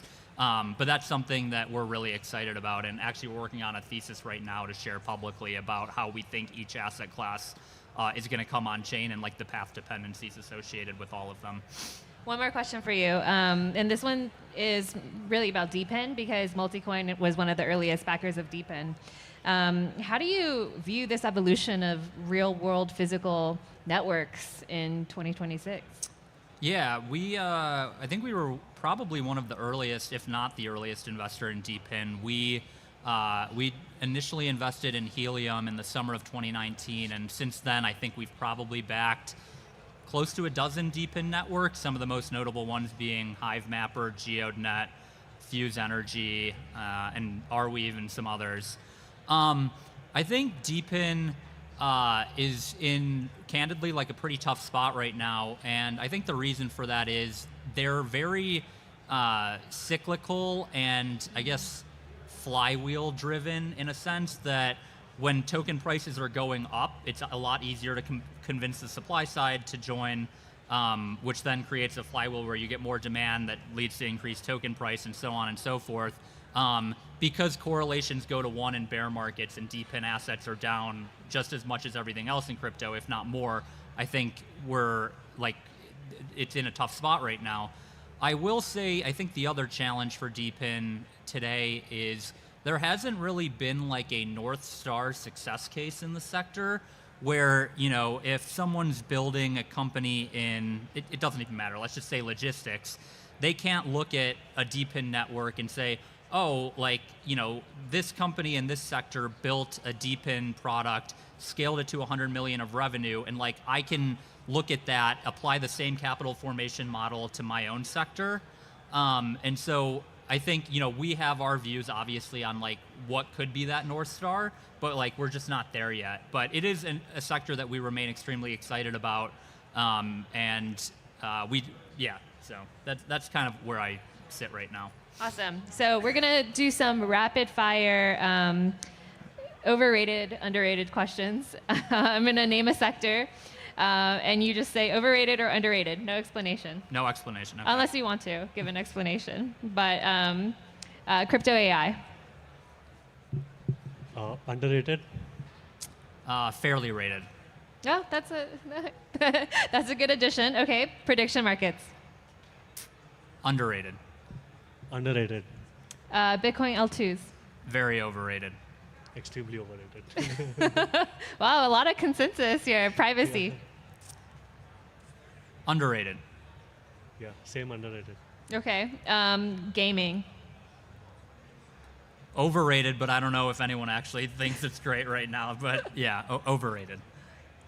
I would definitely say it's underrated in terms of market cap that it needs to achieve just to free up the assets from Web2 gaming companies' treasuries at this point. So the market cap to be acquired is much, much higher. So gaming is a really controversial one because if you actually look at like funding data, there's been a ton of funds that still go into gaming still for Web3, which you just wouldn't expect, right? I can tell you we're not. Yeah. Okay. Decentralized DeSci. Ooh, underrated. Underrated. Underrated in long term for sure, but I think most of the projects right now are just not doing shares. Strong agree. SocialFi. Overrated. Extremely underrated. I think this is my personal bias. Don't think Monad Foundation is so bullish on it, but I'm extremely bullish on this. I'm curious, Spencer, why SocialFi in general is a overrated category for you. I think it really just comes down to what we at Multicoin view as like the primary raison d'etre for blockchains, which is, you know, movement of money, capital formation, and trading. And I don't think that there's really a great place for that for any of those in SocialFi. I do think that like there are some interesting things around embedding DeFi and payments into existing social apps, and I know we're going to see what Twitter X now does, but I do think there's a massive opportunity there. But like convincing people to switch from the networks they're already using, I just don't see personally why blockchains are like a good reason for people to switch and like what they actually offer that the existing ones don't. Makes sense. Okay, so this is the same question from the last panel, but how do you source your deals? Like, what is your highest avenue for channel for sourcing? For us, I think it's our list of referrers. Since this is the first cohort, and generally at Monad Foundation, I think when someone comes in with a reference from someone that we know and we trust, it makes everything simpler. It's very difficult to filter otherwise based on mostly like founders' intent is what we are looking for. Smartness is the secondary thing. If they are looking for a short-term thing, then even the smartest founders, we really hesitate. in working with them. So I think references is number one out there. And Nitro is a little bit unique in that they actually list who they care about as referrers on their website. So Yeah, they're on our website. Yeah, they're on our if you're website. looking to apply for Nitro, take a look at who their referrers are and get a referral that way. A lot of them. copy you on that. Eli from Multicoin is our referrer. Oh, there you go. Yeah, so Spencer, how do founders find you? Yeah, I think it's evolved over time. I tell people this and they never believe me, but of like the 5 best deals we've done in the history of the firm, I think 4 of them came through Twitter cold DMs. So definitely VCs, if you're listening, keep your Twitter DMs open. There's a lot of alpha that you can generate from having them open. I think at this point, I echo a lot of what he said. Referrals from existing portfolio founders, I think, is probably the highest signal. Is the highest signal way to get deal flow. Just keeping a network open. I think at this point we have a pretty big brand in the space. So I think a lot of it at this point is inbound, but of course we go to hackathons, we go to conferences, just, chat with people. Yeah, nothing too unique, I would say. If you have a request for startups, so basically complete the sentence. Someone please build X because I will fund it immediately. I think I already said that. I already said that for sure. Please, if you're bringing on-chain social, take an angel check from me at any point in time. It's funny because the founder in the crowd right now listening is doing somewhat similar to this. But if you're building a instantiation of DeFi vaults for real-world use cases, I'm extremely interested in funding that. Awesome. I just want to conclude with Pareen basically announcing the deadline and the Nitro application process, since we just had him announce it this week. So for founders in the room looking for some accelerator funding, tell us how you can apply. Thank you. We have Nitro acc.xyz, or if you search Nitro Accelerator on Twitter, you should be able to find it on one of the Monad handles as well. The deadline is pretty far. It's actually 14th of March. The reason why we did that is because we want live products for sure. You can deploy it on any chain, feel free. I think 50% of our applications are Solana startups at this point, then Base and then Monad. So don't worry, if you've deployed on any chain, we want you get 100 users with retention. If 100 users are using your app on a weekly or a daily basis, we are extremely interested. So shipping and retention are the only 2 things that we check here, frankly. And apart from that, get any references, as many references as possible.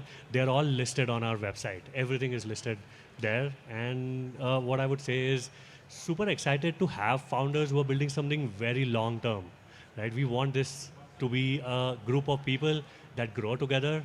That's the only thing you can get out of it. 500,000 is a bait, frankly. If you need $500,000 to survive or to grow, then you're going to get rejected. If you don't need $500,000 and you're coming in for the network, that's where the most chances of selection are going to be. So our headline is you don't need an accelerator. If you do, absolutely, then we have a lot of competitors I can refer you to. Please join one of them. They'll give you money for sure. Thank you both. Thank you for all the insights, for being here. Again, Spencer from Multicoin and Pareen from Nitro. Thank you. Thank you, Tina. All right, we're going to take a few minutes to turn the room. Up next is going to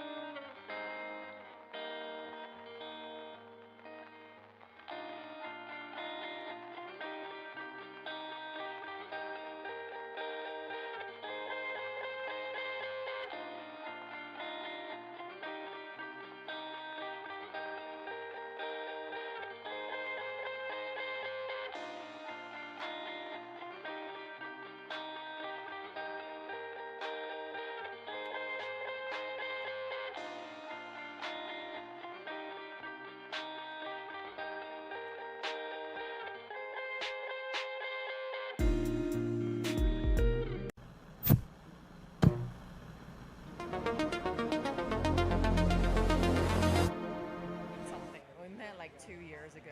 But, every time we meet, he feels like it's the first time we ever met. All right, everyone, welcome to Pitch Fest. We're going to get started. Again, thanks to Akindo for helping us find some of these amazing founders here. We had hundreds of applications. And thanks to our sponsors, Ferrazoleo and SuperNet. I'm going to start first off by introducing our judges. We have Jared Wynn, who is managing partner of Wynn Miller Group. It will be an accelerator with comedian TJ Miller. So he will be posting a lot of updates for when their accelerator opens. Jared is a ex-finance SVP with over a decade of experience in crypto, and he really specializes in helping startups accelerate go-to-market execution. We have Arseny from Edge. He is a fintech and Web3 focused infrastructure investor. He's managing partner at Edge VC. He focuses a lot on stablecoins, payment rails, trading agents, and more. We have Yan Ma. She is executive director at Spartan. She is an architect, actually, turned crypto builder. And she is dedicated to advancing a blockchain-powered open financial future. We also have David from 1KX. He is ex-KBW Digital Assets, as well as KPMG. He's a longtime DeFi hobbyist, and he's passionate about expanding access to an open financial ecosystem. And finally, we have Jack from Nascent. He is ex-Coinbase Ventures and Visa, and he specializes in backing early-stage payments, DeFi, and infrastructure startups. So we have our judges here. They're on these tables to the right and the left of the stage. Along the way, as our startups pitch, they will be asking questions. Here's our 12 startups that will be pitching: Atheo, Bond, EVVM, Hive3, Intelligence Cubed, Lane3, Loyal, Memethology, Nemesis, Satsume, Unicorn, and Vanna Protocol. The way that this pitch fest will work is each one of them will have 5 minutes of uninterrupted pitch time, or 5 minutes total of pitch time. 4 minutes they will use for their actual pitch, and then we'll get Q&A from the judges. The judges, if you could please pull up, I believe we now are using a Google form for judging. If you could pull up the form, as the startups are going through their pitches, fill out a form live. That would be great. That feedback will be passed back to these startups, and that'll help inform them on their building process as well as fundraising journey. So with that said, I'm going to invite Colton from Memethology first up to the stage.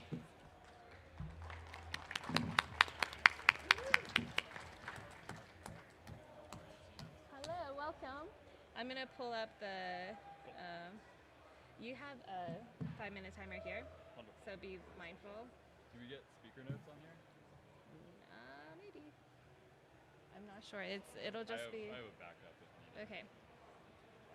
So here's all the decks downloaded.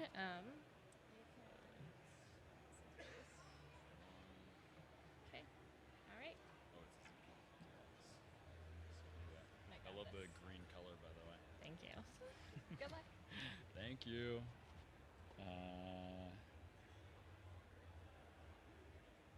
Let's see.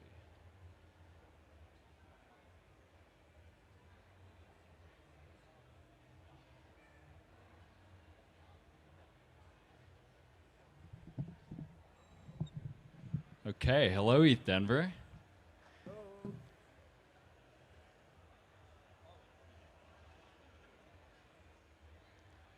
Let's see.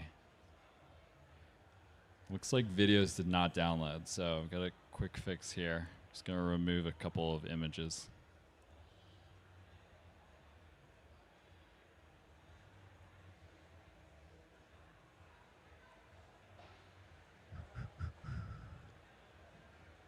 Or not. Let's roll with this. Okay, so my brother's here. He's going to be passing out some cards, and you may have seen these going around ETHDenver. These are from our project Memethology. We've distributed tens of thousands of cards this week, and we're ETHDenver's official lore partner. The tech world today feels like an epic fantasy adventure. There are legendary founders, evil villains, magic protocols, and apparently we're summoning our AI gods as we speak. What an epic story. My name's Colton Orr. I'm a former Spider-Man artist and the founder of Memethology. I started this as an art project. We sold out twice, sold over 10,000 digital packs, did over 70K in revenue. And early on, I realized that people weren't just buying a game, they were buying identity. When people collect our cards, they often say, this is us. This is our collective story. No other IP does this, where we're building a native IP for the internet and crypto age.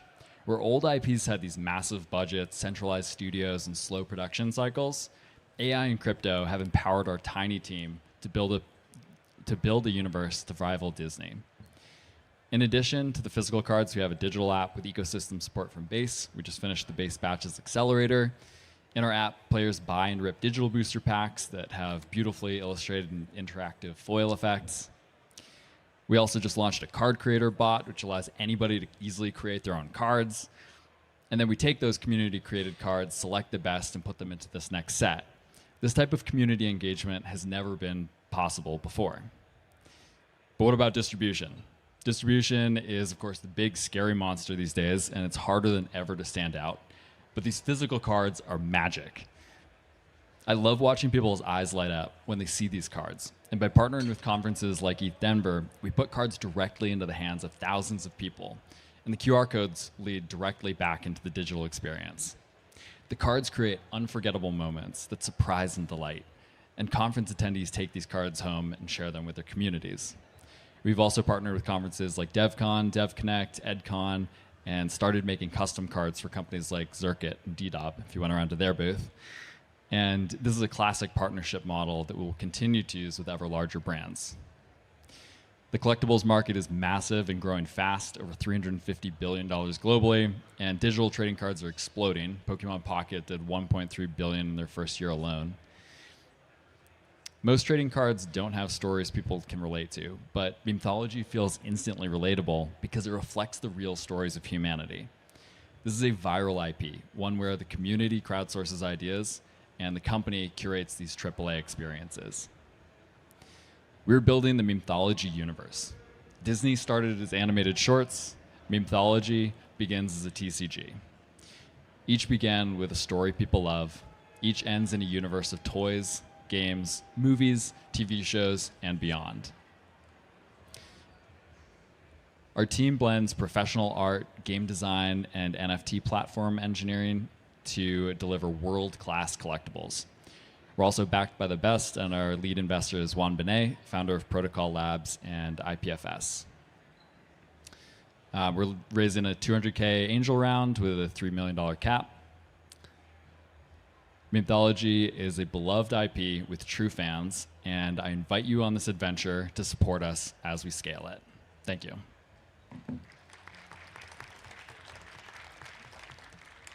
And we have 43 seconds if anybody has some questions. Hi, thanks a lot. Looks beautiful. Couple of questions. One, you say it's viral. What evidence do you have that it's becoming viral? And secondly, what people can do with the cards once they go home? So I'll start with the second question. It's a fully playable game, so it's similar to like Magic or Hearthstone, and we'll actually be playing here tomorrow. So anybody who wants to come by between 1 and 3, we'll be teaching and playing the game. On the viral side, the way that we hacked this was that most games that come out these days, they only succeed if they have some huge IP behind them. Like if Pokemon launches something, it's going to do well. But if you launch your new fantasy thing, it's really hard to stand out. But the cards already have a story. The second you see something that is like the Satoshi's spirit, it's Zuckerberg, you have a story that comes with you. And that is a way of sort of hijacking these viral memes that are already out there and allowing people to just bring a story into the game that we already have. I think that was the time. We good? Okay. Thank you, guys. And we've got a booth in the back, in the dark corner in the merch area. So come by and find the people with the crazy hats if you want to chat more.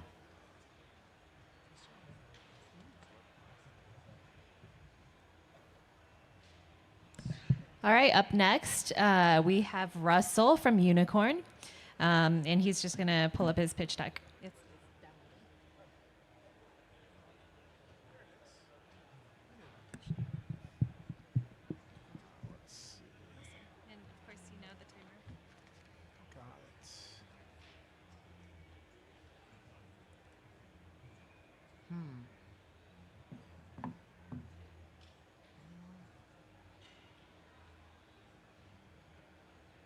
It really is here. Let's see.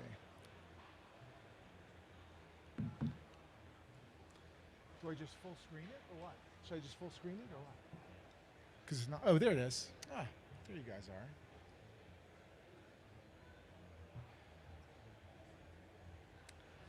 are. All right. Brands want loyalty. Human beings just want simplicity. It ends up that all they get is phishing scams, bad interfaces, and sprawl about the user experience. And this is the reason that we made Unicorn.eth. We provide one account that drives all of a brand's engagements, the entire experience, to remove any sort of ambiguity around the whole experience. My name is Russell Castanero, and I'm the co-founder for Unicorn.eth. The membership and loyalty economy is about $1 trillion industry.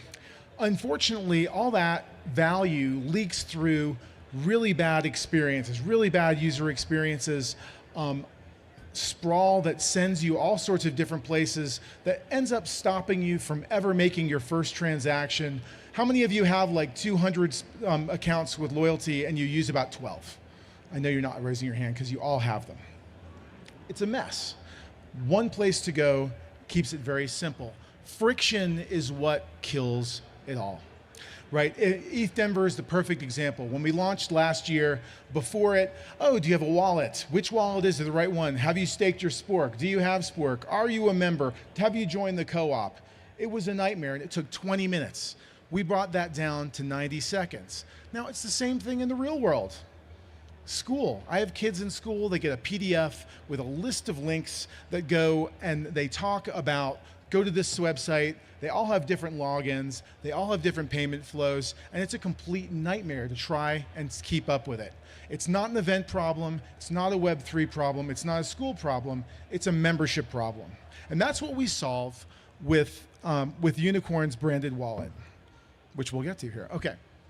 The branded membership portal gives everybody that joins their own unique account. That's an ENS address, gives them a unique URL that they can go to, that they never have to worry about a phishing attack. They never have to open up a wallet for Wallet Connect. It all connects perfectly. If they're using Web 2, they can use Web 2. And the best part is the brands control the entire experience, and they have fantastic analytics on what they need. As you probably guessed, we're B2B2C, so our clients are brands. So we have a very boring revenue model of 70% from subscription fees, professional services follow on, and then marketplace and placement fees. Now, what do we do that's different? We turn membership and loyalty into a reusable and valuable asset instead of a throwaway. Oh, a new brand that you bolt on. All these things that we have up here are great, but what we also do is allow the brand to get in, either dive in full force or just stick their toe in without doing a massive integration. And compliance, data compliance is built in, not bolted on. Our clients love us. ETHDenver, we're the only IT or technology provider that's been brought back twice. Live what you love. We're doing workforce credentialing. We're doing BitBasil. We got onboarded people in 2 minutes, and they were able to submit an NFT to prove that they actually were part of art that was going to the moon. Arbitrum and Polygon, we were able to onboard total noobs onto the blockchain, have them do transactions without any issues whatsoever. And we have 3 more contracts with non-Web3 companies that we'll be completing in the next 3 weeks.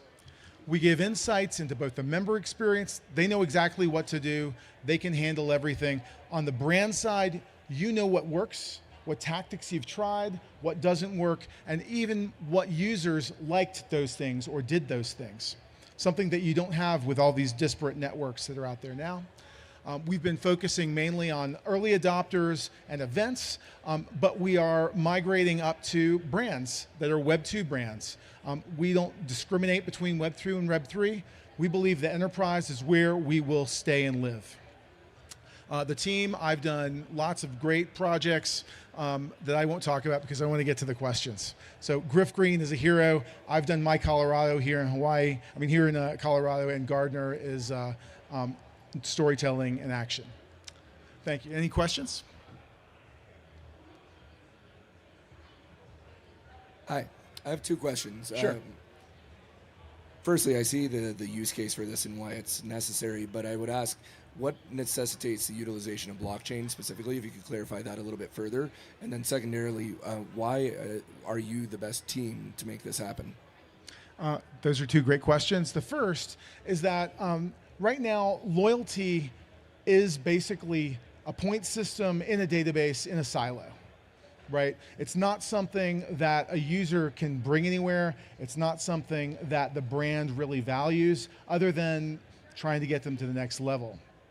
With blockchain technology, you can let brands try out experiments with the different things they want to do to encourage use, to drive the right behaviors, to drive the right experiences. And they can do this much less expensively than they can with their own, just by tokenizing and doing it for gamification or for tracking, not monetization. You don't have to monetize to be able to leverage the blockchain in a way that totally upends all the other providers that are out there for loyalty, whether you're looking at Oracle, you're looking at Smile, right? They all have a big disadvantage. We're the right people to do it because I've done payment and identity systems at the enterprise level for 15 years. Griff Green, I mean, aside from saving Ethereum twice, he's also been driving the ecosystem for Ethereum for many years with Giveth and now with the security DAO. And Gardner has even been like an MTV VJ. So we have sort of everything all covered. Thank you. Any other questions? Thank you. Yes. Thank you.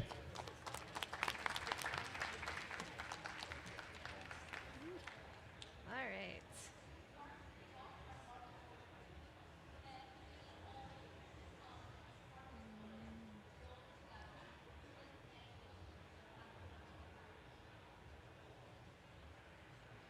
Okay. You can find yours. All right, up next we have EVVM, and we have German as the presenter. Okay, thank you all to be here. I'm Germán, CEO of EVVMs.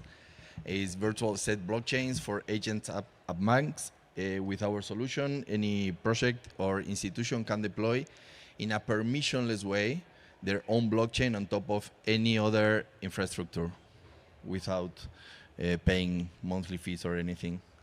So the mega frictions that we have on EVM today that we are addressing: gas tokens, broken wallets, token incompatibility, in example X402, complex privacy solutions, permissions and risks, node logics or illogics, and more copy-pastas, L1, L2s, and nodes, as we hear recently. So EVVM solves all these things. So we think that we are the future home for agents. We have a gasless UX. So when you deploy an EVVM, you will have a full gasless UX blockchain on Ethereum, on Base, on Arbitrum. It's infraless. You don't need to care about infra. You will inherit all the security audits and all the expenses that has the host chain, because it's paying, and this is smart contracts. There is full composability with every chain while you deploy this, so you can access to all the protocols that are already deployed on this chain, all the liquidity. There is CK privacy and full homomorphic encryption confidentiality already implemented in our modules, so you can have CK vaults, so you can do also CK 402 natively now. There is, of course, X402 native paymaster and async nonces from always. It's not new, so X402 was always compatible with any EVVM. And you can do EVVMs, virtual blockchains, deployed by you that they're KYC, AML, or EAP 8004 compatible, that only this kind of actors can interact within it. So what it is, it's a blockchain inside a blockchain. With these smart contracts, you are literally having your own private environment with your own rules to get in, to get out, both on any blockchain in a permissionless way. So you will choose, coding just in Solidity, how this will behave. And of course, it's full composability with all the protocols. So our progress, by far, we have more than 200 EVVMs deployed by devs in more than 10 different chains. We saw CK BVMs for private payments and private relaying of payment, checks, pay any bill, now working on Ethereum. Payment X402, payment required middleware. There is full homomorphic for confidentiality. There is gasless UX payment apps that are being built on it, and more.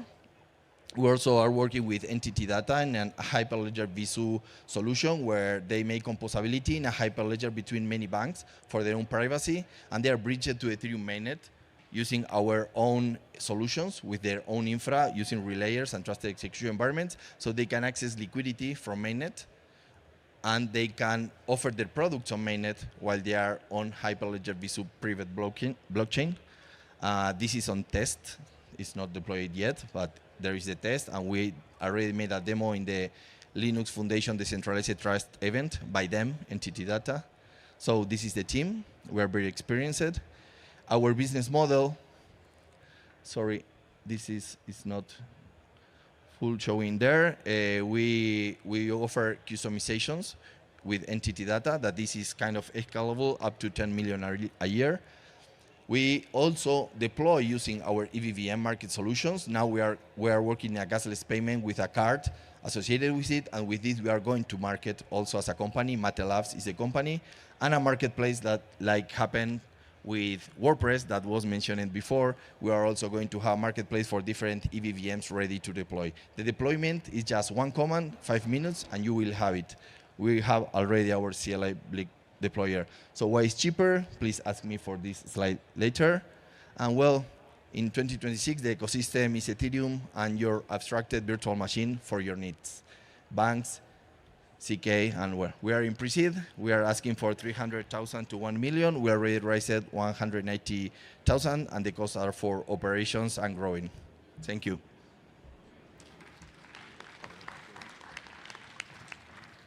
Hi, I have a question.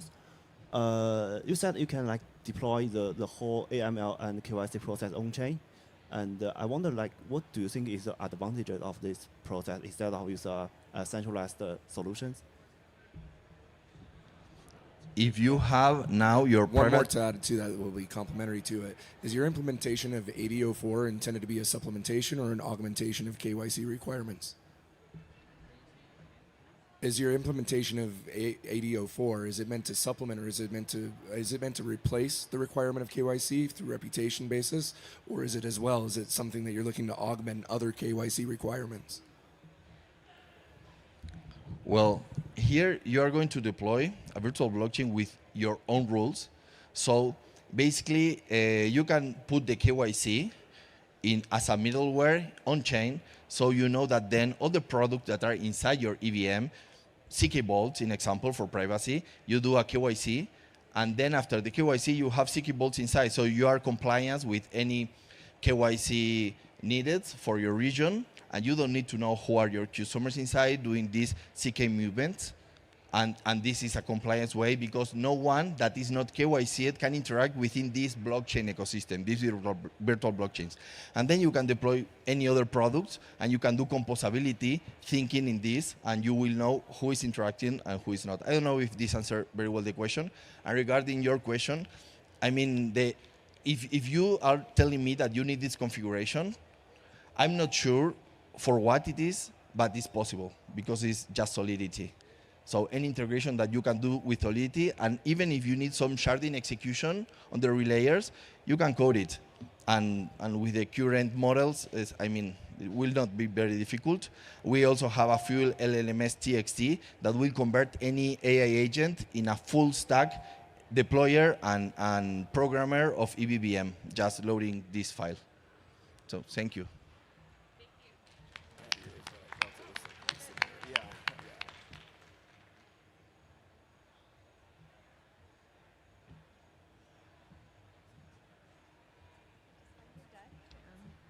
All right, up next we have Satsume Protocol, and Eric will be presenting.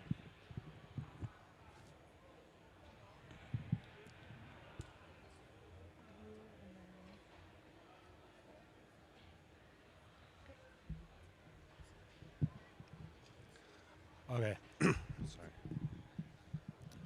Hi, I'm Eric, co-founder and CEO of Satsume Labs, and we're making a launchpad for backed consumer assets.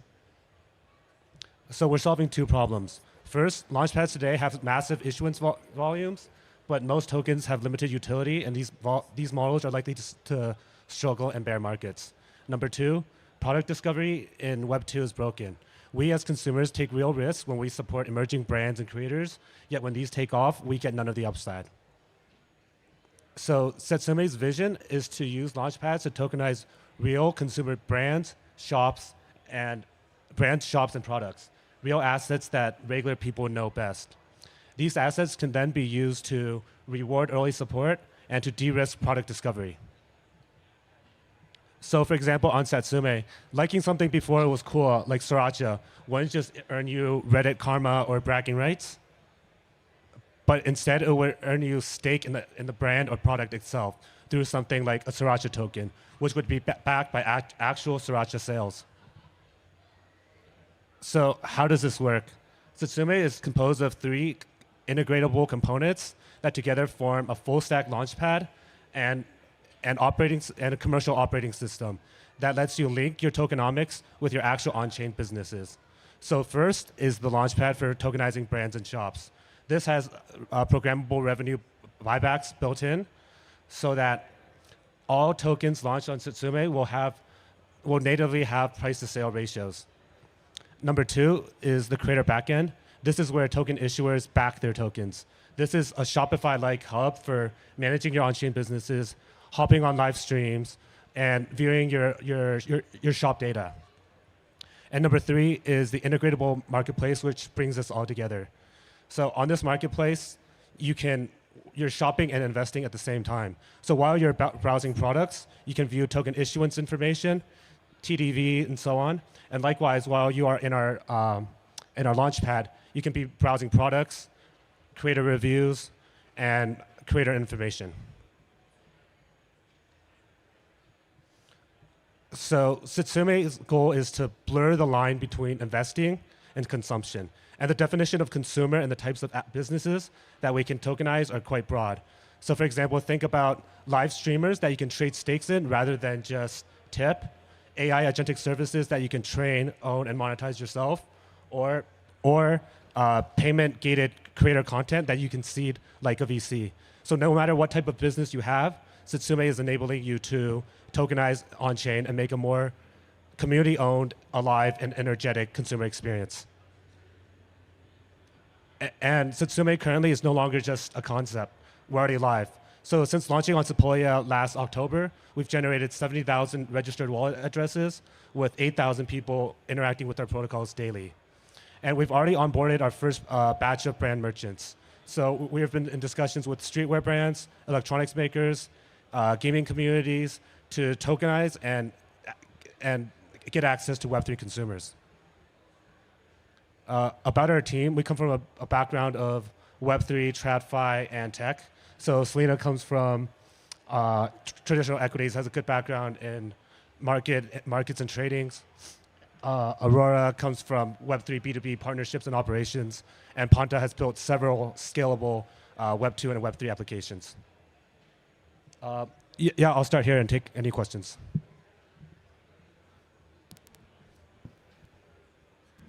Testing, awesome. Yeah, I'm curious about the gated approach you have for allowing companies to launch on your launchpad, or if there are any requirements they have to meet before launching. Okay, yeah, so we're completely decentralized, so anybody can launch on our launchpad, and they can say they'll dedicate 5% or X% of their revenues to buy back their tokens. But of course, our go-to-market, we're going to onboard like so-called verified merchants that we approve, that are high quality, and that we think will do well.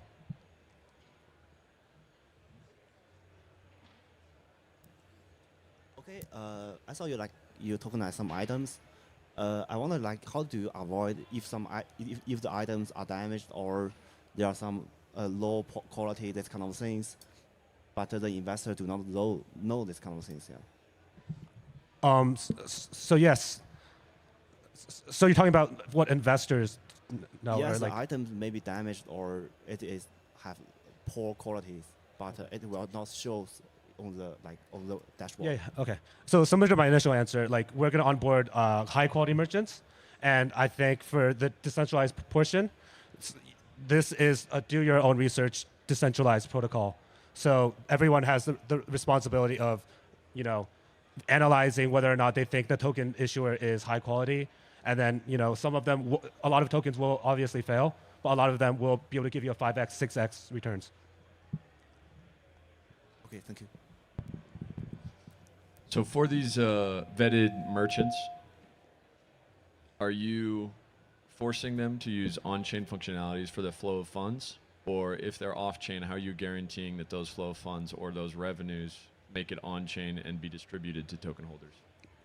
Yeah, so I didn't include this in this version of the deck, but we have an entire smart contract architecture where everyone has their own shop is actually their own smart contract, and it's owned in their own wallets. But of course, for our verified merchants, we don't expect them to be Web3 natives. So on top of this, we have basically a custodial and centralized, that's an optional version that they can use if they want, so that they can put in USD into their accounts with us, and we can help them settle on chain.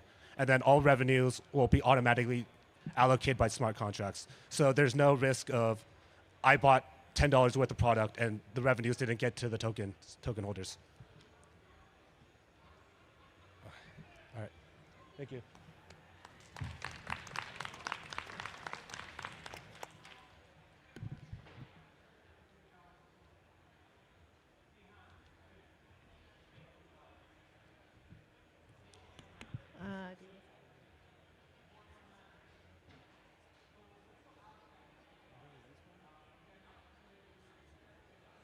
All right. So next up, we have Abene from Loyal, from Loyal Network, and also a reminder for the judges: if you are interested in seeing more beyond these 5-minute pitches, we have a gallery with the startup full decks that we'll link to you again after this pitch fest.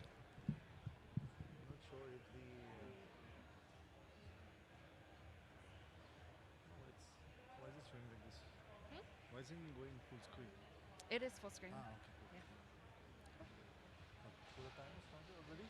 Whenever you start, it'll start. Oh, cool. Hello. Just a second. Hello. Yeah. So, well, good afternoon, Denver. Loyalty isn't broken. It's just locked. And we at Loyal.network basically unlock it. I am Abhinay Bhatt, the COO of Loyal.network. The main problem that the enterprises are facing right now is that $360 billion worth of loyalty points reside on their balance sheet as liabilities. Giants such as Amex, Marriott, Delta, etc. have billions of unredeemed points on their order books. And this is basically because users are not able to claim these loyalty points due to fragmentation, expiry, and lack of redemption options. I'm sure many of us here have miles or rewards lying somewhere in your accounts which you've never been able to claim and have eventually expired. And that's where we come in. Loyal.network provides a global settlement layer where you can convert your loyalty points into digital settlement assets. That solves the fragmentation problem because we bring everything under one umbrella so that you can convert even 1 cent worth of loyalty point into digital assets. It solves the problem with expiry because digital assets on blockchain never expire. And as you'll see in the coming slides, we also give the users a number of options for redemption. Let's take a quick look of how our alpha looks right now.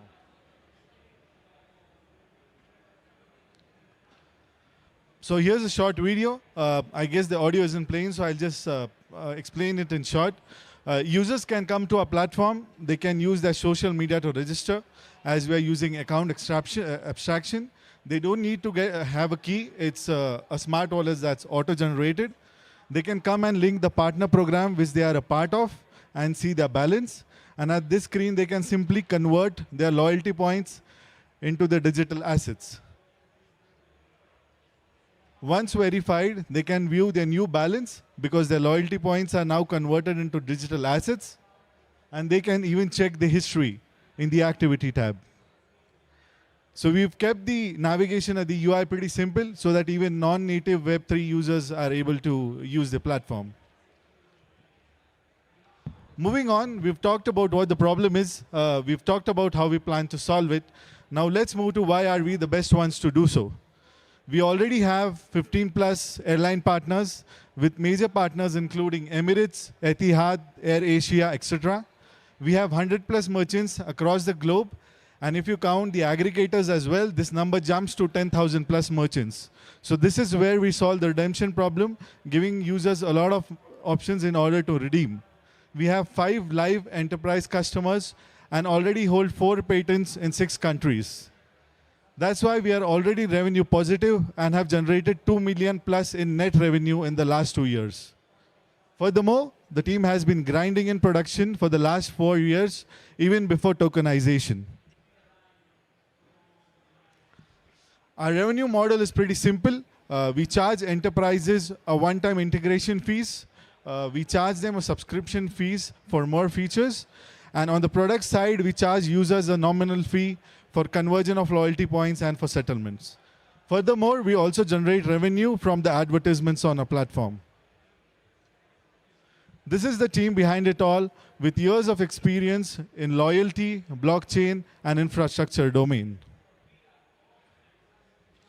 What we're seeking today is strategic partners to join us, and we are raising 1 million in seed round in order to accelerate the integrations that we can do in parallel for new enterprises to increase the liquidity that we have in our protocol and to tighten the security in our product by doing audits, regression tests, stress tests, etc.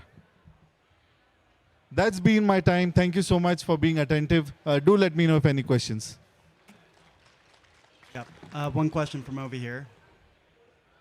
Yeah, so sure. How exactly do you calculate the value of each loyalty point during the conversion? And then also, how do you convert the off-chain points into like on-chain value? Like, are you using zk-TLS or? No, actually, there's a concept called CPP, cost per point, that is decided between the enterprise and us managing it. So there's ideally a contract made, technically it's for a year, and the value that's decided between the parties is ideally same across all loyalty programs. To give you an example, let's say Amazon decides that 1 point is worth 1 cent. So there's a contract signed as part of the CPP. On the technical side, how this is handled is we have one-to-one mirroring. So we use Cosmos for the stablecoin mirroring, where we mirror 1 Amazon point to one token on the Cosmos chain. And then on top is the public layer wherein our token comes in. So our token price fluctuates, but the intrinsic value of the loyalty point remains the same because of this architecture. Question from me. I think on the demand side, it's pretty clear that you're removing the friction. Can you hear me? Can you hear me? Removing the friction for redemption of the points, but on the supply side, sometimes it's not even good for the enterprises to have this redemption happen, because if people forget about it or it expires, and then you just go away, right? So how do you actually address the supply side? Yeah, so we have something called as protocol control liquidity, PCL. So we can actually control how much the enterprise wants to liquidate. So we given a number, let's say an enterprise can add 10K worth of liquidations for a week. And as soon as that is hit, API goes out to them stating that, okay, this much is liquidated, do you want to add more? So enterprise get control over it. If they feel that, no, we don't want to move more liquidity from our books, they can straight away not add more liquidity. So we're just giving them a settlement layer, but we don't decide as to what's the limit to their conversion. So that keeps them happy as well. So they get control over the liquidation. Any more questions? Yeah, when it comes to the interoperability of the points that you mentioned, can you elaborate on that and talk to if they are tradable assets on chain? Yes. So to give you an example, let's start with what if we didn't use blockchain. Okay. So in case you don't use blockchain, the integration between two parties is one-to-one. It's a bilateral integration. So when you use blockchain, what happens is you come to our platform and it's a one-time integration. So let's say Delta, Amex, and Amazon, they all three come in together. If you're not using blockchain, they all need to do a bilateral connection with each other. But by using blockchain, they just integrate with us once, and they get exposure to all the merchants we have and all the partner programs we have. So that is the interoperability that we are talking about. It makes things global. Plus, it also solves fragmentation, like I said, expiry issues and redemption issues. So that's how it works. Any more questions? Oh, okay, cool. Yeah. Thank you so much. Thanks for your time. Thank you.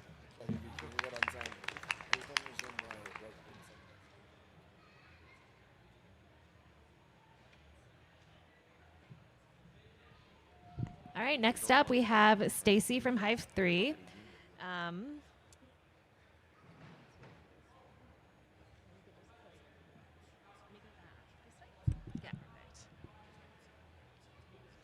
Hi, everyone. I'm Stacy Quackenbush, co-founder and CEO of Hive 3. If you're anything like me, you're using about 6 to 8 apps to manage your global community or your company. These apps may have AI or blockchain, and it's unlikely they have monetization rails. You probably have to integrate them yourself. This is not scalable. Right now, communities are companies. Communities are driving global economies, but they're running on fragmented tools that are not substantial. This is not sustainable. At Hive 3, we bring it all together. You get human verification, blockchain and AI tools that run across your apps, plus compounding rewards. How it works? Every community gets a Hive, and in that Hive, you can run quests, events, you can have marketplaces and content. You can use AI to manage it, blockchain to reward it, and monetize all of it. Why now? Because communities are becoming the new companies, and companies are driving economies, and they're working on outdated, fragmented tools that were meant for socializing. The business model is simple. Subscriptions, we're B2B2C, subscriptions, revenue from app integrations, and events. With every Hive, which is an application, you get a virtual space. And this year, thus far, we've got 2 conferences, a gaming tournament, and a hackathon booked. Traction. Thus far, we've done pretty well. We have tested our product in 75 countries. We've received a Circle grant. We just started onboarding communities, and we are already at 1.2 million targeted by end of the year in ARR. We're actually launching globally on crypto nights on Amazon Prime to 12 million this spring. Our go-to-market strategy is pretty simple. You build a product that when people use it, they promote it, and then it comes back to the platform. Our user base is 50% gaming companies, 25% Web3 organizations, and 25% Web2 brands. The team, serial entrepreneurs with 2 exits that have shipped over 100 products and that have worked with brands like Apple, Microsoft, Nissan, and United. I'm Stacy Quackenbush, and I am the co-founder and CEO of Hive3. Thank you.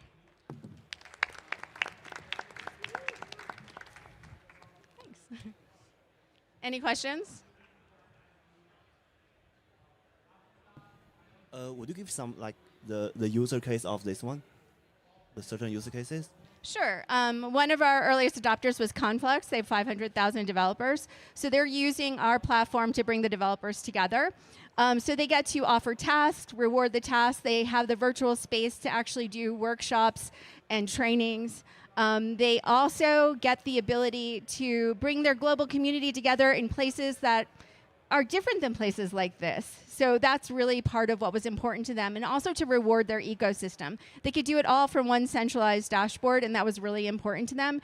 And one of their biggest pain points was they have, I think, 4 or 5 Discords alone. They get to integrate their Telegram, their Discord, and all their channels and manage it through one centralized dashboard. Got it, thank you. Can you share a little bit more about perhaps something that could be considered a competitor to this and what your competitive advantages would be against that? Yeah, that's a really great question. So we've been compared to a lot of different things. Like, for example, on the Web2 side, LinkedIn, because LinkedIn, we really pick up where they leave off with as far as credentialing and using on and off-chain data points with AI to create analytics that are really meaningful.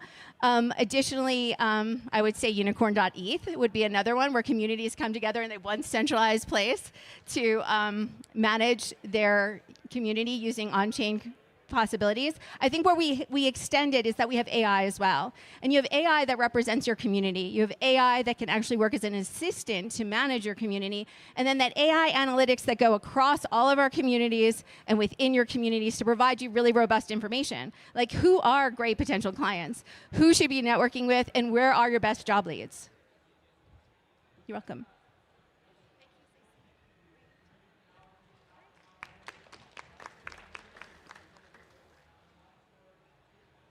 Awesome. So now we have Kenneth from Autheo.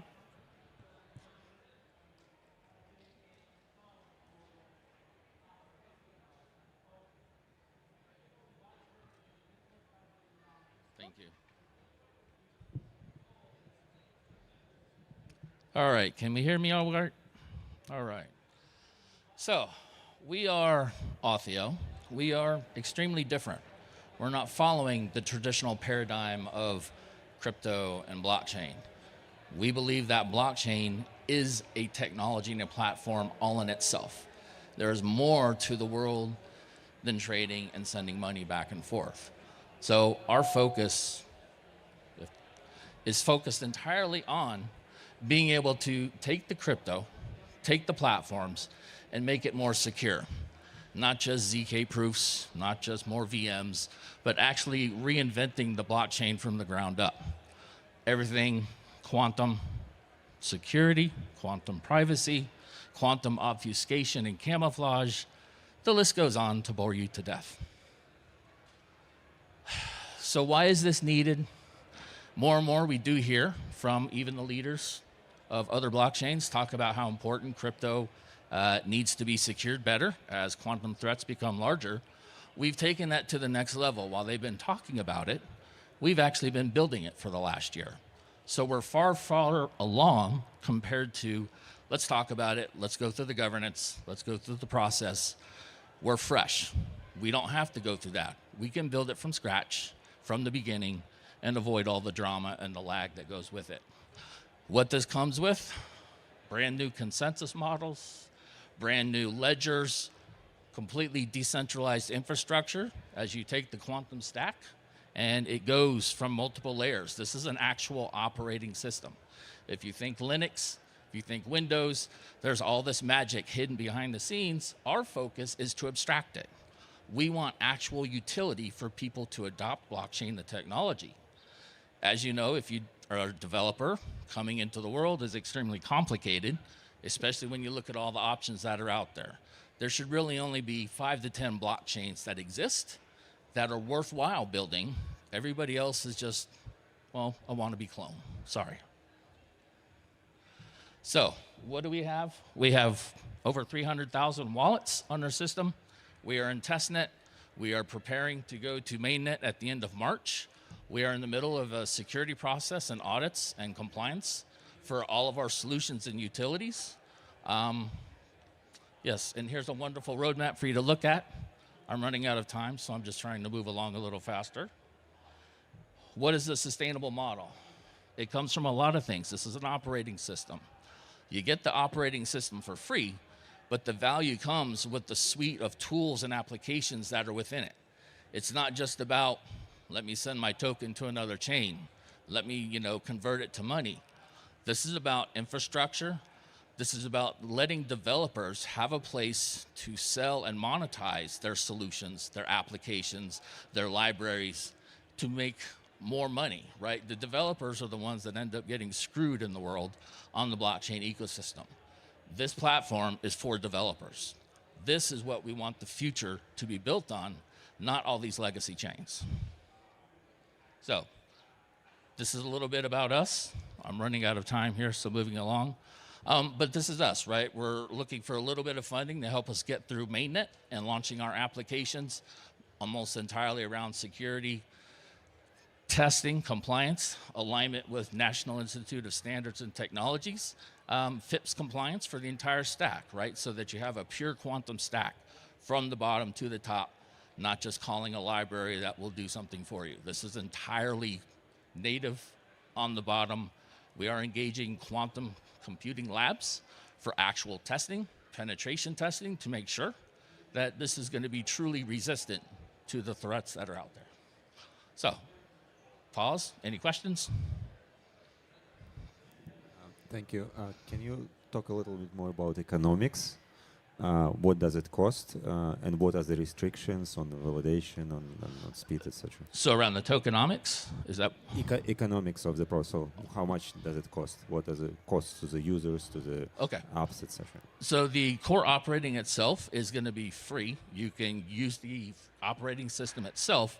The economic model is going to come from, if you want to run your own quantum storage nodes, you can acquire your own storage so that you truly have sovereign ownership of your data, leveraging the quantum, the utilities, the applications that exist on the platform, our Authio identity, we have our Zero Veil platform, we have a whole suite of operating system tools that come with it, but you can build your own applications to deploy on the operating system, just like everything else. So the core is free. Most of the economics are going to come from enhancements, utility, and transactions.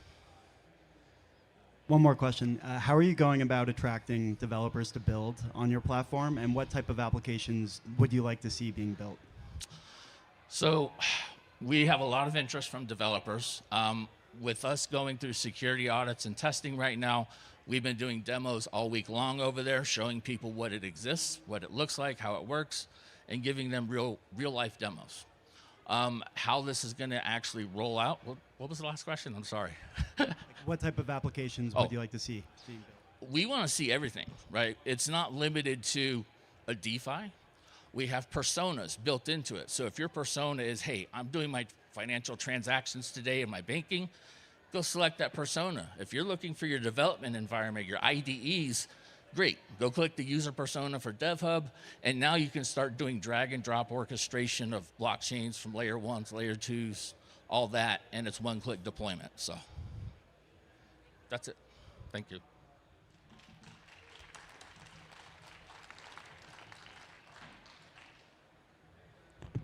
Okay, so now we have Fernando. He's with Intelligence Cubed. And after this, we have 4 more startups.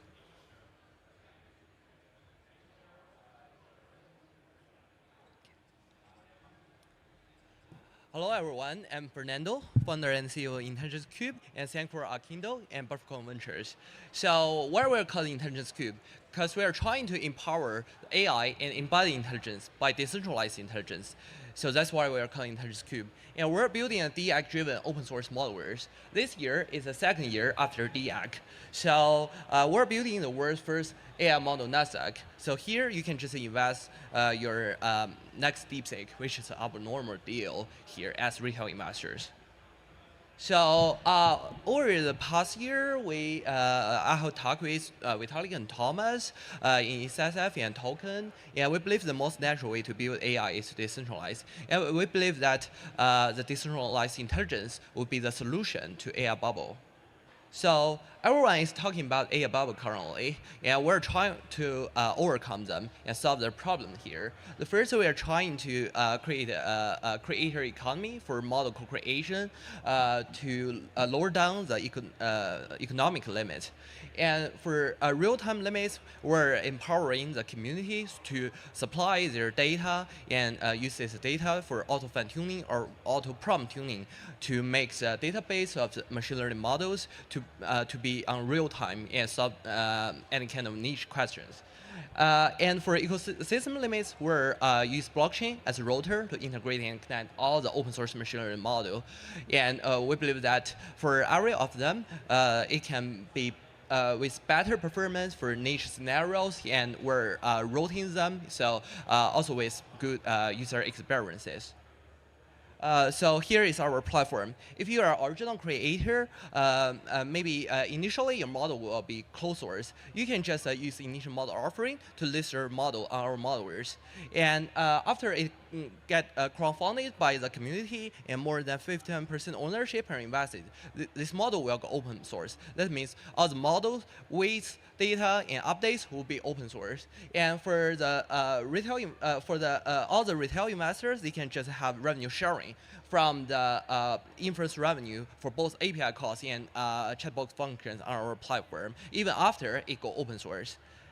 So after it go open source, it will enable for the fan tuning, especially for the co-creation, which added so much value for productivity for these machine learning models. And we are developed a way like updated version for Arc 804 and talked with Vitalik and Thomas before. And everyone know 804 is just for the reputation, but just looking for some kind of research paper. Not only the reference list on chain is valuable, but also we are trying to integrate them by our watermark mechanism to a single incentive, that is similarity or citation rates, and it can be directly reflect to the royalty accumulation rates to all the co-creators. So we just create an automatically go-to-market workflow for all the machine learning models, from closed source to open source, and then automatically go to market by directed creators to make it adapt to business and then to consumer side. And every co-creator, they can just focus on which step they are most good at or they are most interested in.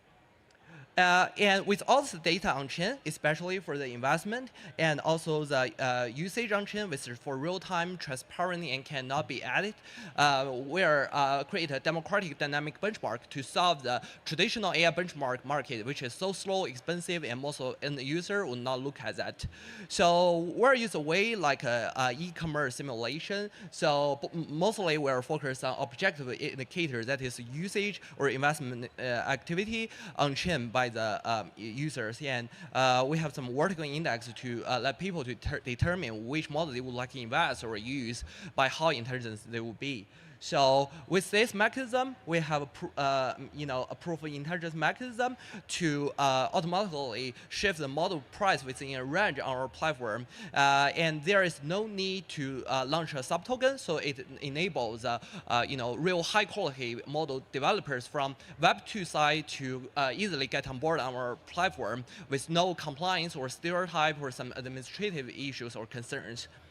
We have basically we have 4 layers to generate revenue. The first will be transaction layer. We can just have revenue sharing from the usage or ownership investment. And also for the infrastructure layer, we have a matchmaking mechanism. It's just like a CVTI, where matchmake the data and compute suppliers, both centralized or decentralized, to some model creator for pre-train or some inference or hosting services. And we'll charge the matchmaking fee for them. And for data and intelligence layer, we have benchmark API calls and full data subscription selling, both to B and to C. And in the future, what we would like to do is an index fund for different vertical tracks for machine learning models and investment portfolios, just like JP Morgan personal advisor investment. So we are charging the management trading fees, and at that time, we are subsidy and sponsor the first 3 layer to get more user and with better user experiences. So for our team, all of us are based in Silicon Valley, and we are with background, in top U.S. universities and big tech companies from Berkeley, Stanford, MIT, Carnegie Mellon, Caltech, and Howard. And also, I was an investor in Y Combinator China before, and we also have some people from OpenAI, also research fellow from Microsoft and Google DeepMind. And we have Professor Tessin Lee as our advisor, who was also the mentor to Andrew Ng before. And also we have Orion as our advisor, the GP of Orindale. And we have more than 20 PhD or postdoc from top universities or research lab in the US who are supplying the current more than 500 in-house creative model on our modelers. And we also have more than 1.2 million from public supply machine learning models on our platform with high quality. And for the traction, currently we have totally 2.5 million MAU, and we are supporting for multi-chain, especially EVMs, but we are also supporting for SVMs. And you can see here we're the top 3 among all the DApps on BNB chain, but we are also deploying on other EVM chains. So currently, we got some listing offers from top exchanges, and we're trying to raise more money. And if you are interested, feel free to scan this QR code and add me on Telegram. Thanks so much. Quick question. How are you kind of attracting these very high quality models to be on your platform, and are they exclusive? Because many of these models can either be proprietary or they would be monetized in other ways. Yeah. Maybe it's hard for all our competitors, but really easy for us because all of our team members are training model ourselves, and even we have top 1% new reps oral. So some model developers or creators, they are just our classmates, our professors, our alumni. So we're backed by our own reputation. So it's really too easy to get them on board on our platform with no stereotype or compliance concerns for Web3 space. And also we have some grants from compute providers, including GCP, AWS, and also Asia. So we have donated more than 1 million computes. Dance party. If you like to dance, go to the Vibes Lounge next to the main stage. Wolfie on the tracks, and female vocalist and producer from LA, Fi Sullivan, goes on from 5 to 6 p.m. Yeah, and I'm also guest lecturer at Carnegie Mellon, so we donate more than 1 million compute grant to Carnegie Mellon, and to get their professors and postdoc or PhDs to get on board on our platform to list their models. Thanks.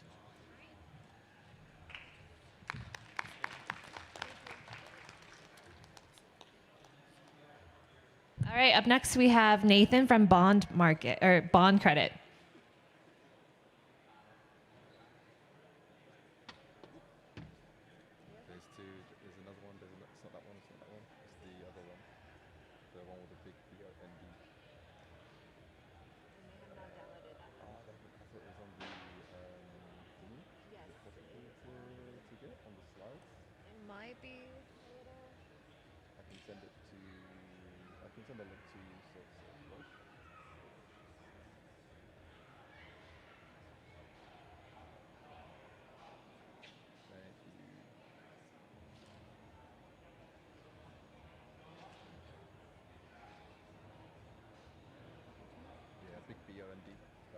Thanks so much.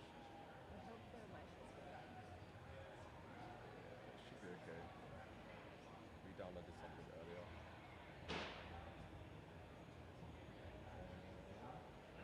Otherwise, we could go after as well.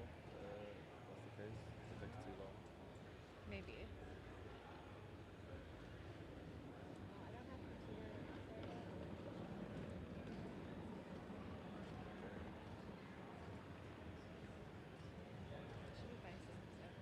Could you like just click it here, or does it have to be part of the layout? I think here you go. All right, 5 minutes starts. But be fine. Hello. Yeah. All right. So my name is Nathan Vandy.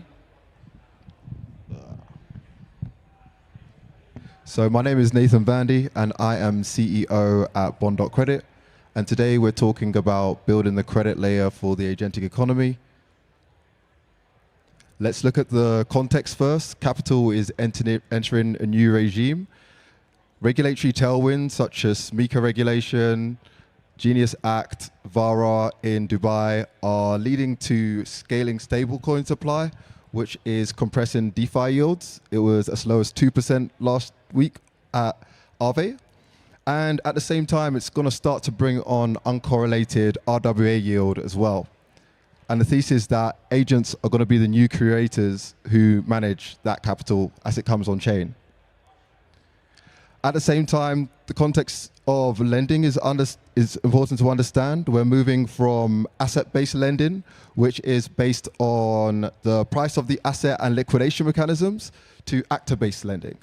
And the importance of this is that it allows you to unlock a lot more capital efficiency. Let's think about it. If we ask students to give an over-collateralized loan to access education, education wouldn't be going anywhere. And so as you have more observable risk and enforceable control, you can get more capital efficiency. So let's move to the problem that we're solving, which is that capital can't flow to agents right now. And we're seeing that even though there was a real big peak in AUM for agents, it's gone down quite a bit. And this is not just due to a change in the macro environment, but also due to lack of trust. Agents struggle to access capital and allocators struggle to price the risk of these agents.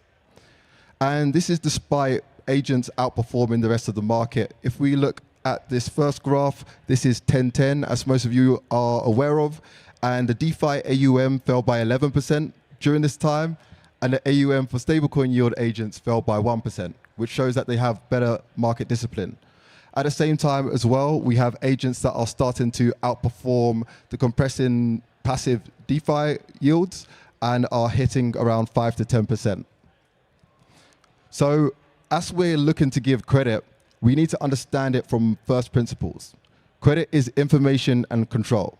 And with agents, they hit the pinnacle where you can have very great observable risk because all of the agents' verifiable history is on chain and you can continuously understand their data. And we can use crypto native mechanisms in order to create programmable restraints, policy enforced capital access in order to get even more capital efficiency. The best analogy for this is HFTs. In the early 2000s, when algorithms were touted to start managing capital for fund managers, a lot of people were scared. And if you look now, over 50% of the capital in a traditional market is managed by HFTs. This is our thesis for agents as well. But what's missing is the underwriting layer to bring that trust. And so that's what we're doing at Bond.Credit. We're already working with 87% of the AUM of stablecoin yield agents. They're signed with us. And we aggregate these agents and we put them into our agentic credit engine so that we can understand the risk and the probability of default. Next, we're working with some of the best chains out there to start deploying our credit vaults. They're going to support us with liquidity and distribution. And the next step after that, once we've tightened our credit engine and the credit vaults, is to create credit agentic money, where we'll start creating junior and senior tranches from a yield coin minted against the credit vault. The business, well, it's pretty clear. We're going to be having our assets under management and take some carry on from there, but then we'll also get protocol fees from AGUSD once it's minted in the future. These are some of the other revenues that we can have in the future, such as agents listing and scoring, but the bulk of the money will come from the AUM fees as we sit on top of that layer of the agents. Our structural advantage is that even though our players do have a head start on the liquidity side, they haven't built for agents from a bottom-up perspective. And that's what we're doing. We know agents are the futures, and by creating agent-native capital-efficient credit, we're going to be able to get a bulk of the market. And to be honest, a lot of these aren't actually our competitors. They're actually going to be collaborators, and we're going to help to route their liquidity in a capital-efficient and risk-adjusted manner. So this is the team, myself, Nathan Vandy. I was at TrueFi where we gave 1.7 billion worth of under-collateralized credit, where I got a lot of this idea from. And Dap Radar, as you know, the data platform. Our CTO, Med, he made the first AMM on DEX on Scroll, and he was at Polygon and Mode. And our COO is a world-class operator who worked at financial institutions such as ABN AMRO and WTO, and you can see all of the partners that we've been able to amalgamate over this time, over the last 8 months, including also being mentioned in Forbes magazine, and not for being 30 under 30. This is our 1.5 million pre-seed that we're looking to raise and fund and launch in Q2. We're really excited. We've got a lot of traction. Credit in any economy is inevitable, and we're here to create credit for the agentic economy. Thank you so much for listening, and open to any questions. Thank you. Can you talk a little bit about the enforcement events and enforcement mechanisms? There is a lot of good thinking. How would it work in practice? Yeah, I really love that question. One of the really strong analogies for this is understanding mortgages. So when you go to a bank and you ask for a mortgage on a house, Mortgage has collateral. You do non-collateralize. yeah, you don't need collateral because you can actually create a multi-signature wallet where you are the owner and the agent is a manager. So you still own all of the assets there, but the agent is able to move it. And if the agent ever does anything outside of your policies, you can remove that. But the agent still has that capital that it can earn on, take its performance fee for itself, and then also you can take your own money as well. So it's more of asset management, not lending. It's a mix of both of them because we focus on making sure that the agent doesn't lose the money. We actually have to enforce those because if it's just asset management, you can just ask people to deposit into an agent and they don't have the controls to be able to take that back. Credit is all about making sure that you stop loss from happening. And with the current mechanics, that isn't possible. Sorry, can you just elaborate a bit more on how do you actually rate the risk from these agents? Because credit is all about risk. I love that question. So we've been working on this for the past 8 months. And as I said, at TrueFi, this is one of the things I was working on, helping to structure the credit facilities. And I can just give you a high level of the 5 categories that we work on, which is performance, which translates to in credit terms as future payment, risk, provenance, stability, and sentiment. And we have individual scores for all of them, and then we amalgamate them into one score at the end, and we use that to pro rata create revolving credit facilities for the agents out of the aggregated capital that we get from both funds and also in the future, hopefully, agents.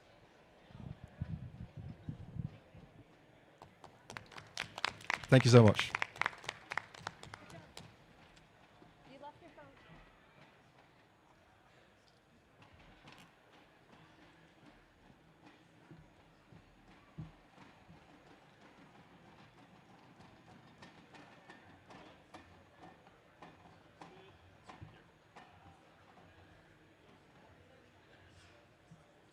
Awesome. Up next, we have Peter from Nemesis. Hey guys, GM, how are we doing? Good? Awesome. Well, you guys probably recognized me before from the panel I have at yesterday's summit, but actually I'm building DeFi. So what is Nemesis, right? Nemesis is the DEX for internet capital markets. We're building a DeFi primitive for internet capital markets. And what does that mean, right? Before we dive into the details, let me ask a very simple question. Have any of you trying to leverage trade or short an on-chain token that's not listed on Binance or hyperliquid? Yeah? Cool. Well, then you'll be one of our users, right? So we are building the DEX that allow any on-chain token to be swapped, long or shorted, and provided with liquidity always in one single liquidity pool. But think of it as Uniswap, but plus permissionless leverage. So the problem of the current short selling venues is it's heavily relied on derivatives, right? Derivatives is a separate market from spot liquidity. And there's so many tokens that are being created on a daily basis, hundreds of thousands across Palm.Fund and launchpads on EVM compatible chains, right? But the problem with perpetual futures is relying on a centralized listing approach, right? That's also applying to Hyperliquid and also relies on a permissioned market makers, right? So the HLP vault is actually built by the Hyperliquid team themselves. And so is Binance. They have a proprietary set of market makers, market making for perps, right? So there is a permissionless problem, a permissionless problem that needs to be solved by a permissionless solution. Right, so introducing OMM, omnidirectional market maker. So what is it? It's a novel liquidity framework that's built on the current designs of automated market makers that allow any on-chain token to be longed or shorted on spot liquidity. So we do not rely on derivatives, everything operating on spot liquidity, which is the only thing that the token has. And we do not rely on any external oracles. So the massacre happened on October the 10th will not happen on Nemesis. And we do not rely on any centralized components or permission market makers. Anybody can be a liquidity provider, and anyone can create a pool on Nemesis. So a truly decentralized and permissionless solution for everybody. So how does it work, right? So as a trader, let's say you want to short a token against the Ether. Well, what you will do is you will deposit Ether into an isolated margin account, right? And the protocol will borrow the liquidity from the pool, burn it, swap it on your behalf to create the desired exposure that your trade is looking to get, right? And there's a margin maintenance rate that's going to be evaluated at all time for your position. And once you breach the margin maintenance rate, you'll be liquidated. On the other end, the liquidity providers will not only be earning the trading fees, but also the interest income and part of the liquidation premium. So 3 layers of yield compared to if you are LPing on Uniswap or Aerodrome or anywhere else. That's the organic product edge across the entire DEX space. So there are 2 things I want to emphasize. I think in the crypto space, now we are entering into an era that people are so based that we realize that there are only 2 areas that makes most money in the space. One is token creation, or what we call digital asset creation. We see the rise of Pump.Fund and all these launchpads and the AI agents nowadays, right?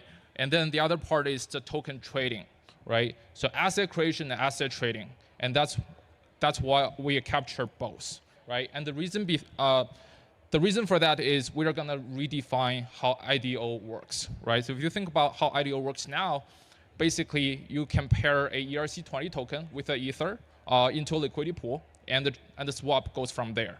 However, with OMM and Nemesis, leverage trading starts from day one. So tokens don't need to be listed on Binance or Hyperliquid to be leverage traded. After 20 minutes of seeding the liquidity pool, the TWAP will kick in, and then you can leverage trade any of the tokens within the liquidity pool. So speaking of the team, I'm personally responsible for 3 million monthly active users and 5 billion on-chain volume before across 2 protocols that's venture-backed by $40 million in total. We have an associate professor of Vanderbilt University in the computer science department working on the architecture and the technical development of the protocol. We have folks from Microsoft, Google, Y Combinator-backed companies, and Binance. We have also assembled a strong, I would say, helper team, right, who have raised, 300 million in total funding and also invest in 32 unicorns in Silicon Valley who are helping us on resources. So far we have seen almost 600 unique addresses on V1 waitlist, and we have given out 2.3 million worth of NFTs to the community. They're all free mint, but they went up to 0.33 in Ether on Base. We have also partnered with District, which is the #1 ICM launchpad on Base, backed by Andreessen and Initialized. So that's it. I forgot to put my Telegram over here, but you guys can reach out to me later after this. But Thank you. Thank you for the presentation. So can you outline quickly what are the key difference to margin trading? Essentially, like within what you're doing, how is it different to locking up funds within the protocol and then like doing the margin trading? We are essentially doing margin trading. Yeah, we're a margin trading protocol. So where is the efficiency comes from then? Huh? Where the efficiency that you create, where does it come from? The efficiency, the capital efficiency, right? So the liquidity providers, right? If you're LPing on a uni pool, you'll be earning the trading fees only. But on Nemesis, you're not only earning the trading fees that you will be earned from another DEX, but you'll also be earning the interest income and part of the liquidation flow. So any position that's default will be liquidated, and the part of the liquidation premium will be shared by the LP within that pool. Thank you for your presentation. I have a quick question regarding, actually really appreciate the concept of this, but in an industry where we're often battling between opportunity cost of manipulation and a product that's going to be reliant on oracles for pricing index, what efforts are you putting forth in protecting yours and your users' assets? Great question. So we're using a TWAP oracle to handle liquidations, right? And in terms of liquidation, we have also built a partial liquidation mechanism that could softening the liquidation process. And also, regarding the yield, right? Like the interest income and also part of the liquidation flow also compensates for the bad debts risk that LP take on within the pool. Any other questions? Okay, thank you guys. Have a good day.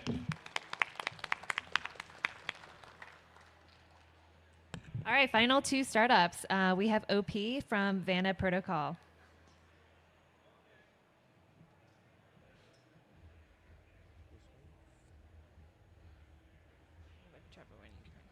And do you know how to? Okay.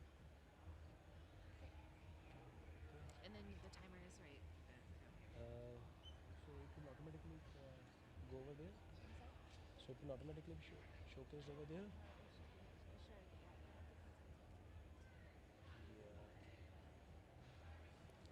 Okay. Hello everyone.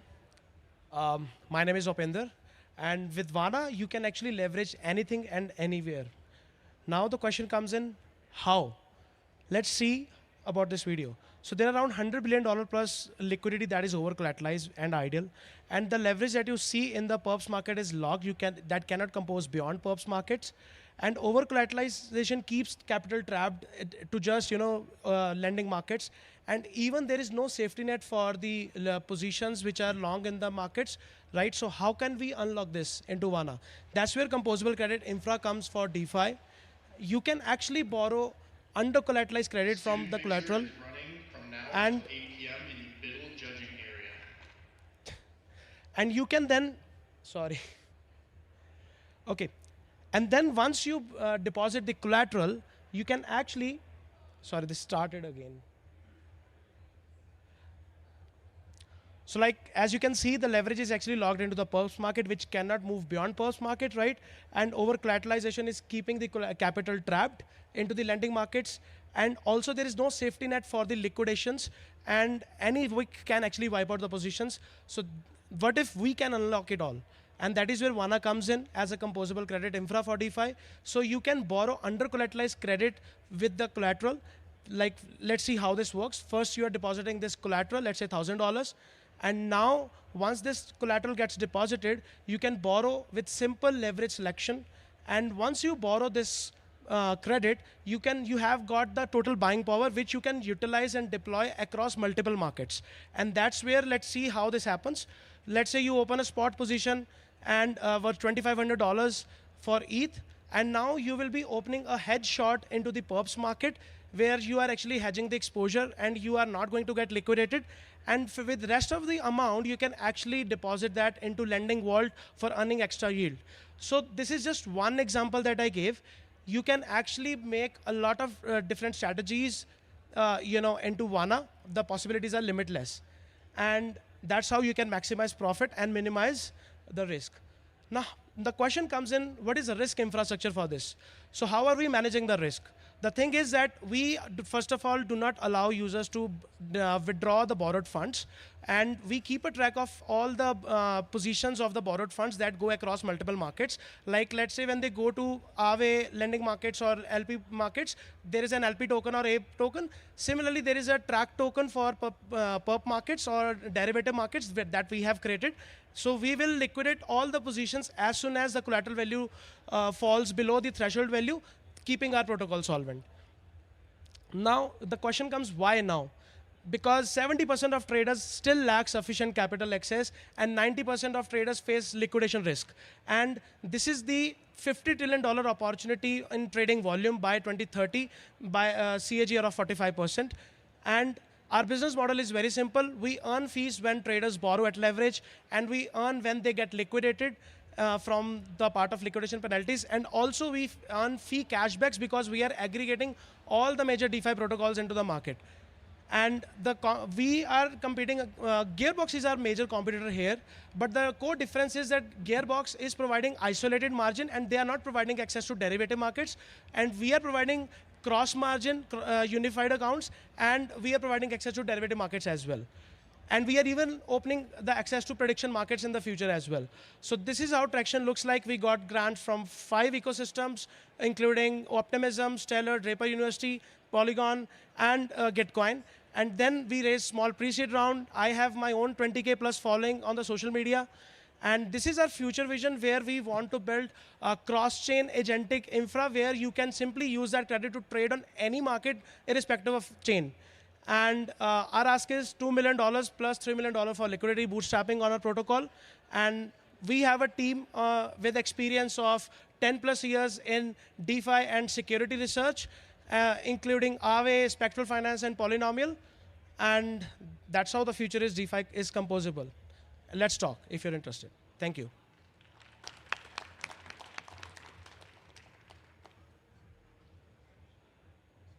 Any questions?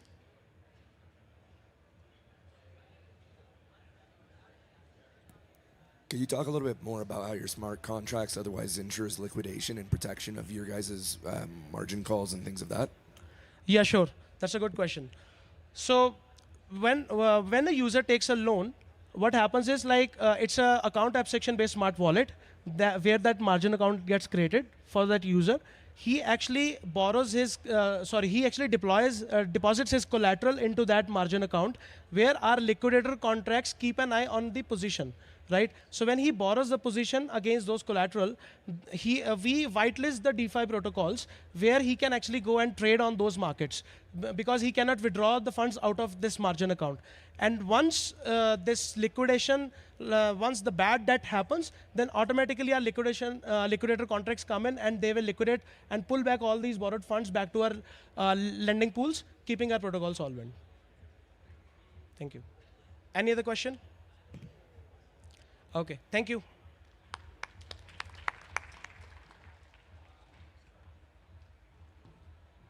All right, thank you for staying with us.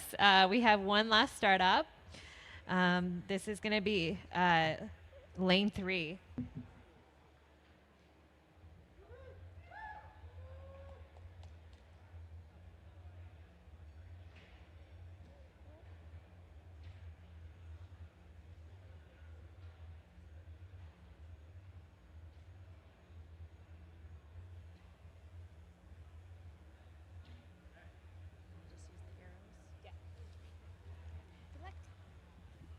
Hi, everyone. Thank you for sticking with us. I know it's Friday well after 5 p.m. On the last day of ETHDenver. So my name is Elizabeth, and we are Lane 3.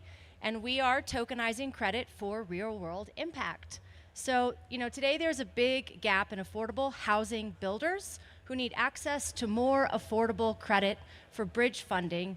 And there are crypto investors, Web3 investors, who want access to real-world assets with real-world yield.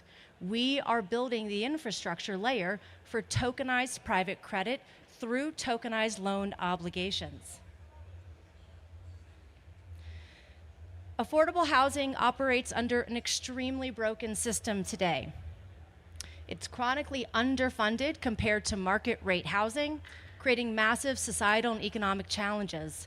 In fact, 95% of private credit goes to market rate and commercial properties. Traditional credit markets are slow and fragmented. Capital can take months or years to be deployed.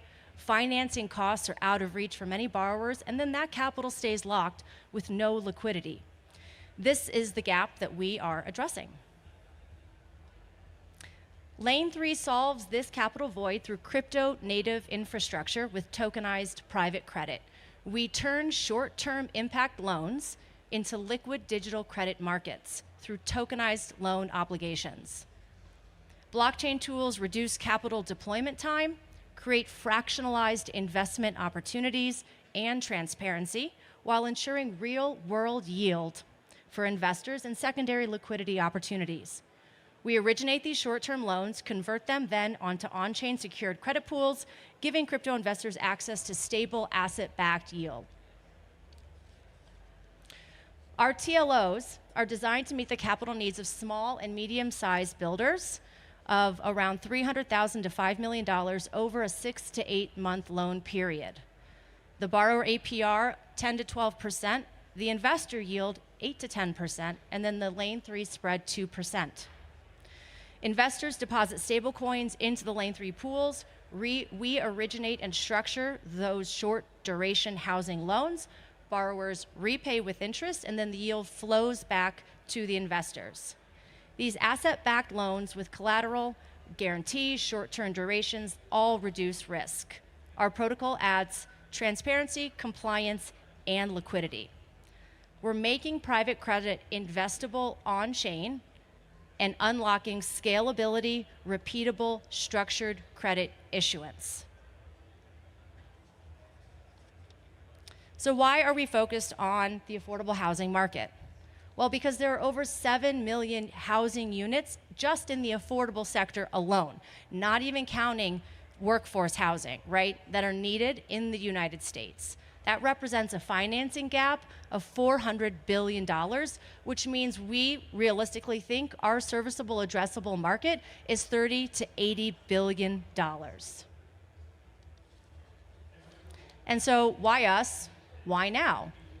Well, because we've spent the last year building relationships with these affordable housing developers across the country that have created a $30 million pipeline of builders who want to build, which will result in 400 units of affordable housing being produced. And we have 10% fulfillment of that borrower pipeline in soft commitments already. We have the technical expertise on our team with over 10 years of DeFi and financial product sales, and then also local, regional, community development and economic development experience. In addition to that, we have an advisory board to help originate our loans with decades of banking and finance experience. And so where are we now? Right now, we want to raise in order that we can complete our platform, make sure our app is fully built out so we can have our smart contracts audited and deployed that will allow us to launch that first tokenized loan pool, which could be represented in a variety of number of loans, either in one city with one builder or across multiple cities with multiple builders. If you want to solve the housing crisis that we have in this country, here's a product we can do it with, and then post that, we can expand this to other markets that use private credit also. Thank you very much. Thank you. I have a quick question. Like, what happens at default, both on-chain and off-chain operationally? Yeah. So small and medium-sized builders like we're focusing on generally have a default rate of 5%, which is ridiculously low, especially when you compare it to other tokenized products in the blockchain space. So we also collateralize those loans with other real-world assets they have, or with developer fees that they collect on other projects they have. So we have a variety of risk mitigation tools, and we've built that slippage also into the repayment terms as well. Any other questions? Okay, happy Friday, thanks. All right, we got all pitching now, and now we were wrapping up. So, yeah, first of all, let's give a round of applause for everyone here and judges and the picture project. I'm very excited and everything was amazing to see. So here it comes. So now is the time to see who is the winner, right? Okay. So the winner is every project. So every project goes to the R&D room of our Kindle, and actually that is a private room. So you guys can connect to the VC later on to the all our the partners VC. So please give a round of applause to the all project. Okay, so and also the feedback that we got from all judges, we will aggregate it and later on we will share to the whole project. So okay, it was really amazing event for today, and thank you for joining us today. And ETHDenver is gonna keep going, and we will also gonna do our event in the future. So now you guys here, and you guys are founder or VC. It's just still have a chance if you keep it building for the future. Maybe you will be the one that gonna pitch in the next one. All right, thank you for everyone, and please give a round of applause again. And now we will take a picture. So the picture, all our picture come to the